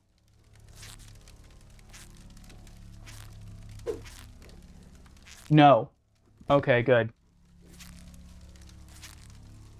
Alright, completely out of ammo. So I'll just hang out here a while, let the ammo re-rack up, and then I guess I'll race forward and destroy the portals. It doesn't appear that you can destroy the portals with magic. So I guess you have to destroy them with melee. But I mean, that shouldn't be too big a deal. I have my thrusters back. I can thrust myself on top of one of these mushrooms, probably. And then just, like, rain down magic and kill all the rest of the enemies here. Indy asks, are you going to finish the game tonight? Yes, I believe so. This is a 12-hour stream. And so we're 5 hours in, 7 hours to go. Once we finish with this dungeon, all we have to do is just take down these 2 green portals and go through that 3rd one in the back, and we're done with this dungeon. I think we have 2 dungeons left to go, and that's it. We beat the game. Nugget asks, are you strong enough? I think so. I think we did it. Did you get the Little Red Riding Hood? Yes. Yes, we did. We got the flamethrower. We finished the quest.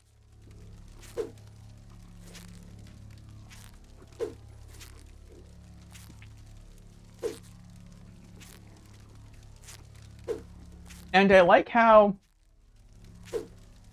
with the flamethrower, every time you would like... Oh, it didn't level up. Oh, yeah, it did.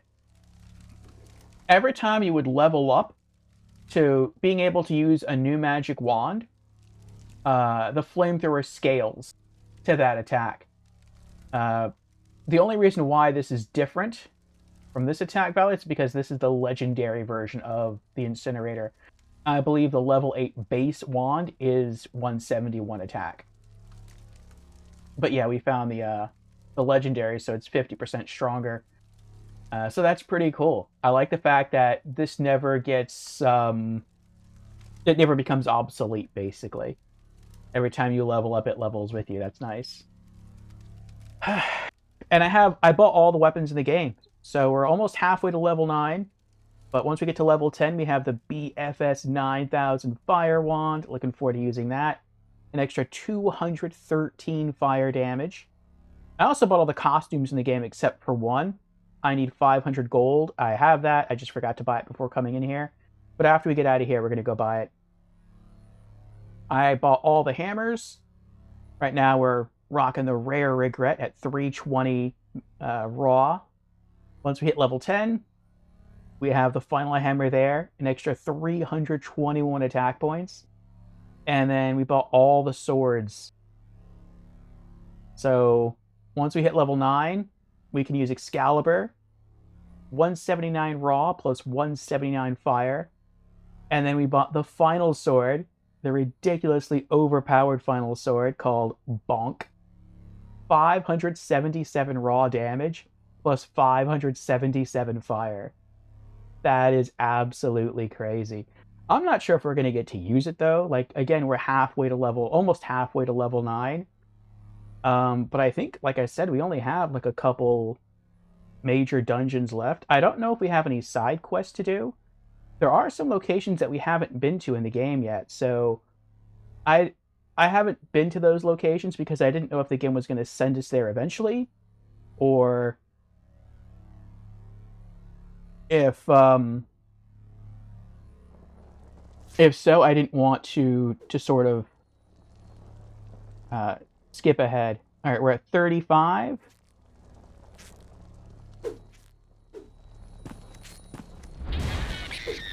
Get ourselves another gnome. And we'll hang out here. We'll do a little munching. I have some leftover soup. And yeah, we'll just let the ammo completely regenerate, and then we'll run up to the first portal, smash it to pieces, we'll probably kill all the enemies first, then smash it to pieces. Then do the same thing with the other portal, and then we're out of here. All right, here we go.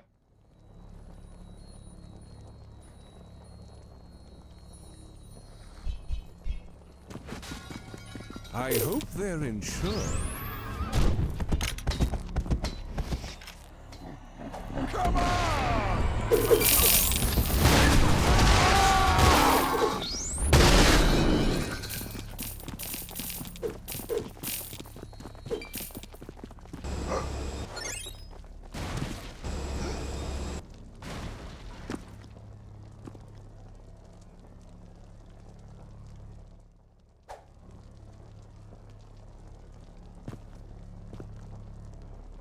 I just fell right through the mushroom.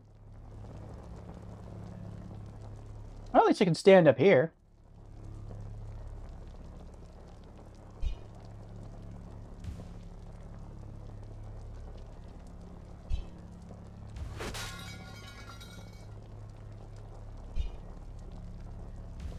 Interesting to me that this magic wand doesn't work the other way the other magic wands work.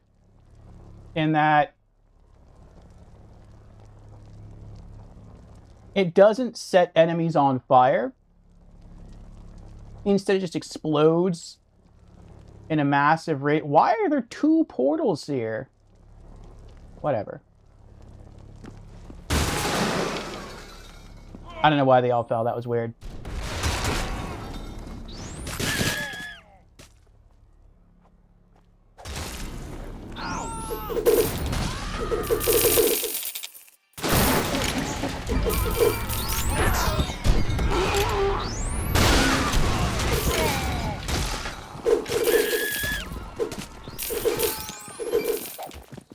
Oh, there's actually a vending machine in the boss room. That's kind of funny.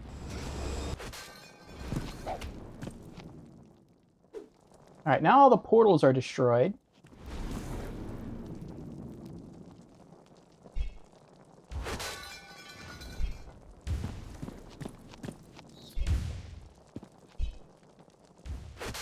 That one got taken to school.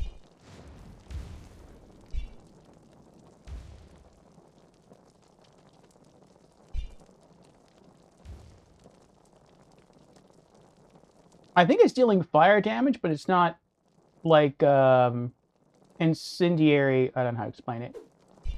It doesn't have the ability to set people on fire. It's just like direct damage.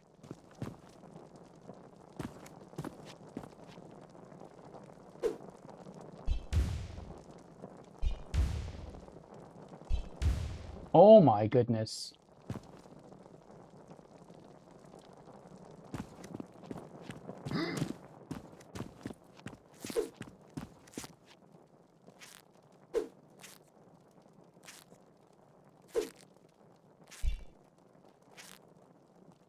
Keep going.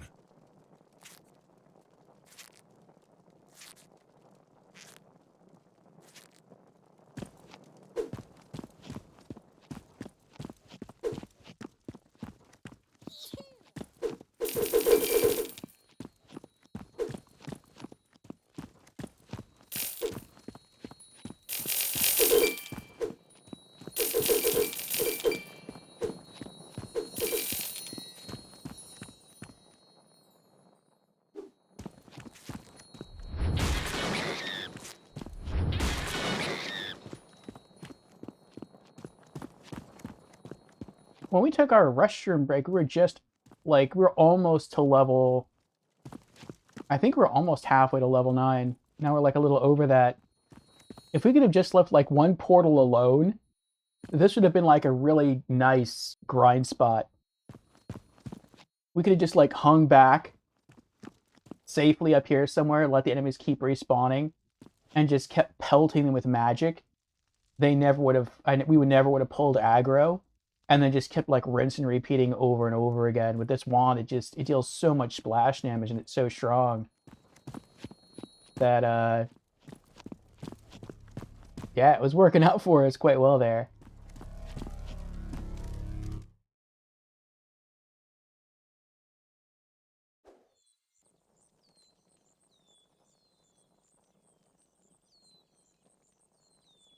All right. Re-equip our stuff here. This is the final piece of the villain beating artifact. Is that a pair of blue jeans or is that oh no, it's a cape. Is it a cape? It's a cape. Looks very default.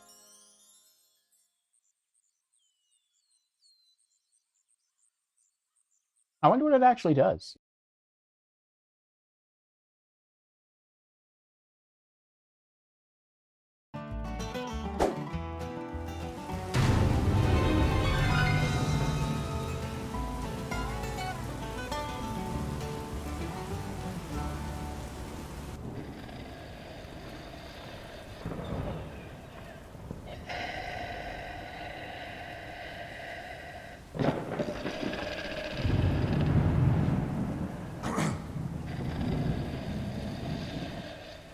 At this stage in the story, the immortal wondered how the situation possibly could get any worse.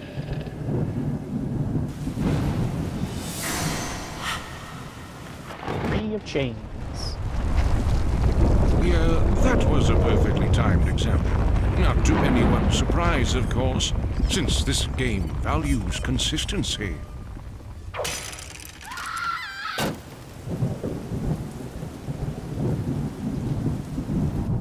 That's it. I've had it with this Sir Ass, The immortal said. But what are you going to do? Now that the chains are gone, your secret hideout is highly unstable on its ascent into outer space. Sullivan panicked. Oh, I think I have the perfect remedy. What do you say, Ms. Wyvern? Are you hungry?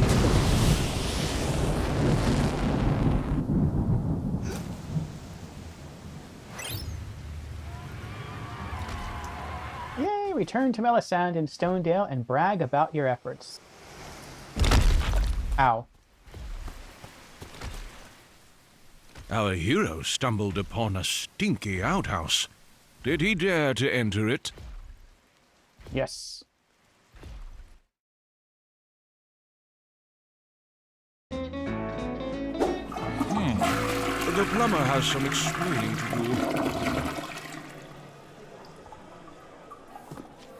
do. Okay.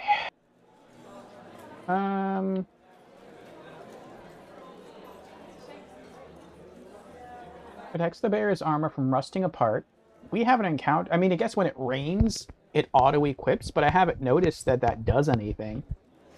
Like, that doesn't... It doesn't make any sense to me. Unless there's some sort of debuff we get when it rains to our defense, I just haven't noticed. The shield is actually useful. The shield you can use to block some firebolts.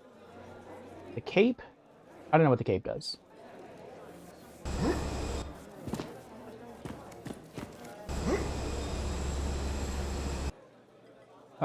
What?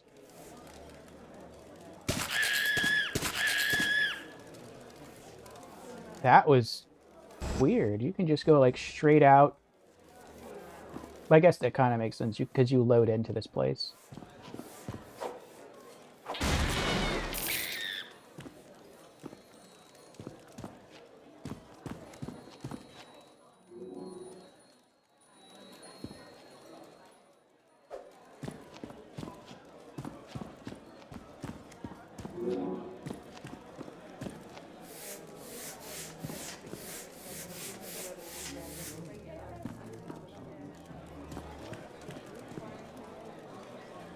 On our way, return to Melisande and Stonedale and brag about your effort.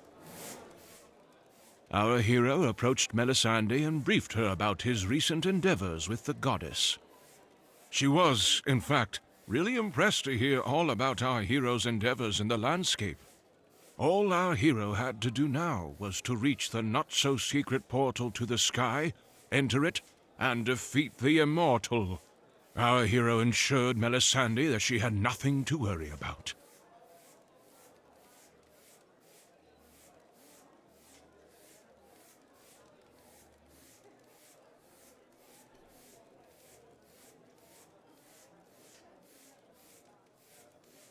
Just hit me up and I'm good to go. Melisande was mildly impressed, but had no other choice than to trust our hero, since her healing spell still had a grip upon her. Melisande asked our hero if he'd like anything from the bar.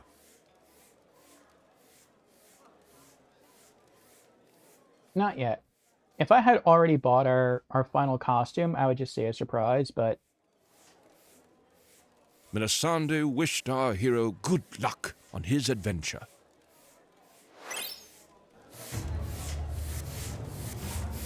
Quest complete. On our way. New quest, a hero is born. Make your way across the not-so-secret portal to the sky, for reals this time, and enter the portal to reach Sky City.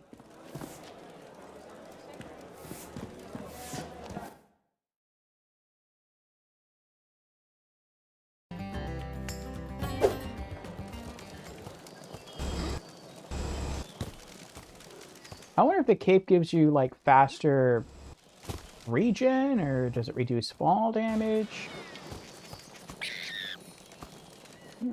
Got full heals again, that's nice. Does it increase movement speed? I don't know.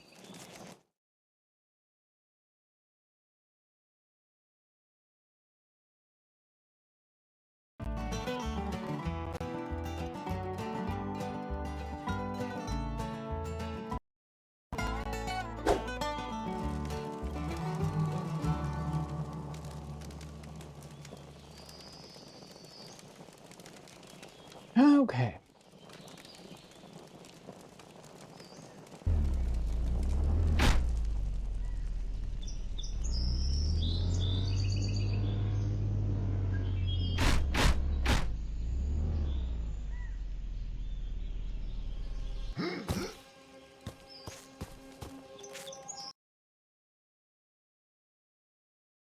The Gimp outfit for 500.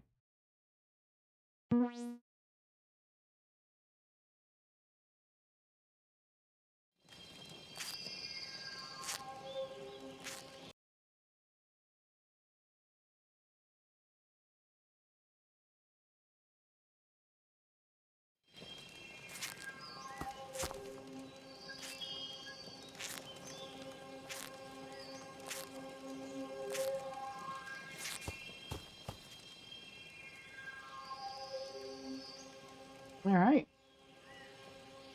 Oh, our mouth is zippered closed. So we have every outfit in the game now.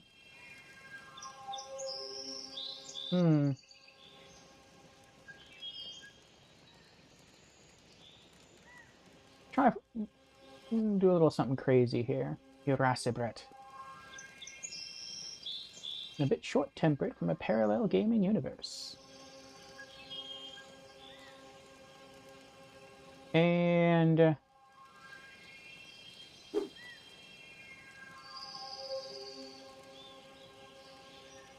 what happens once we reach level 9? New sword. Excalibur. Okay.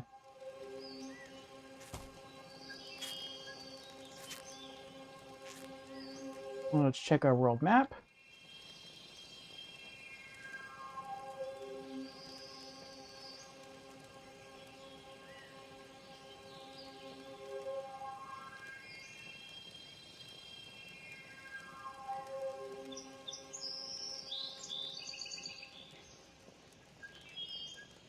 Oh, we just finished the Trial of Strength. If we go back there, we just have to go north-ish to the almost stable rocks. Or we can travel from here. We'll just travel from here.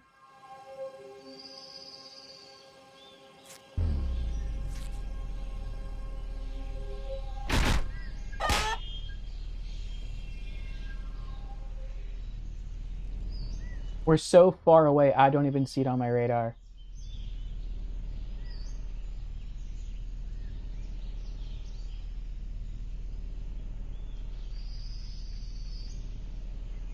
Yeah, it's kind of crazy. Well, I mean, I can see it. So, we can just go by sight, I guess.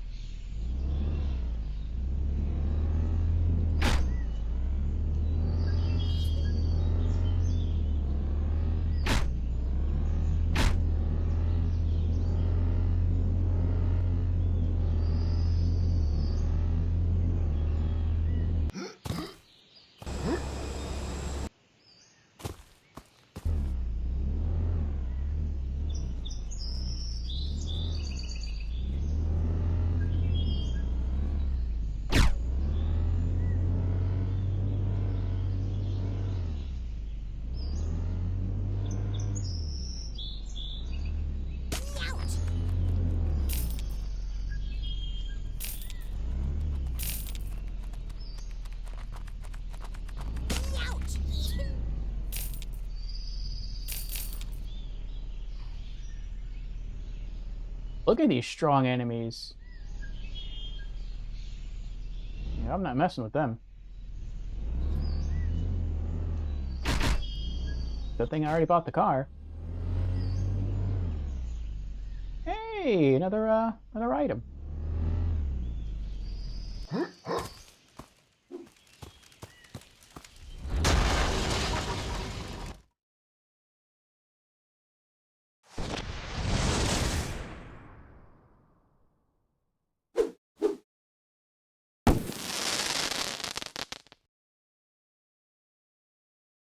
Legendary regret. Your enemies will regret they were born. Or, if they think about it some more, regret that you were ever born.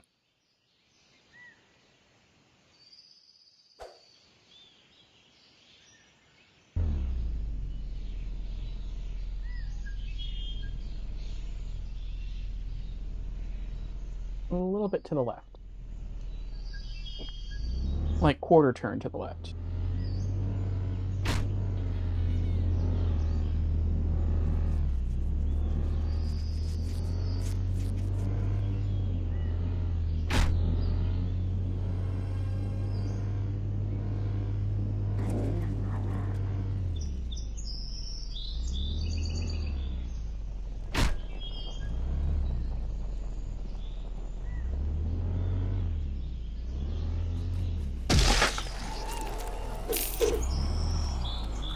Oh, no. I just realized I went entirely the wrong way.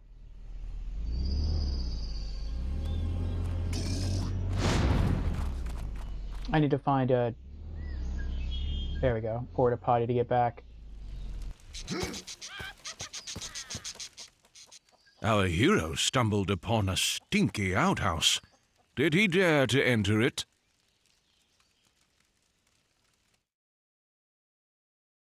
The landmark is far away. It's across the map. But Fast travel system seems utterly familiar. the entrance to the landmark is almost right outside of town.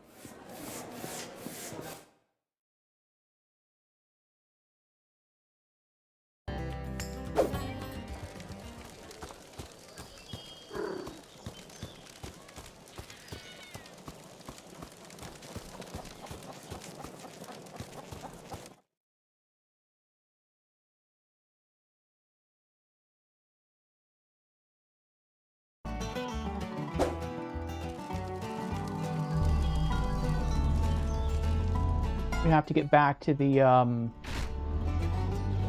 carnival area. Right here.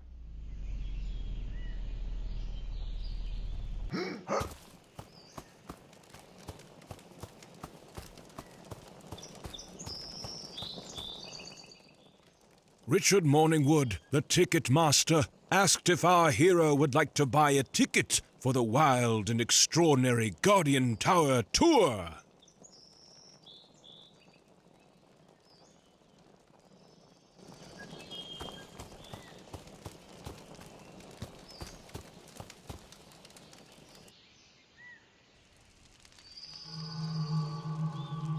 Not so secret portal to the sky.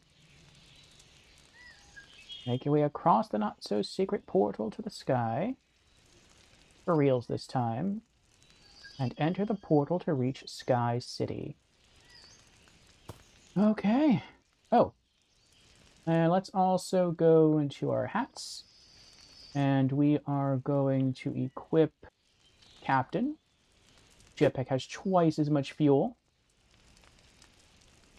We went that way before, and were able to just run and jump and loot that chest. And then we came back.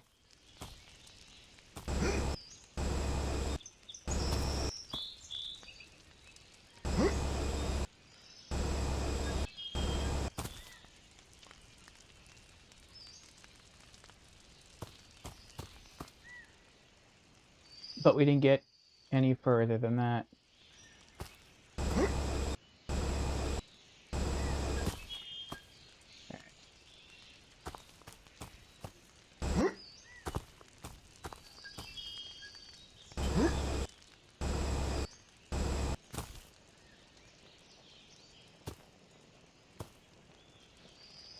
I mean, you can actually run and jump through a fair amount of this without necessarily having a jetpack, but you can't make it all the way.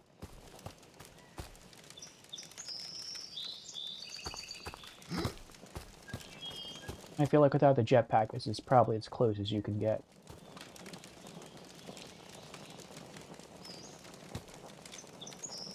Oh, there's an orange item chest up there. Ooh.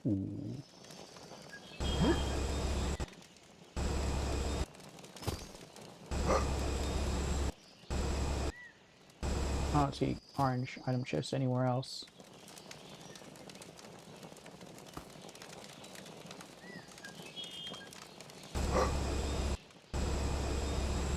Uh-oh.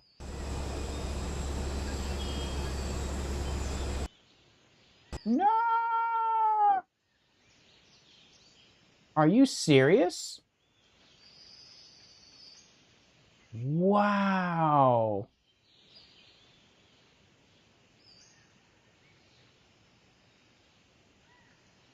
I mean, they probably thought you were going to die. Let's see if I can get myself killed. I would have to do this all over again. I don't want to do this all over again. Oh, there's another thing here. Upper right, down, left. Upper right, down, left. I'm dead. Let's see where I start at. I hope I start back up where the stones were.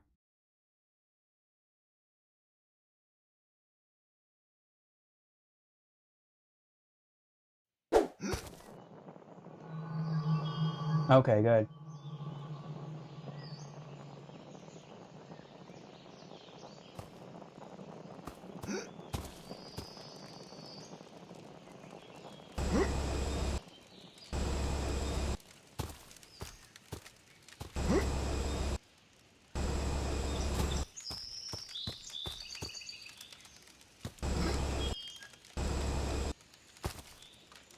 I feel like my fuel's regenerating faster. I could be wrong about that. Maybe that's what the cave does.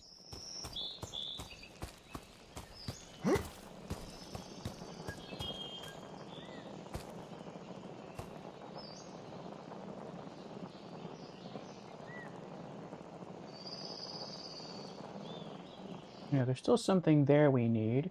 There's a cave down there that I don't think we've explored yet.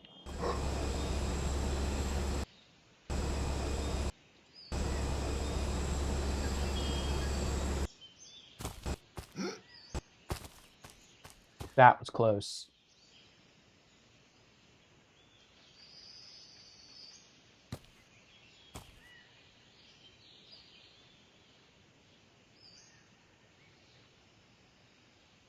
I hope that big blue guy doesn't throw anything.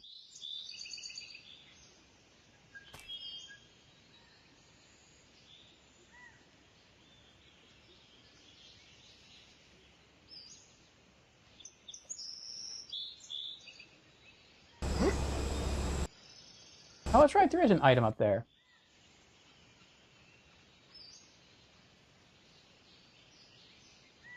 I wasn't sure if what I saw from further back was just a torch. Brazier.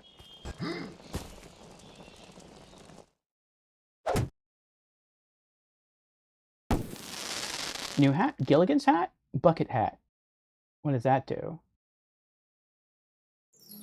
Gets you down with the kids. Decreases all damage taken by 15%.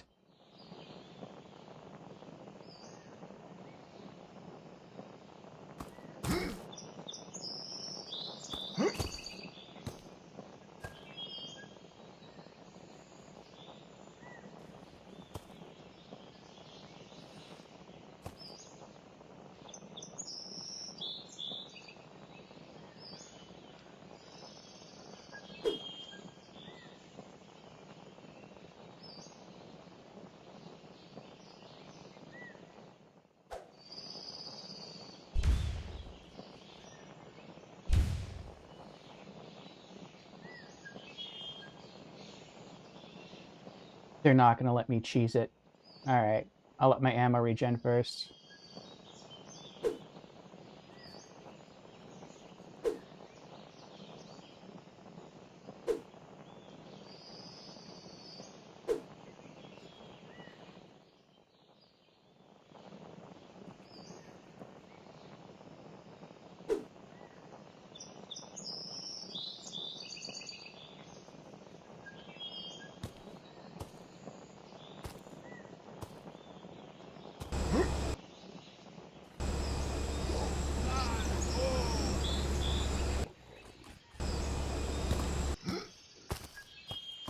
Wow, I fell again. You know what? Let's try and solve this puzzle. And then maybe the worm can kill us and we can do it all over again.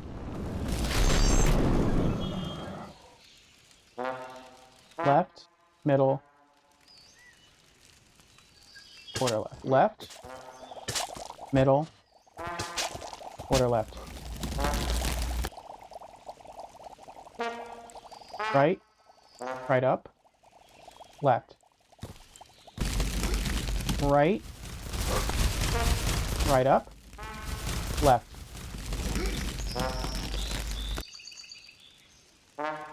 Up, up left, and down. Oh boy. Up. Oh, I hit the wrong thing. Quarter left down. Quarter left down.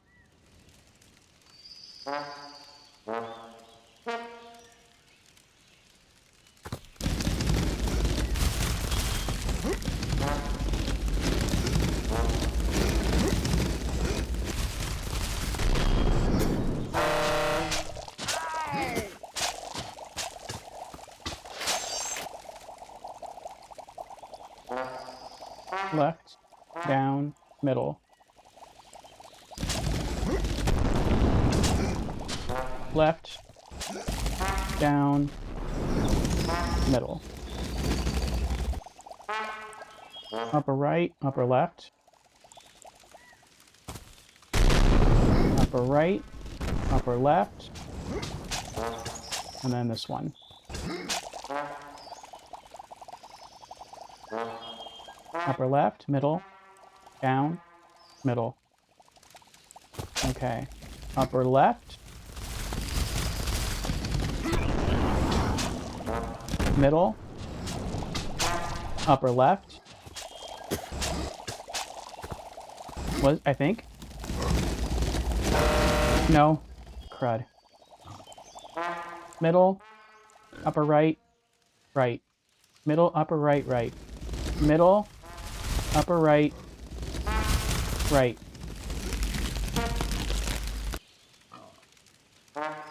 Up, up, down. Up, up, down.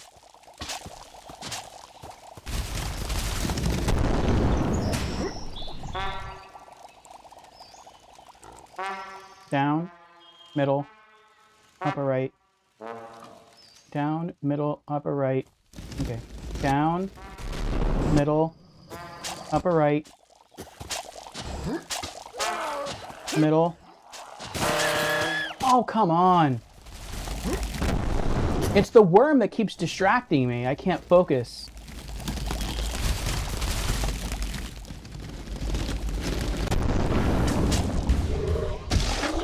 I bet the developers didn't see that coming.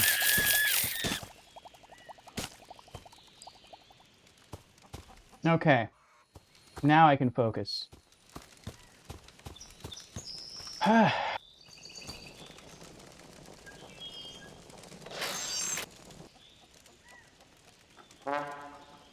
Bottom left, upper right.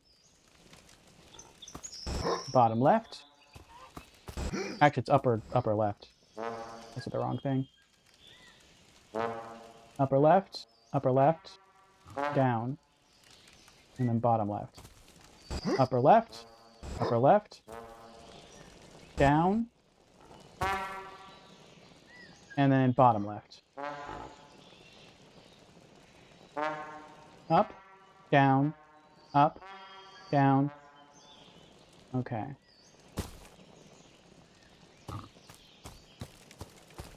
Up, down,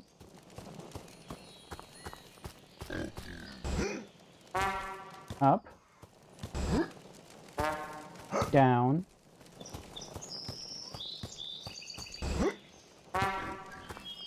and then left. Oh.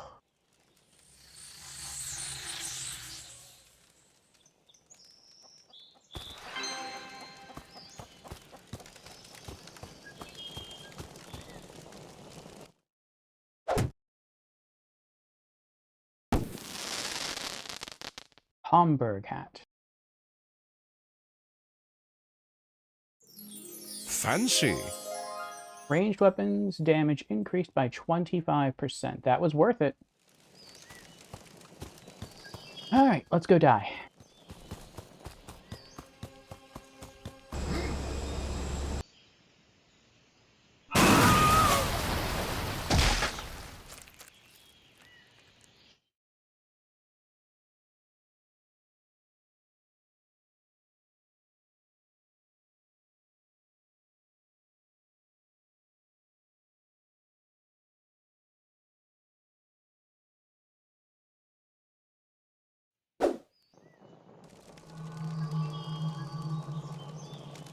Oh, because the last thing I did was get the item.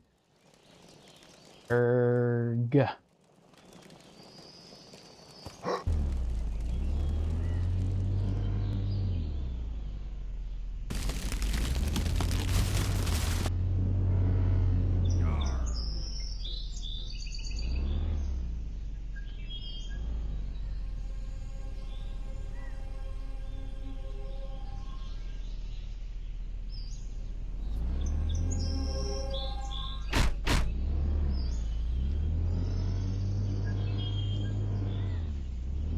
Now I have to find another outhouse. There we go.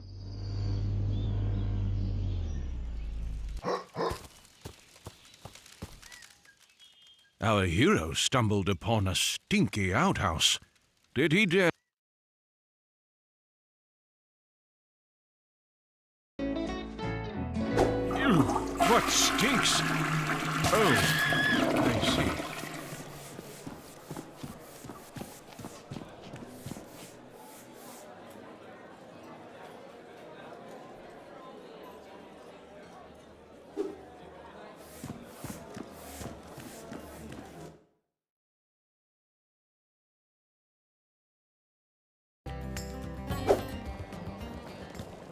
Okay. Get a couple more gnomes.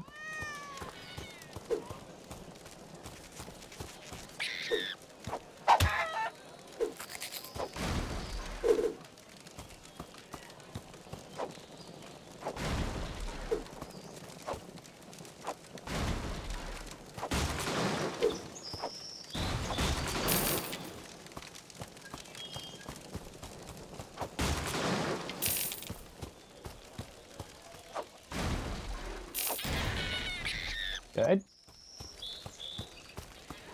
How are we on ammo? Good. Back to captain's hat.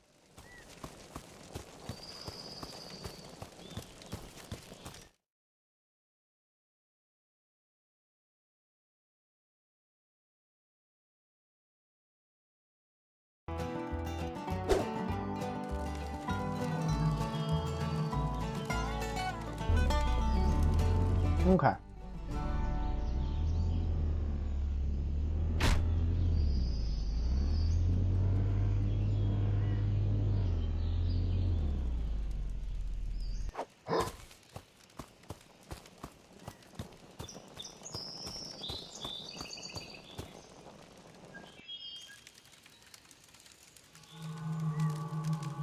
I will say I think it's really cool that not only is the Outworld seamless, but the teleportation is as fast as it is.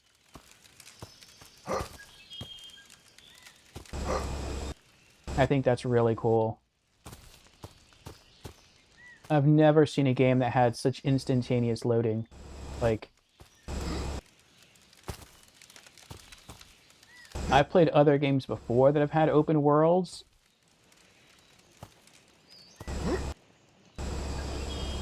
That have had fast travel, and this is by far the fastest fast travel I've ever experienced in an open world game.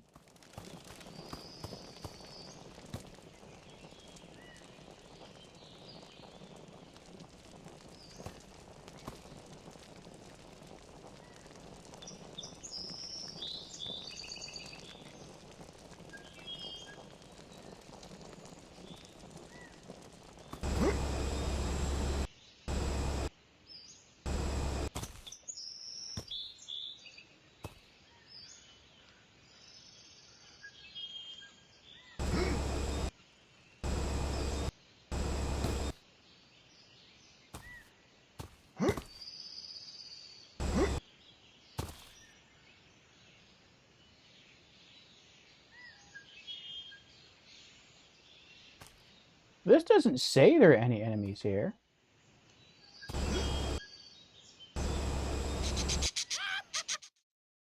Our hero was caught up by the IRS, Immortal Revenue Service, and was prompted to pay his income tax.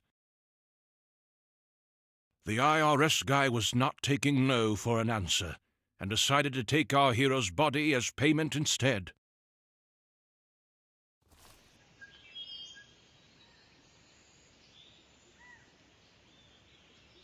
I was going to say, I was about to get a little irked right there. Like, the IRS guy wasn't anywhere near me, and it looked like he attacked me as I was jumping through the air somehow. And then that resulted in me not making the jump. It looked like he got stuck on the side of the mountain. So hopefully I can still like enter this building and everything will be okay. I don't know.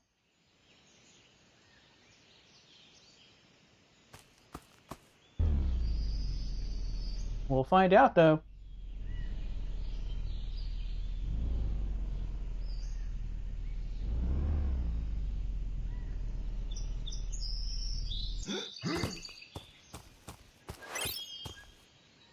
Complete. Now enter the portal to reach Sky City.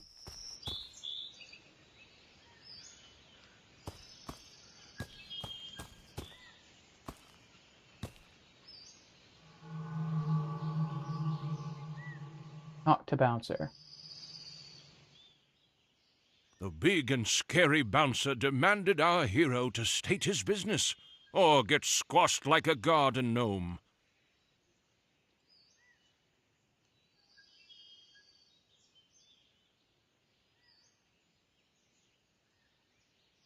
Never mind. I was just passing by.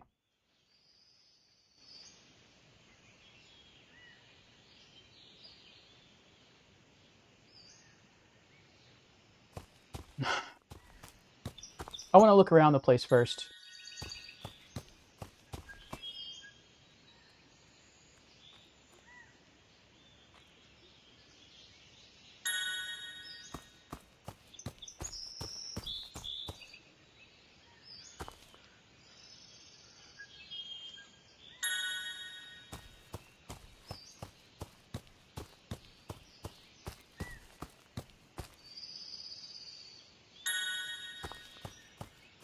Wish I had that car back that I just got rid of.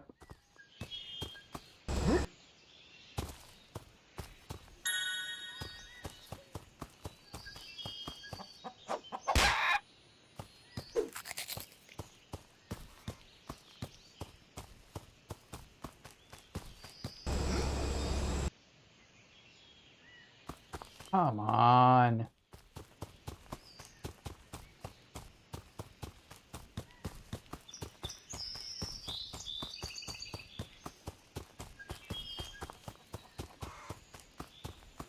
Why can the chicken and everyone else get so much closer to the dungeon than I can?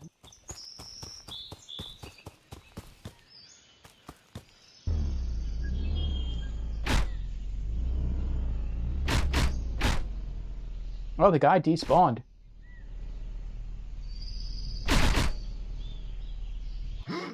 I can't turn my car at all.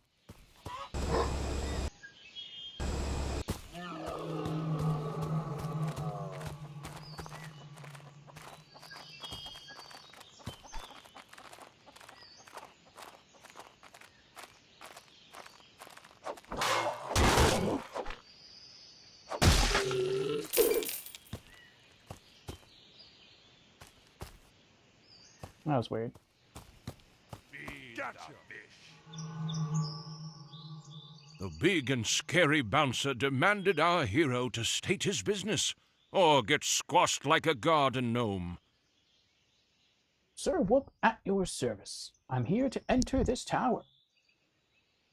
The bouncer carefully examined our hero.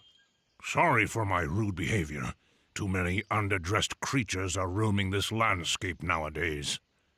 The bouncer said. You look dressed for the occasion. Please, enter. The bouncer said. Nice. I wonder if you actually have to buy an expensive outfit to get in. Alright, new quest. The legendary villain beating artifact. Reach the top of the tower and find the legendary villain beating artifact. I thought we had it already. I thought it was divided into 3 pieces and we got each of the 3 pieces. The shield, the umbrella hat, and the cape. I guess not. Okay. Well.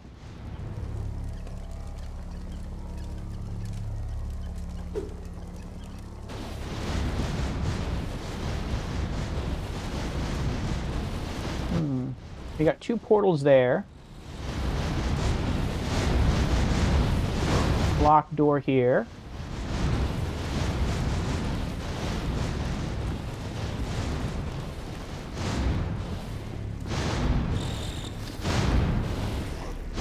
Locked door there, and there's Billy Bob.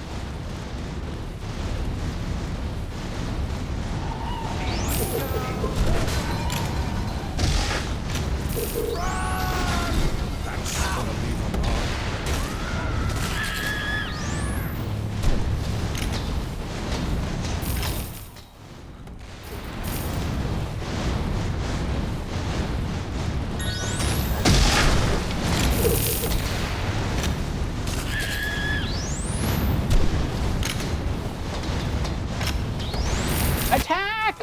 What are you doing?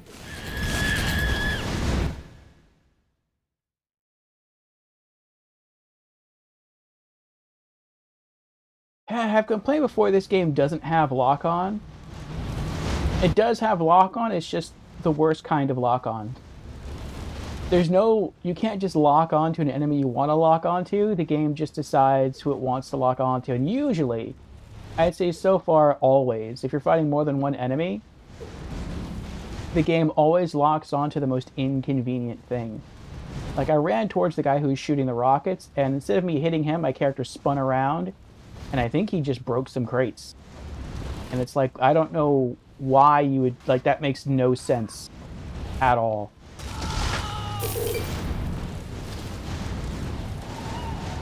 It's almost like the developers did it deliberately just to mess with you.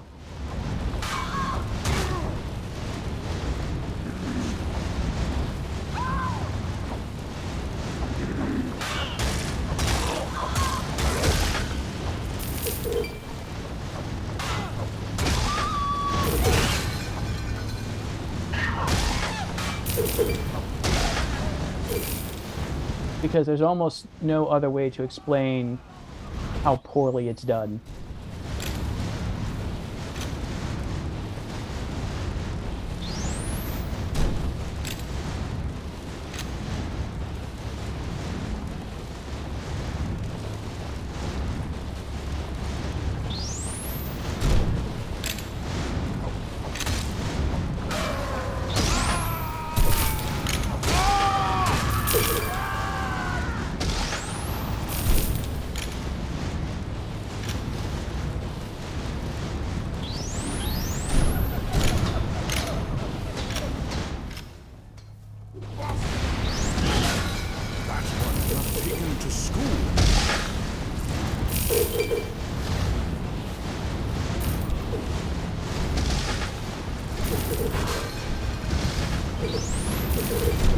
Are these portals that spit out enemies?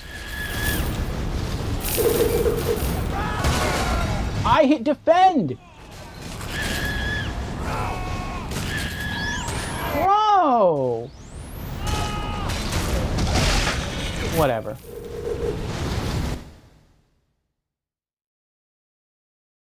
It almost feels like the game's just making stuff up now.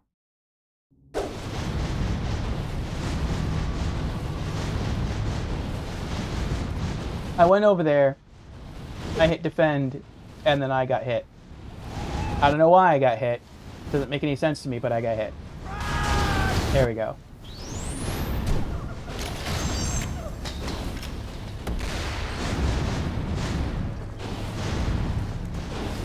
Alright, can I destroy this? I can't. Sinister Orc Portal.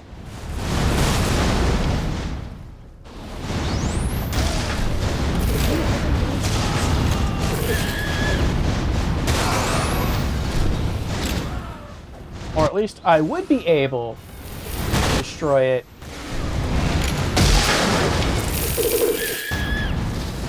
If my character wouldn't keep, like, locking... Stop locking on! Oh my gosh!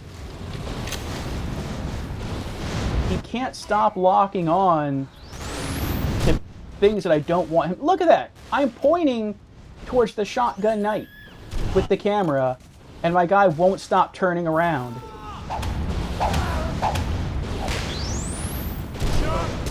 Oh, this is so bad. Oh.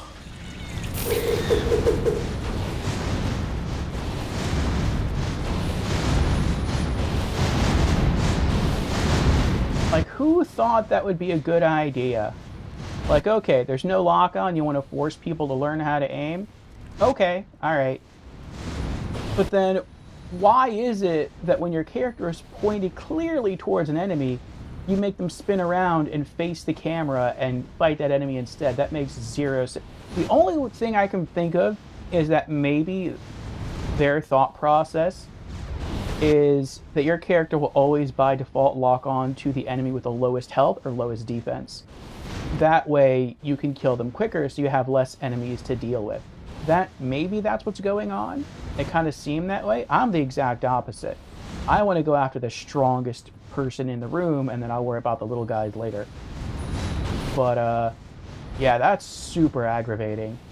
If you're gonna have lock on in a game, then let the player be able to freely choose which enemy they want to lock onto. If you don't want to have lock on in a game, okay, then don't have lock on in the game.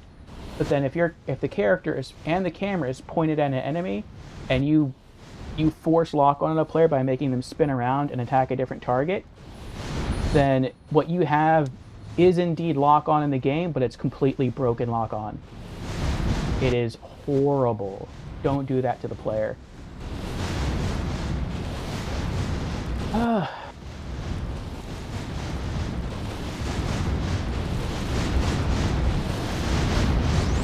That kind of thing doesn't happen often, but it's super aggravating when it does happen.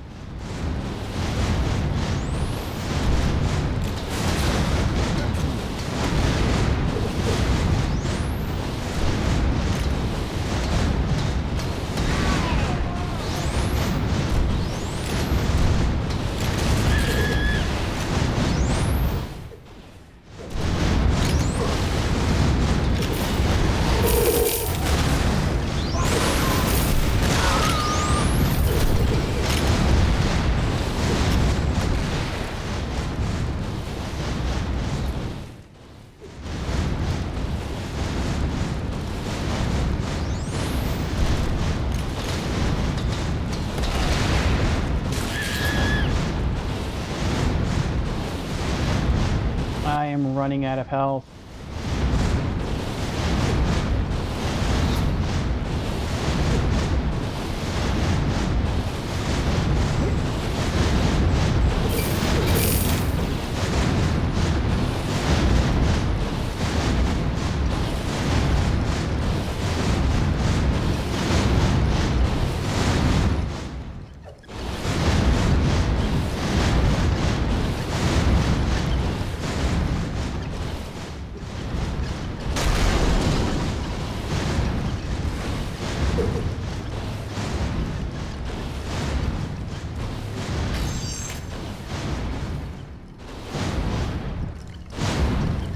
I wonder if you leave a dungeon and then come back, does the do any doors that you've previously unlocked remain open? I wouldn't think so. I think the enemies would also probably respawn.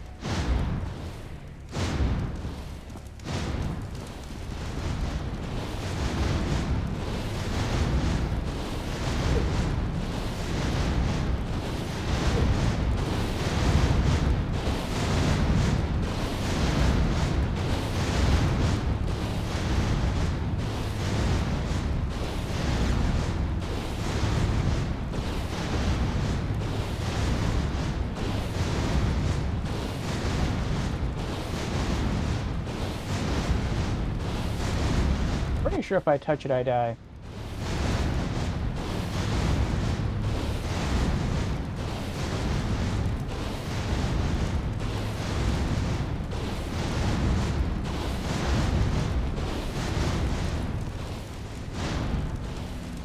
Alright, it's not following me, it's just moving real slow.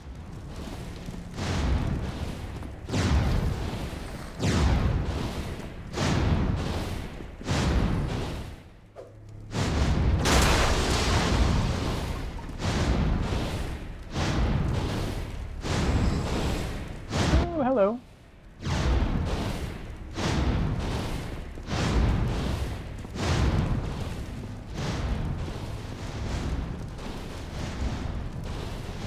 Oh, it's blocking that passageway. That's kind of clever. Because if it wasn't for that passageway, then I could cheese all the enemies over there, because I could just lead them down the hall through the traps and they would be, like, insta-killed. Alright, alright, alright.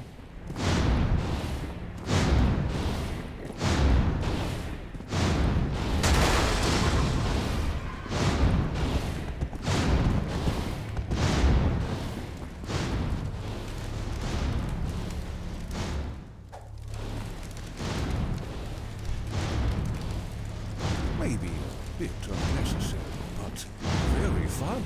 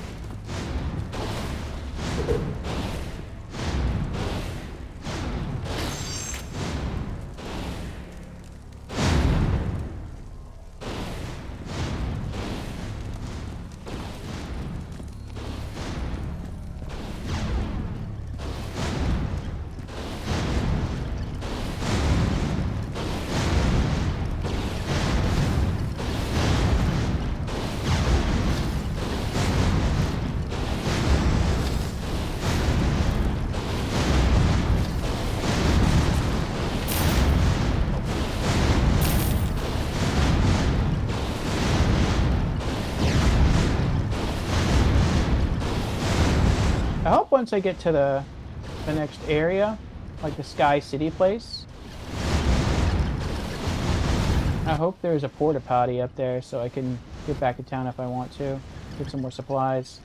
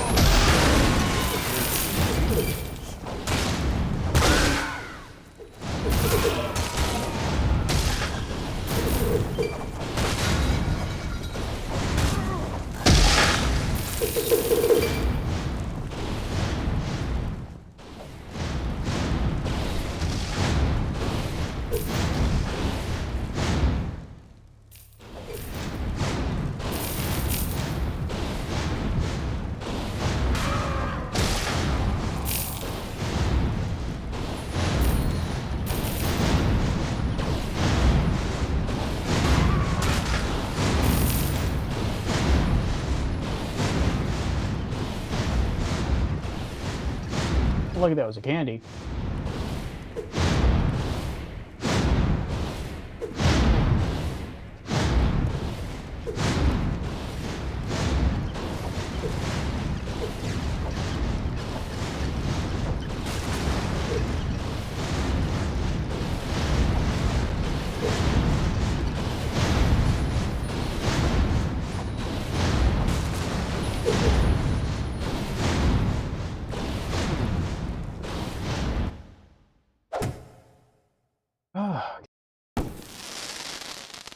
Boss key.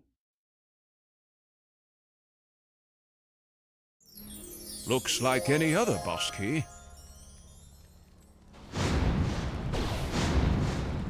And we're now over 6 hours into our 12-hour stream. We're halfway there.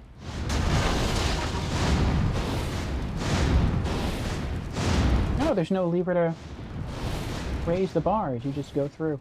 Break through the wall. Okay.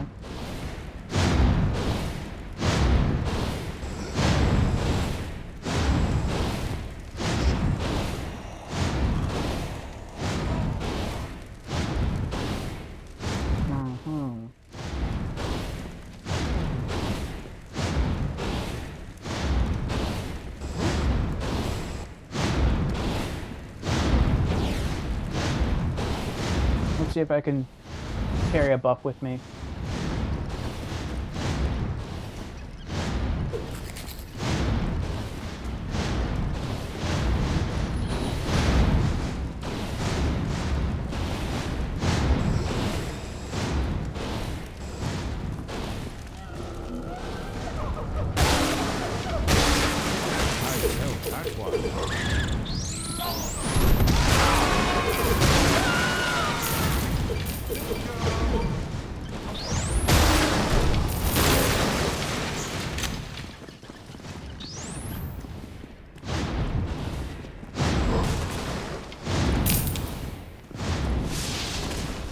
I need buffs.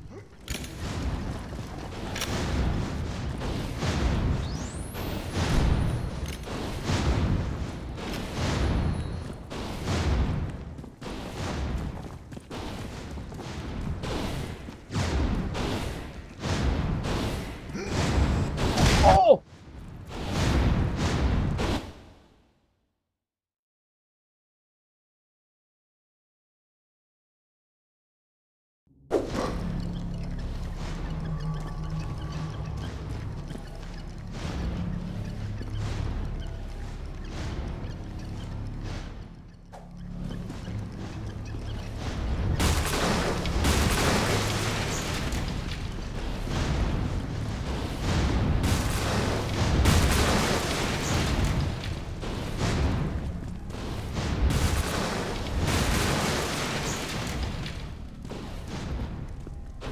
Okay. It looks like the portals only spawn enemies when you approach them from the front. So since I died after breaking them all, I guess it assumed maybe that we broke them already? I don't know. But I mean, that works too.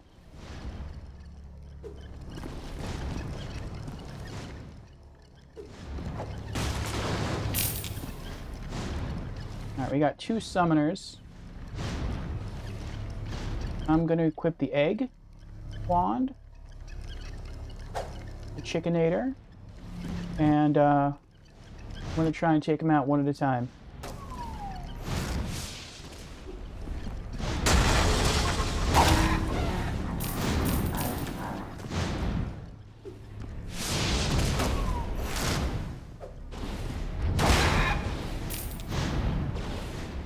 I wonder... See, now that kind of makes sense. Now, if I was right earlier when I said lock-on seemed to target the weakest character first, and it irked me because I always prefer to go after the stronger enemy first.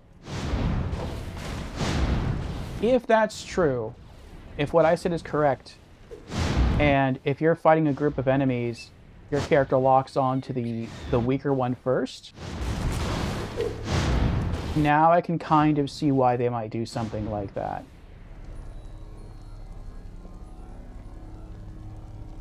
If the reason they do that is so that if you use the chickenator on like a really tough mob like a mini boss, then they want you to sort of get the benefit of using the chickenator.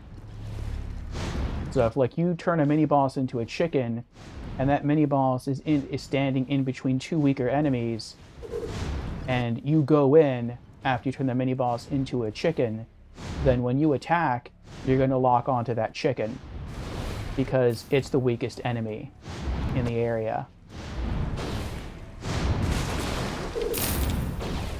So if that's the case, then I can follow that train of logic.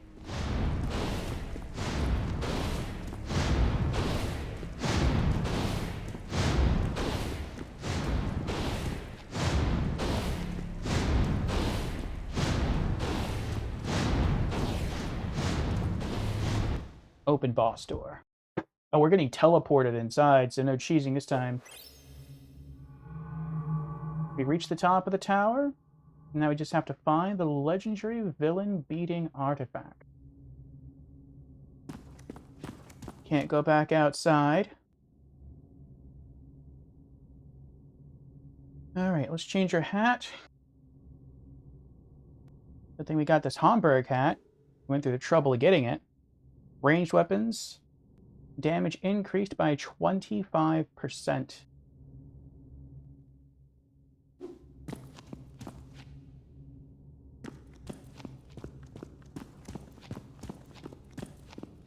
It kind of looks like a wizard costume I'm wearing.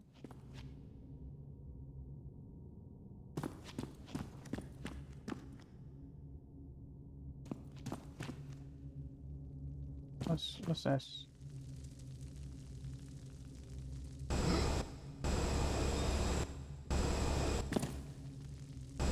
Oh, it says place shield. What does it say? Place cape. Place umbrella hat. Open rusty and tagged door. Our hero discovered the door was locked tight. It seemed to require some sort of sacrifice to unlock. Oh. Oh, man. Yeah, that stinks a little bit. I don't care about losing the umbrella hat. That was kind of stupid anyway. I mean, it wasn't stupid. It looked funny, but it didn't really seem to do anything. I don't care too much about losing the cape, but the shield? Like, there are dungeons where I still haven't broken the statues to gain access to them. Maybe we'll get it back one day or something. I don't know. If I want it back, can I just go pick it up? No. It's gone.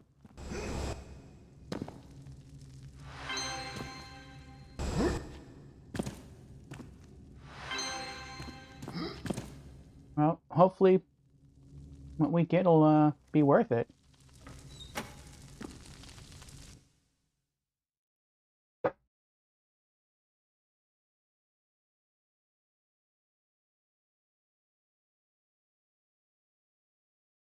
It's the lollipop that the guy at the very beginning of the game had. Truly remarkable. All of our hero's life choices had led up to this epic moment. The time had come to shape justice once and for all with this immensely powerful... Oh, it's tiny. The immensely powerful legendary villain-beating artifact was finally in the hands of our hero. Such great power has to be handled with...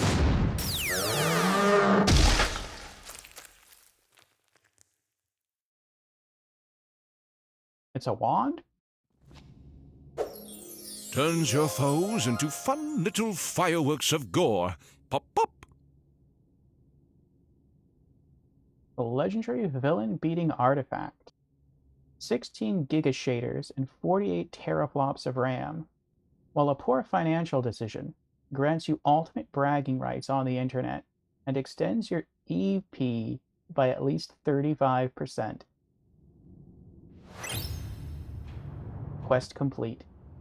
Oh, it got bigger. New quest, the end.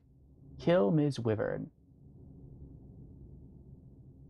Oh, interesting. Well, let me see how strong it is, though.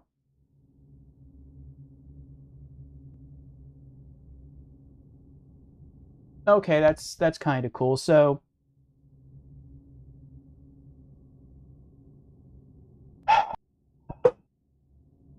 it looks like it scales um with whatever the base level is of your current level weapon. So, the base incinerator is at 171.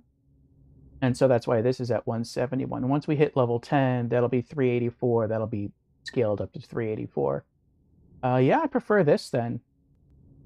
So it's weaker, but it doesn't use ammo. Right? Let me see.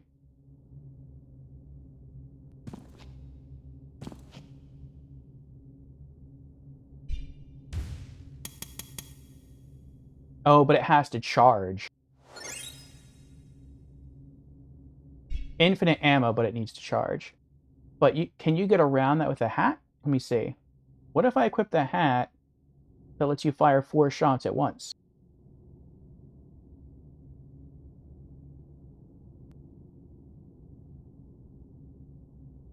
Fire 2 shots at once. Cowboy hat.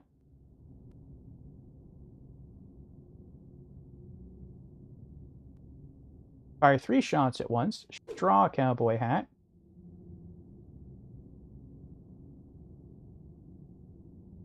Western hat. Fire 4 shots at once. Did I have another one that I can shoot even more with?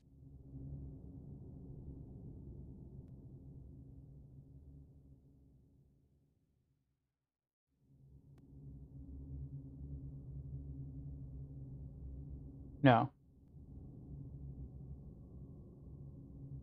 So yeah, if I wear the Western hat, fire 4 shots at once, that's 100% more damage. No, that's 400% more damage because I'm firing, well, 300% more damage because I'm firing 4 shots at once, so 3 additional shots. Worn by the true heroes of the old Wild West. But let's see if it actually works, though.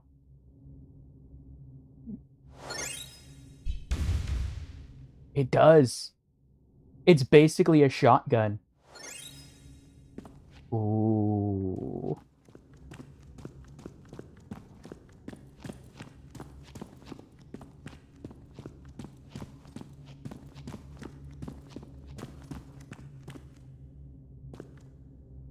Enter portal to Wyvern's lair. Okay, before I do that... Oh, is there something up here?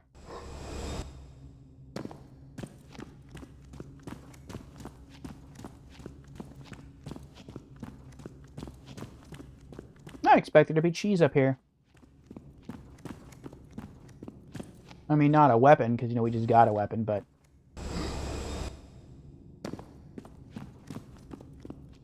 Like, this would have been a pretty decent place to hide a cheese wheel.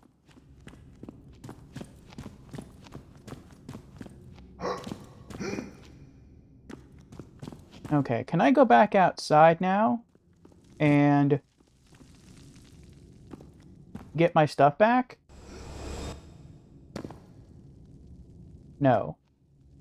That stinks. Yeah, without that shield, I can't break the other statues.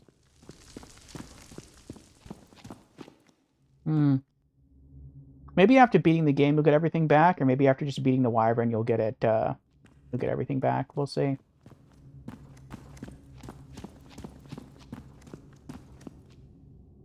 Alright, portal to Wyvern's lair.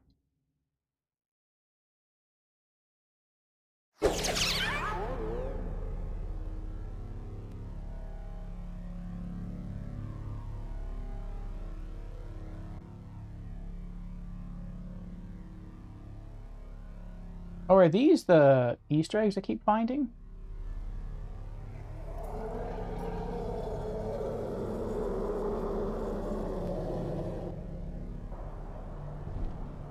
Ms. Wyvern.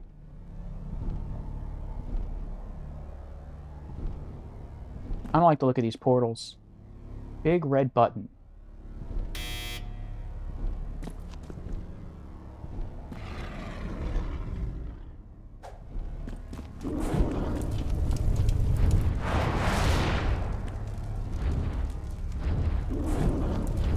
Okay, so these can't be destroyed, I guess. And I die immediately. Okay.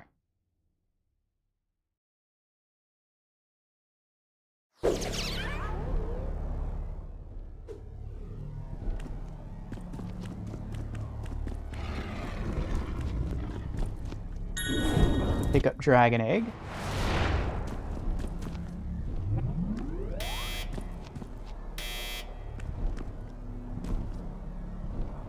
Wyvern Zapper 2000.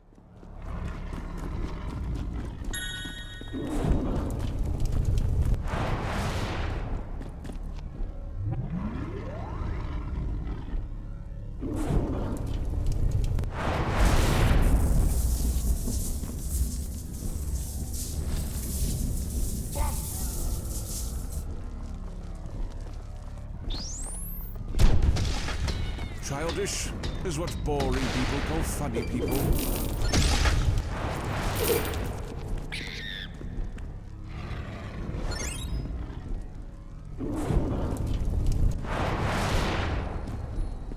It didn't do anything.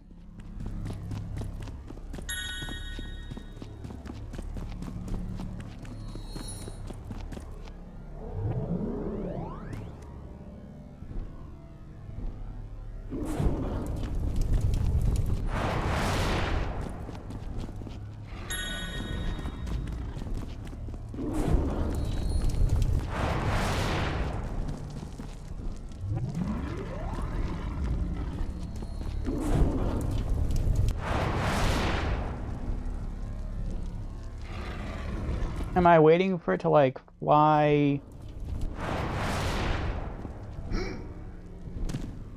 Oh, my jetpack is disabled.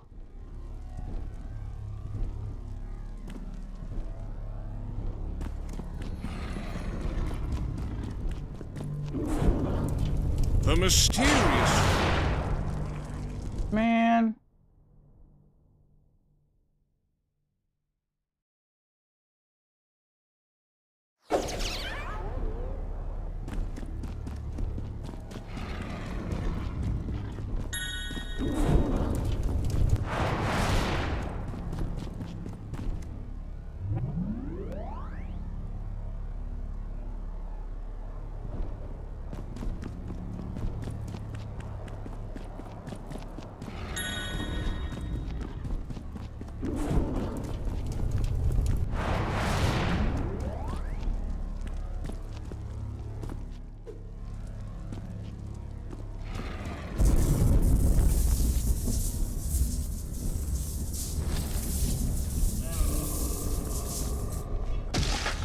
You can buff that out.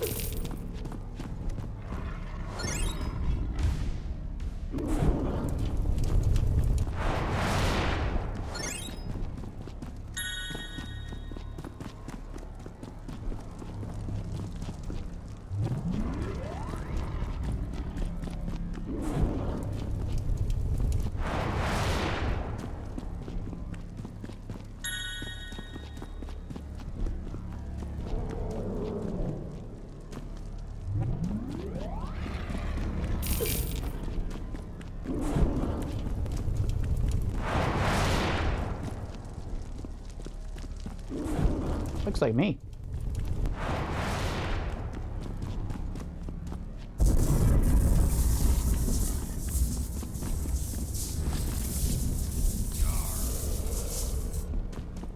Oh, there's like a version of me that's growing bigger.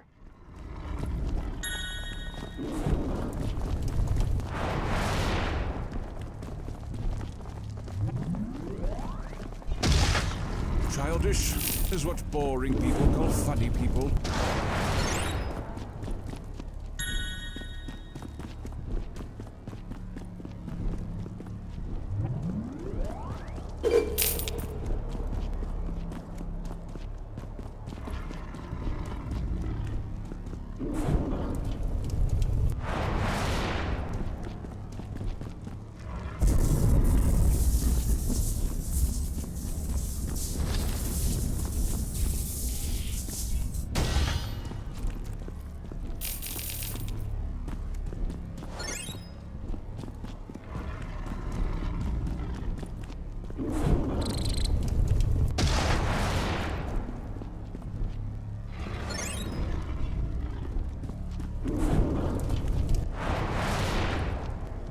Wait, is this what I have to do?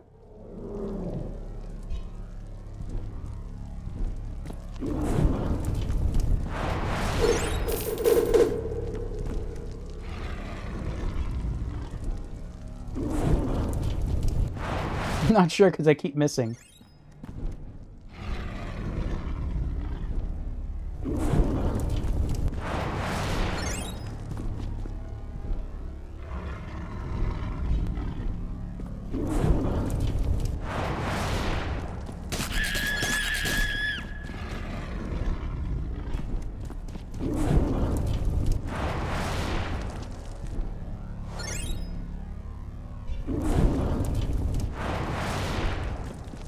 Yeah, I don't know.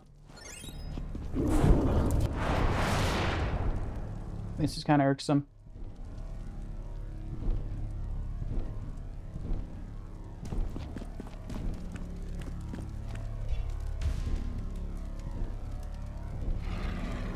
Especially since I keep missing.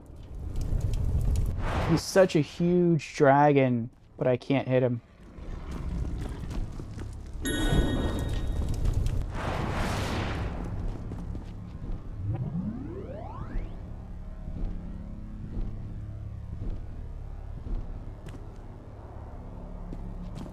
Unless I have to attack the head? Do you think that's it?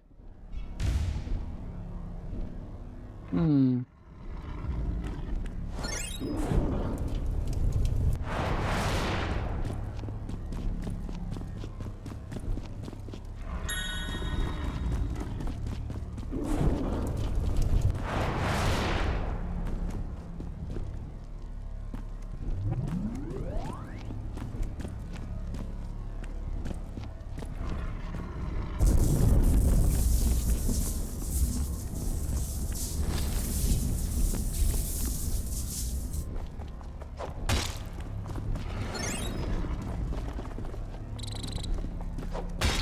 What?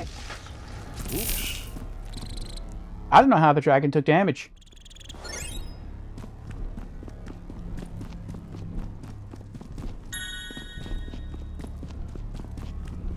The only thing that happened differently with that time was that an enemy spawned and came up and hit me once. And that dropped the... Is that what's going on? Is that why there's a thing over there that looks like me?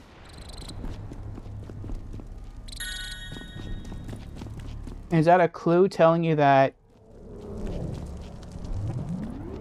once I push the button, an enemy spawn, I have to let the enemies hit me?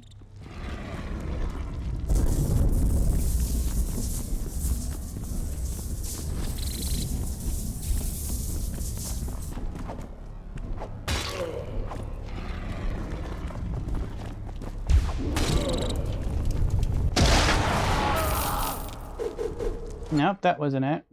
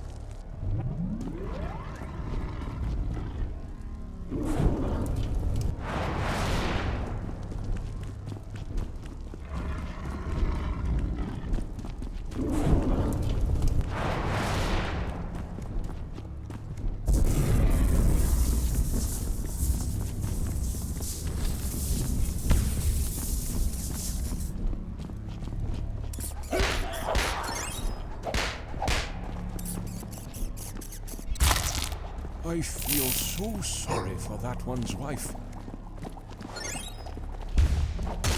Come on.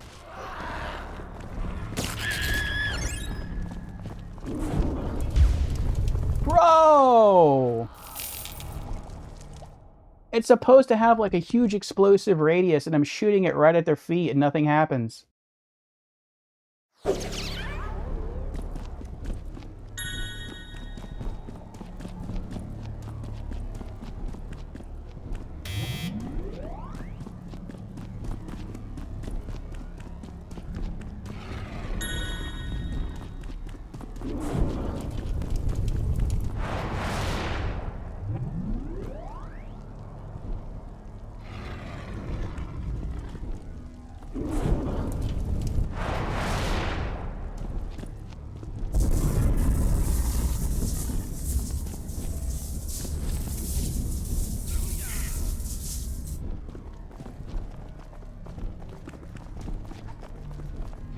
Oh my gosh, I didn't have the wand equipped.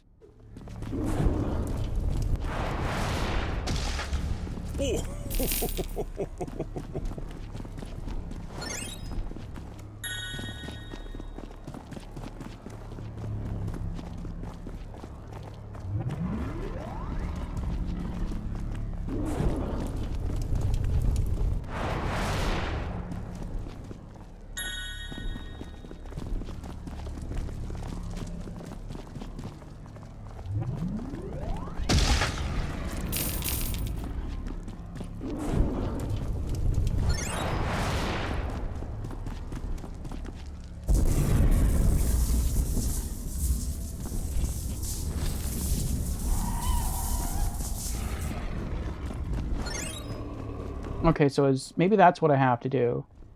Maybe I have to use the zapper. Maybe a bit unnecessary, but... And then while the zapper's going...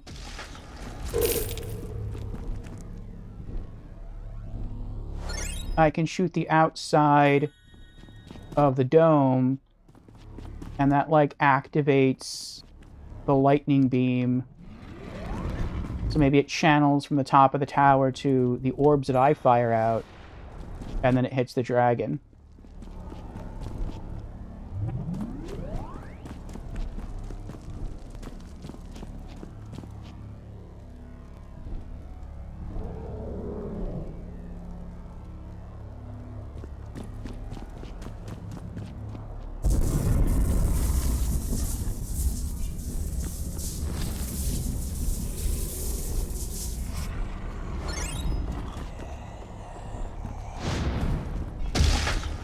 Bye-bye.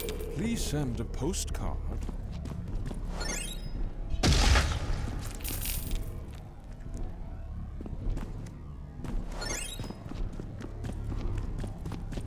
I don't know where the Wyvern is anymore. There it is.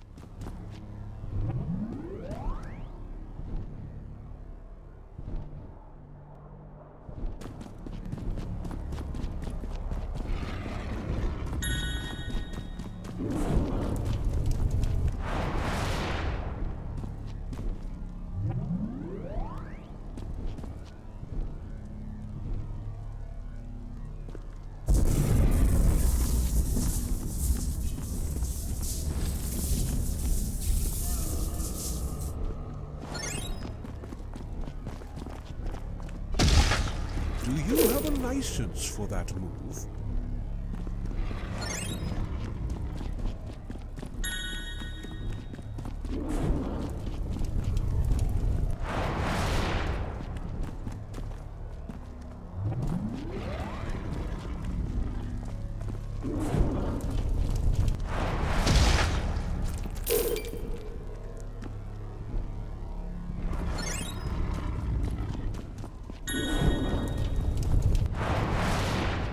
Welcome back, Indy.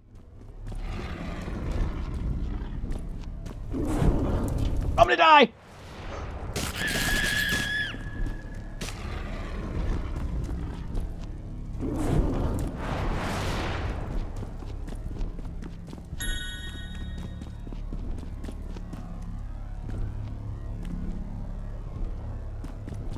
We're close to beating this boss, Indy.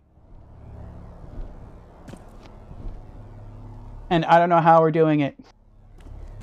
There's a mechanic in here to kill the boss, and I don't know what it is. I've been trying to guess, but I'm not exactly sure. We're making progress.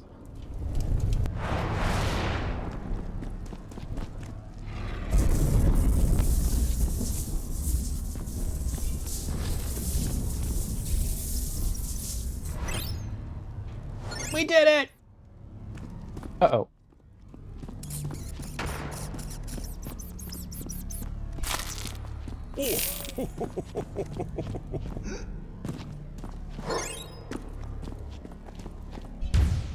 Oh my gosh.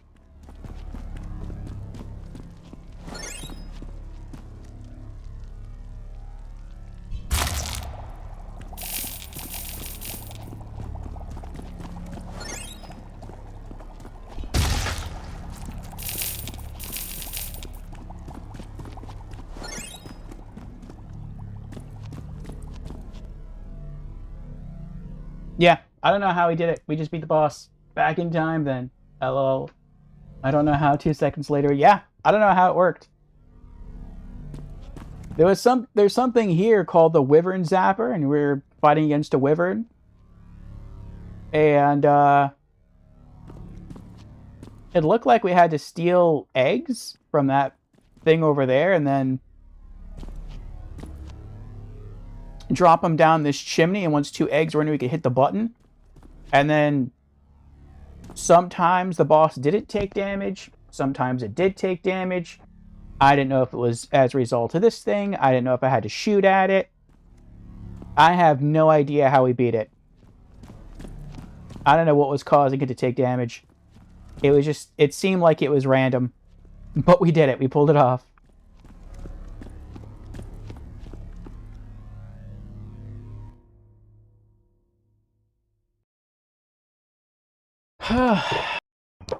Maybe later on I'll read into how I beat the boss.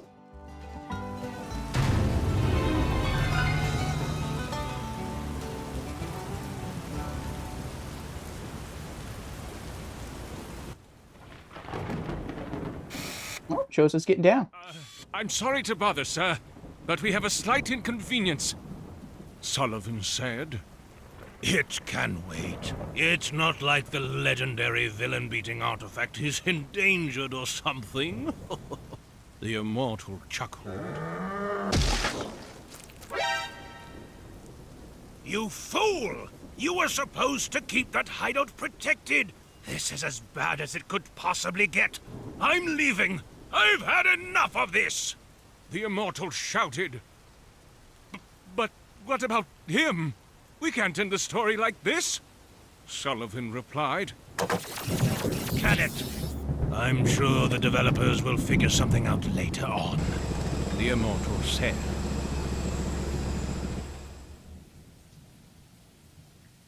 Grumpy Immortal. Defeat the Immortal. Protagonist then, our hero. What heroic deeds would he go on and perform with his recently acquired legendary weapon? Oh.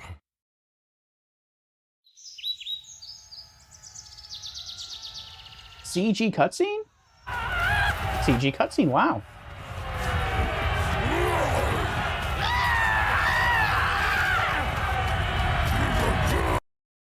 To be continued. Is that really it? Did we beat the game?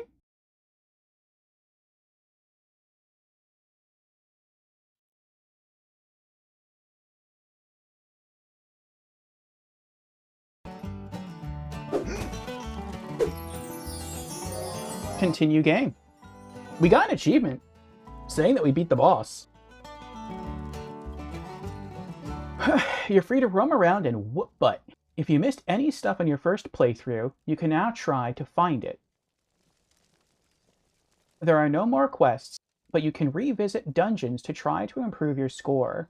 The same goes for Flappy Night.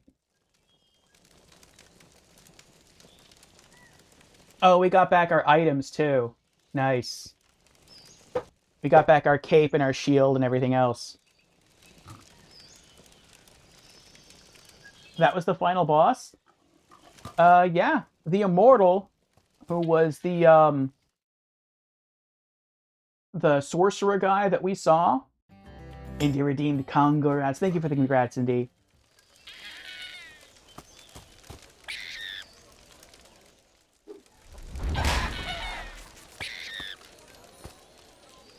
Yeah, the sorcerer guy in purple. He's the main antagonist of the game. He's the one that we were supposed to beat. But I guess his hidden palace, floating castle island thing had jet wings, and so he escaped. But we killed his pet, that large wyvern creature. So I guess maybe the developers are either in the process of making, or maybe they're hoping to make a sequel to this game. So if they do, I'll be there. I'll get the game. I hope you get to import your character and all your loot. You probably won't be able to. There'll probably be some silly reason why you can't. I don't mean like that in a bad way. I mean, this game is about humor, so there'll probably be like a funny reason as to like how you lose everything and have to start over.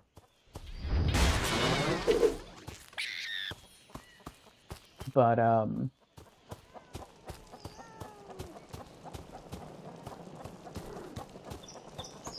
yeah, I guess we're gonna have to try to catch the sorcerer in the sequel. Let's check out the credits. We'll check out the credits, and I shall give my review of the game. I always like watching the credits. Cool to see, at least for me, how many different people worked on a game. Oh, there's music during the credits.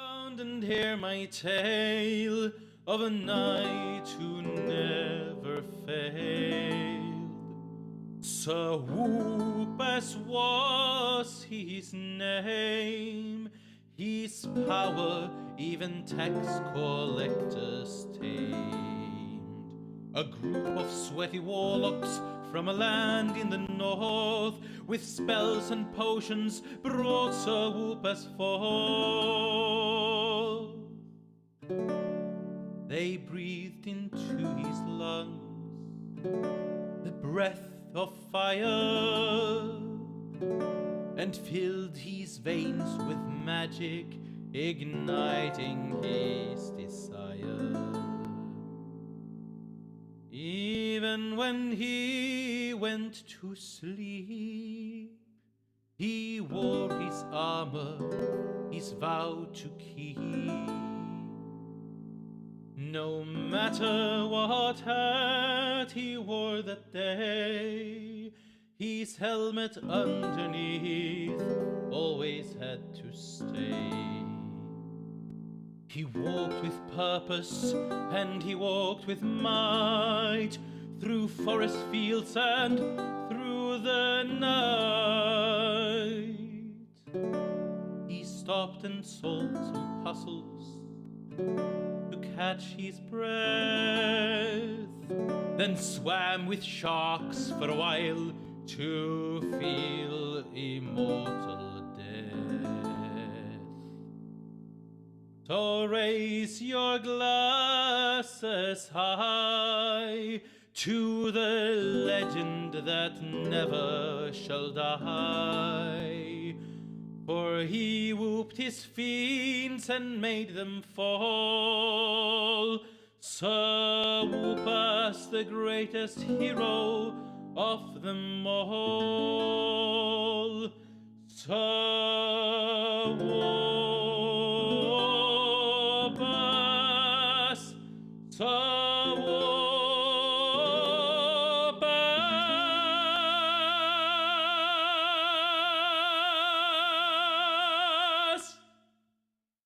Yelled that for a long time.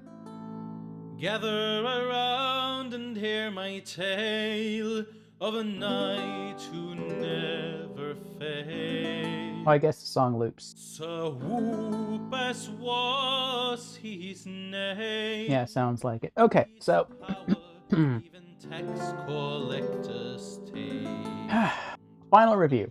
of sweaty warlocks from a land in the north, with spells and potions. Again, I would like to have heard the music, but as I'm a content creator, I wasn't able to listen to it except from this song, and I like this song, and I feel like I heard this song and I heard the song at the startup screen, though that song is not included on stream. And from what I heard, I liked it, and I feel like the music would have really enhanced my play experience. But again, as I'm a content creator, I couldn't listen to the music without repercussions on stream, so we kept that off. Sound design was a bit underwhelming. I would have liked to hear people talking to one another in the town, or even just chatter noises that sounded like people talking to one another.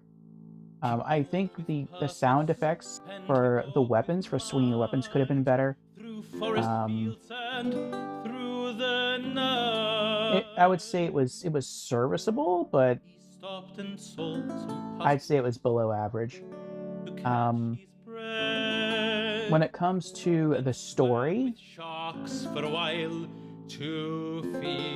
it's not anything epic, but it's not supposed to be anything epic. It's supposed to be just a funny, somewhat feel-good story, and I think it achieved that. The story was just kind of an excuse to go experience the world and have some fun for a while. And so, yeah, when it comes to that, I would say the story is slightly above average. I think it could have been done better. But it wasn't bad, not at all. The humor, I think most people, the humor is going to fall flat. They're going to understand the jokes, but they're not so funny that they're going to break out into laughing out loud. But again, when you're someone like me who's coming from stuff like Dark Souls and Sekiro, and you've just been playing really serious tales, and then you come into this game, it feels refreshing, it feels nice. to have so much humor just so freely and casually thrown at you. And so I give it sort of high points for that. When it comes to gameplay, the combat was serviceable. Maybe I want to say it was average. Wasn't bad. It could have been better. There's some things I really liked. There's some things I didn't like. I didn't like that the turn speed felt so slow. Again, at least with controller, maybe if you have mouse and keyboard, you can speed up the turn speed. But at least on controller, I couldn't do it. I also didn't like the lock on. How if you're running into a group of enemies, your character seems to auto lock onto the weakest enemy. And again, that may have been done. I mentioned this earlier.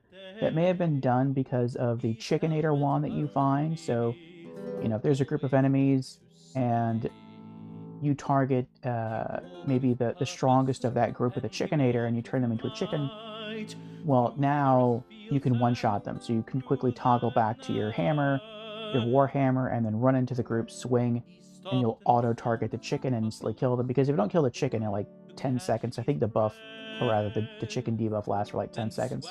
If you don't kill them in that time frame, then they'll turn back into their normal non-chicken enemy state. And it seems like they go super aggro on you after that, so you really want to kill that enemy while they're in their chicken state as soon as possible. But I would still have preferred the ability to lock on to individual enemies and to change my lock on target at will. Failing that, if they would have just wanted to let you have zero lock on, that would have been okay, but to force the player to attack the weakest target, and again, that's what it felt like. I understand the logic behind it, but I would have preferred a different kind of system. As far as using the sword,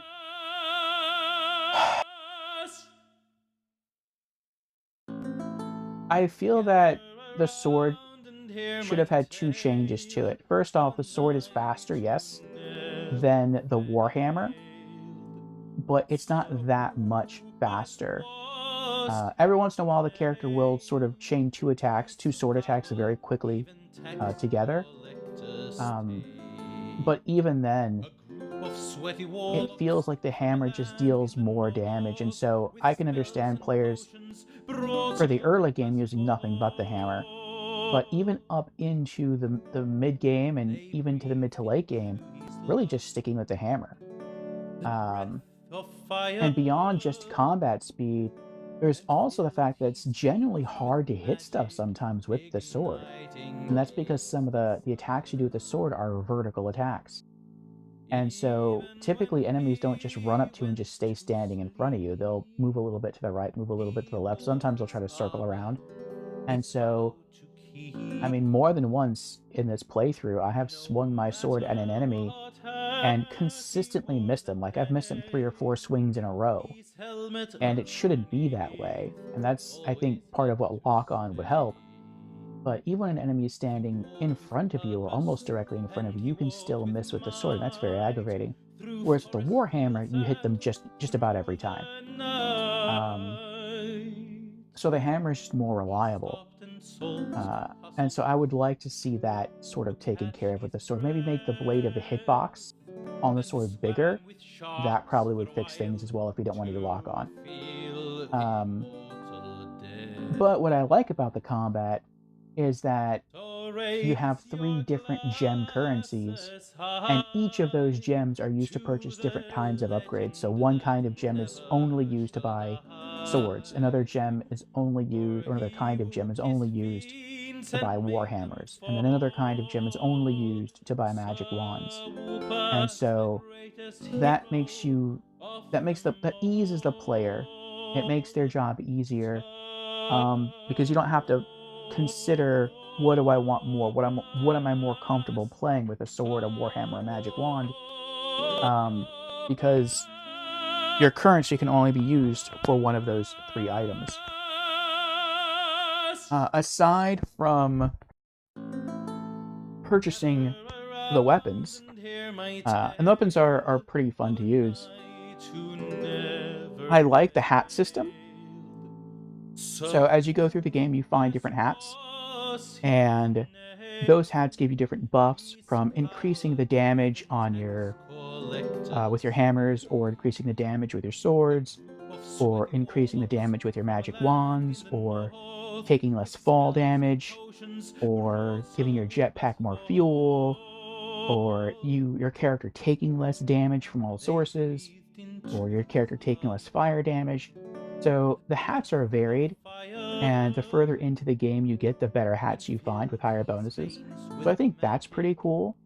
Um, I also like the fact that you can wear different costumes or armor sets, but the armor is purely cosmetic, and so you can play around with that a lot. And I like the look of the costumes, I'll call them, from the Donatello, which looks like the Ninja Turtle Donatello, and he's wearing a donut on his back instead of a turtle shell. That's kind of cool. I like the Optimus Prime outfit. That was pretty neat. I like the unicorn outfit that was white and pink. I like the Green Knight of Culture, which had like a waifu on the torso plate, and it was red and green. So I like the artwork in the game. That was nice. Um, and I like the freedom of wearing whatever costume you want, because it is purely cosmetic. It has no impact on your defense. Um, I like. I'm just gonna say the one side quest because it's the only one I can really remember. I liked the Little Red Riding Hood side quest. I thought that was fun. It was a little short, kind of tough, but it was fun. And you got a pretty cool item out of it, a weapon, a unique weapon. Um, I think the main quest was a good length. Had it been longer, I think it would have done a disservice to the game overall. It could have actually been even a little bit shorter than it was, and it would have been fine. But I would have liked to see more side quests. That would have been nice. Um, so that covers gameplay, that covers music and sound design, that covers story.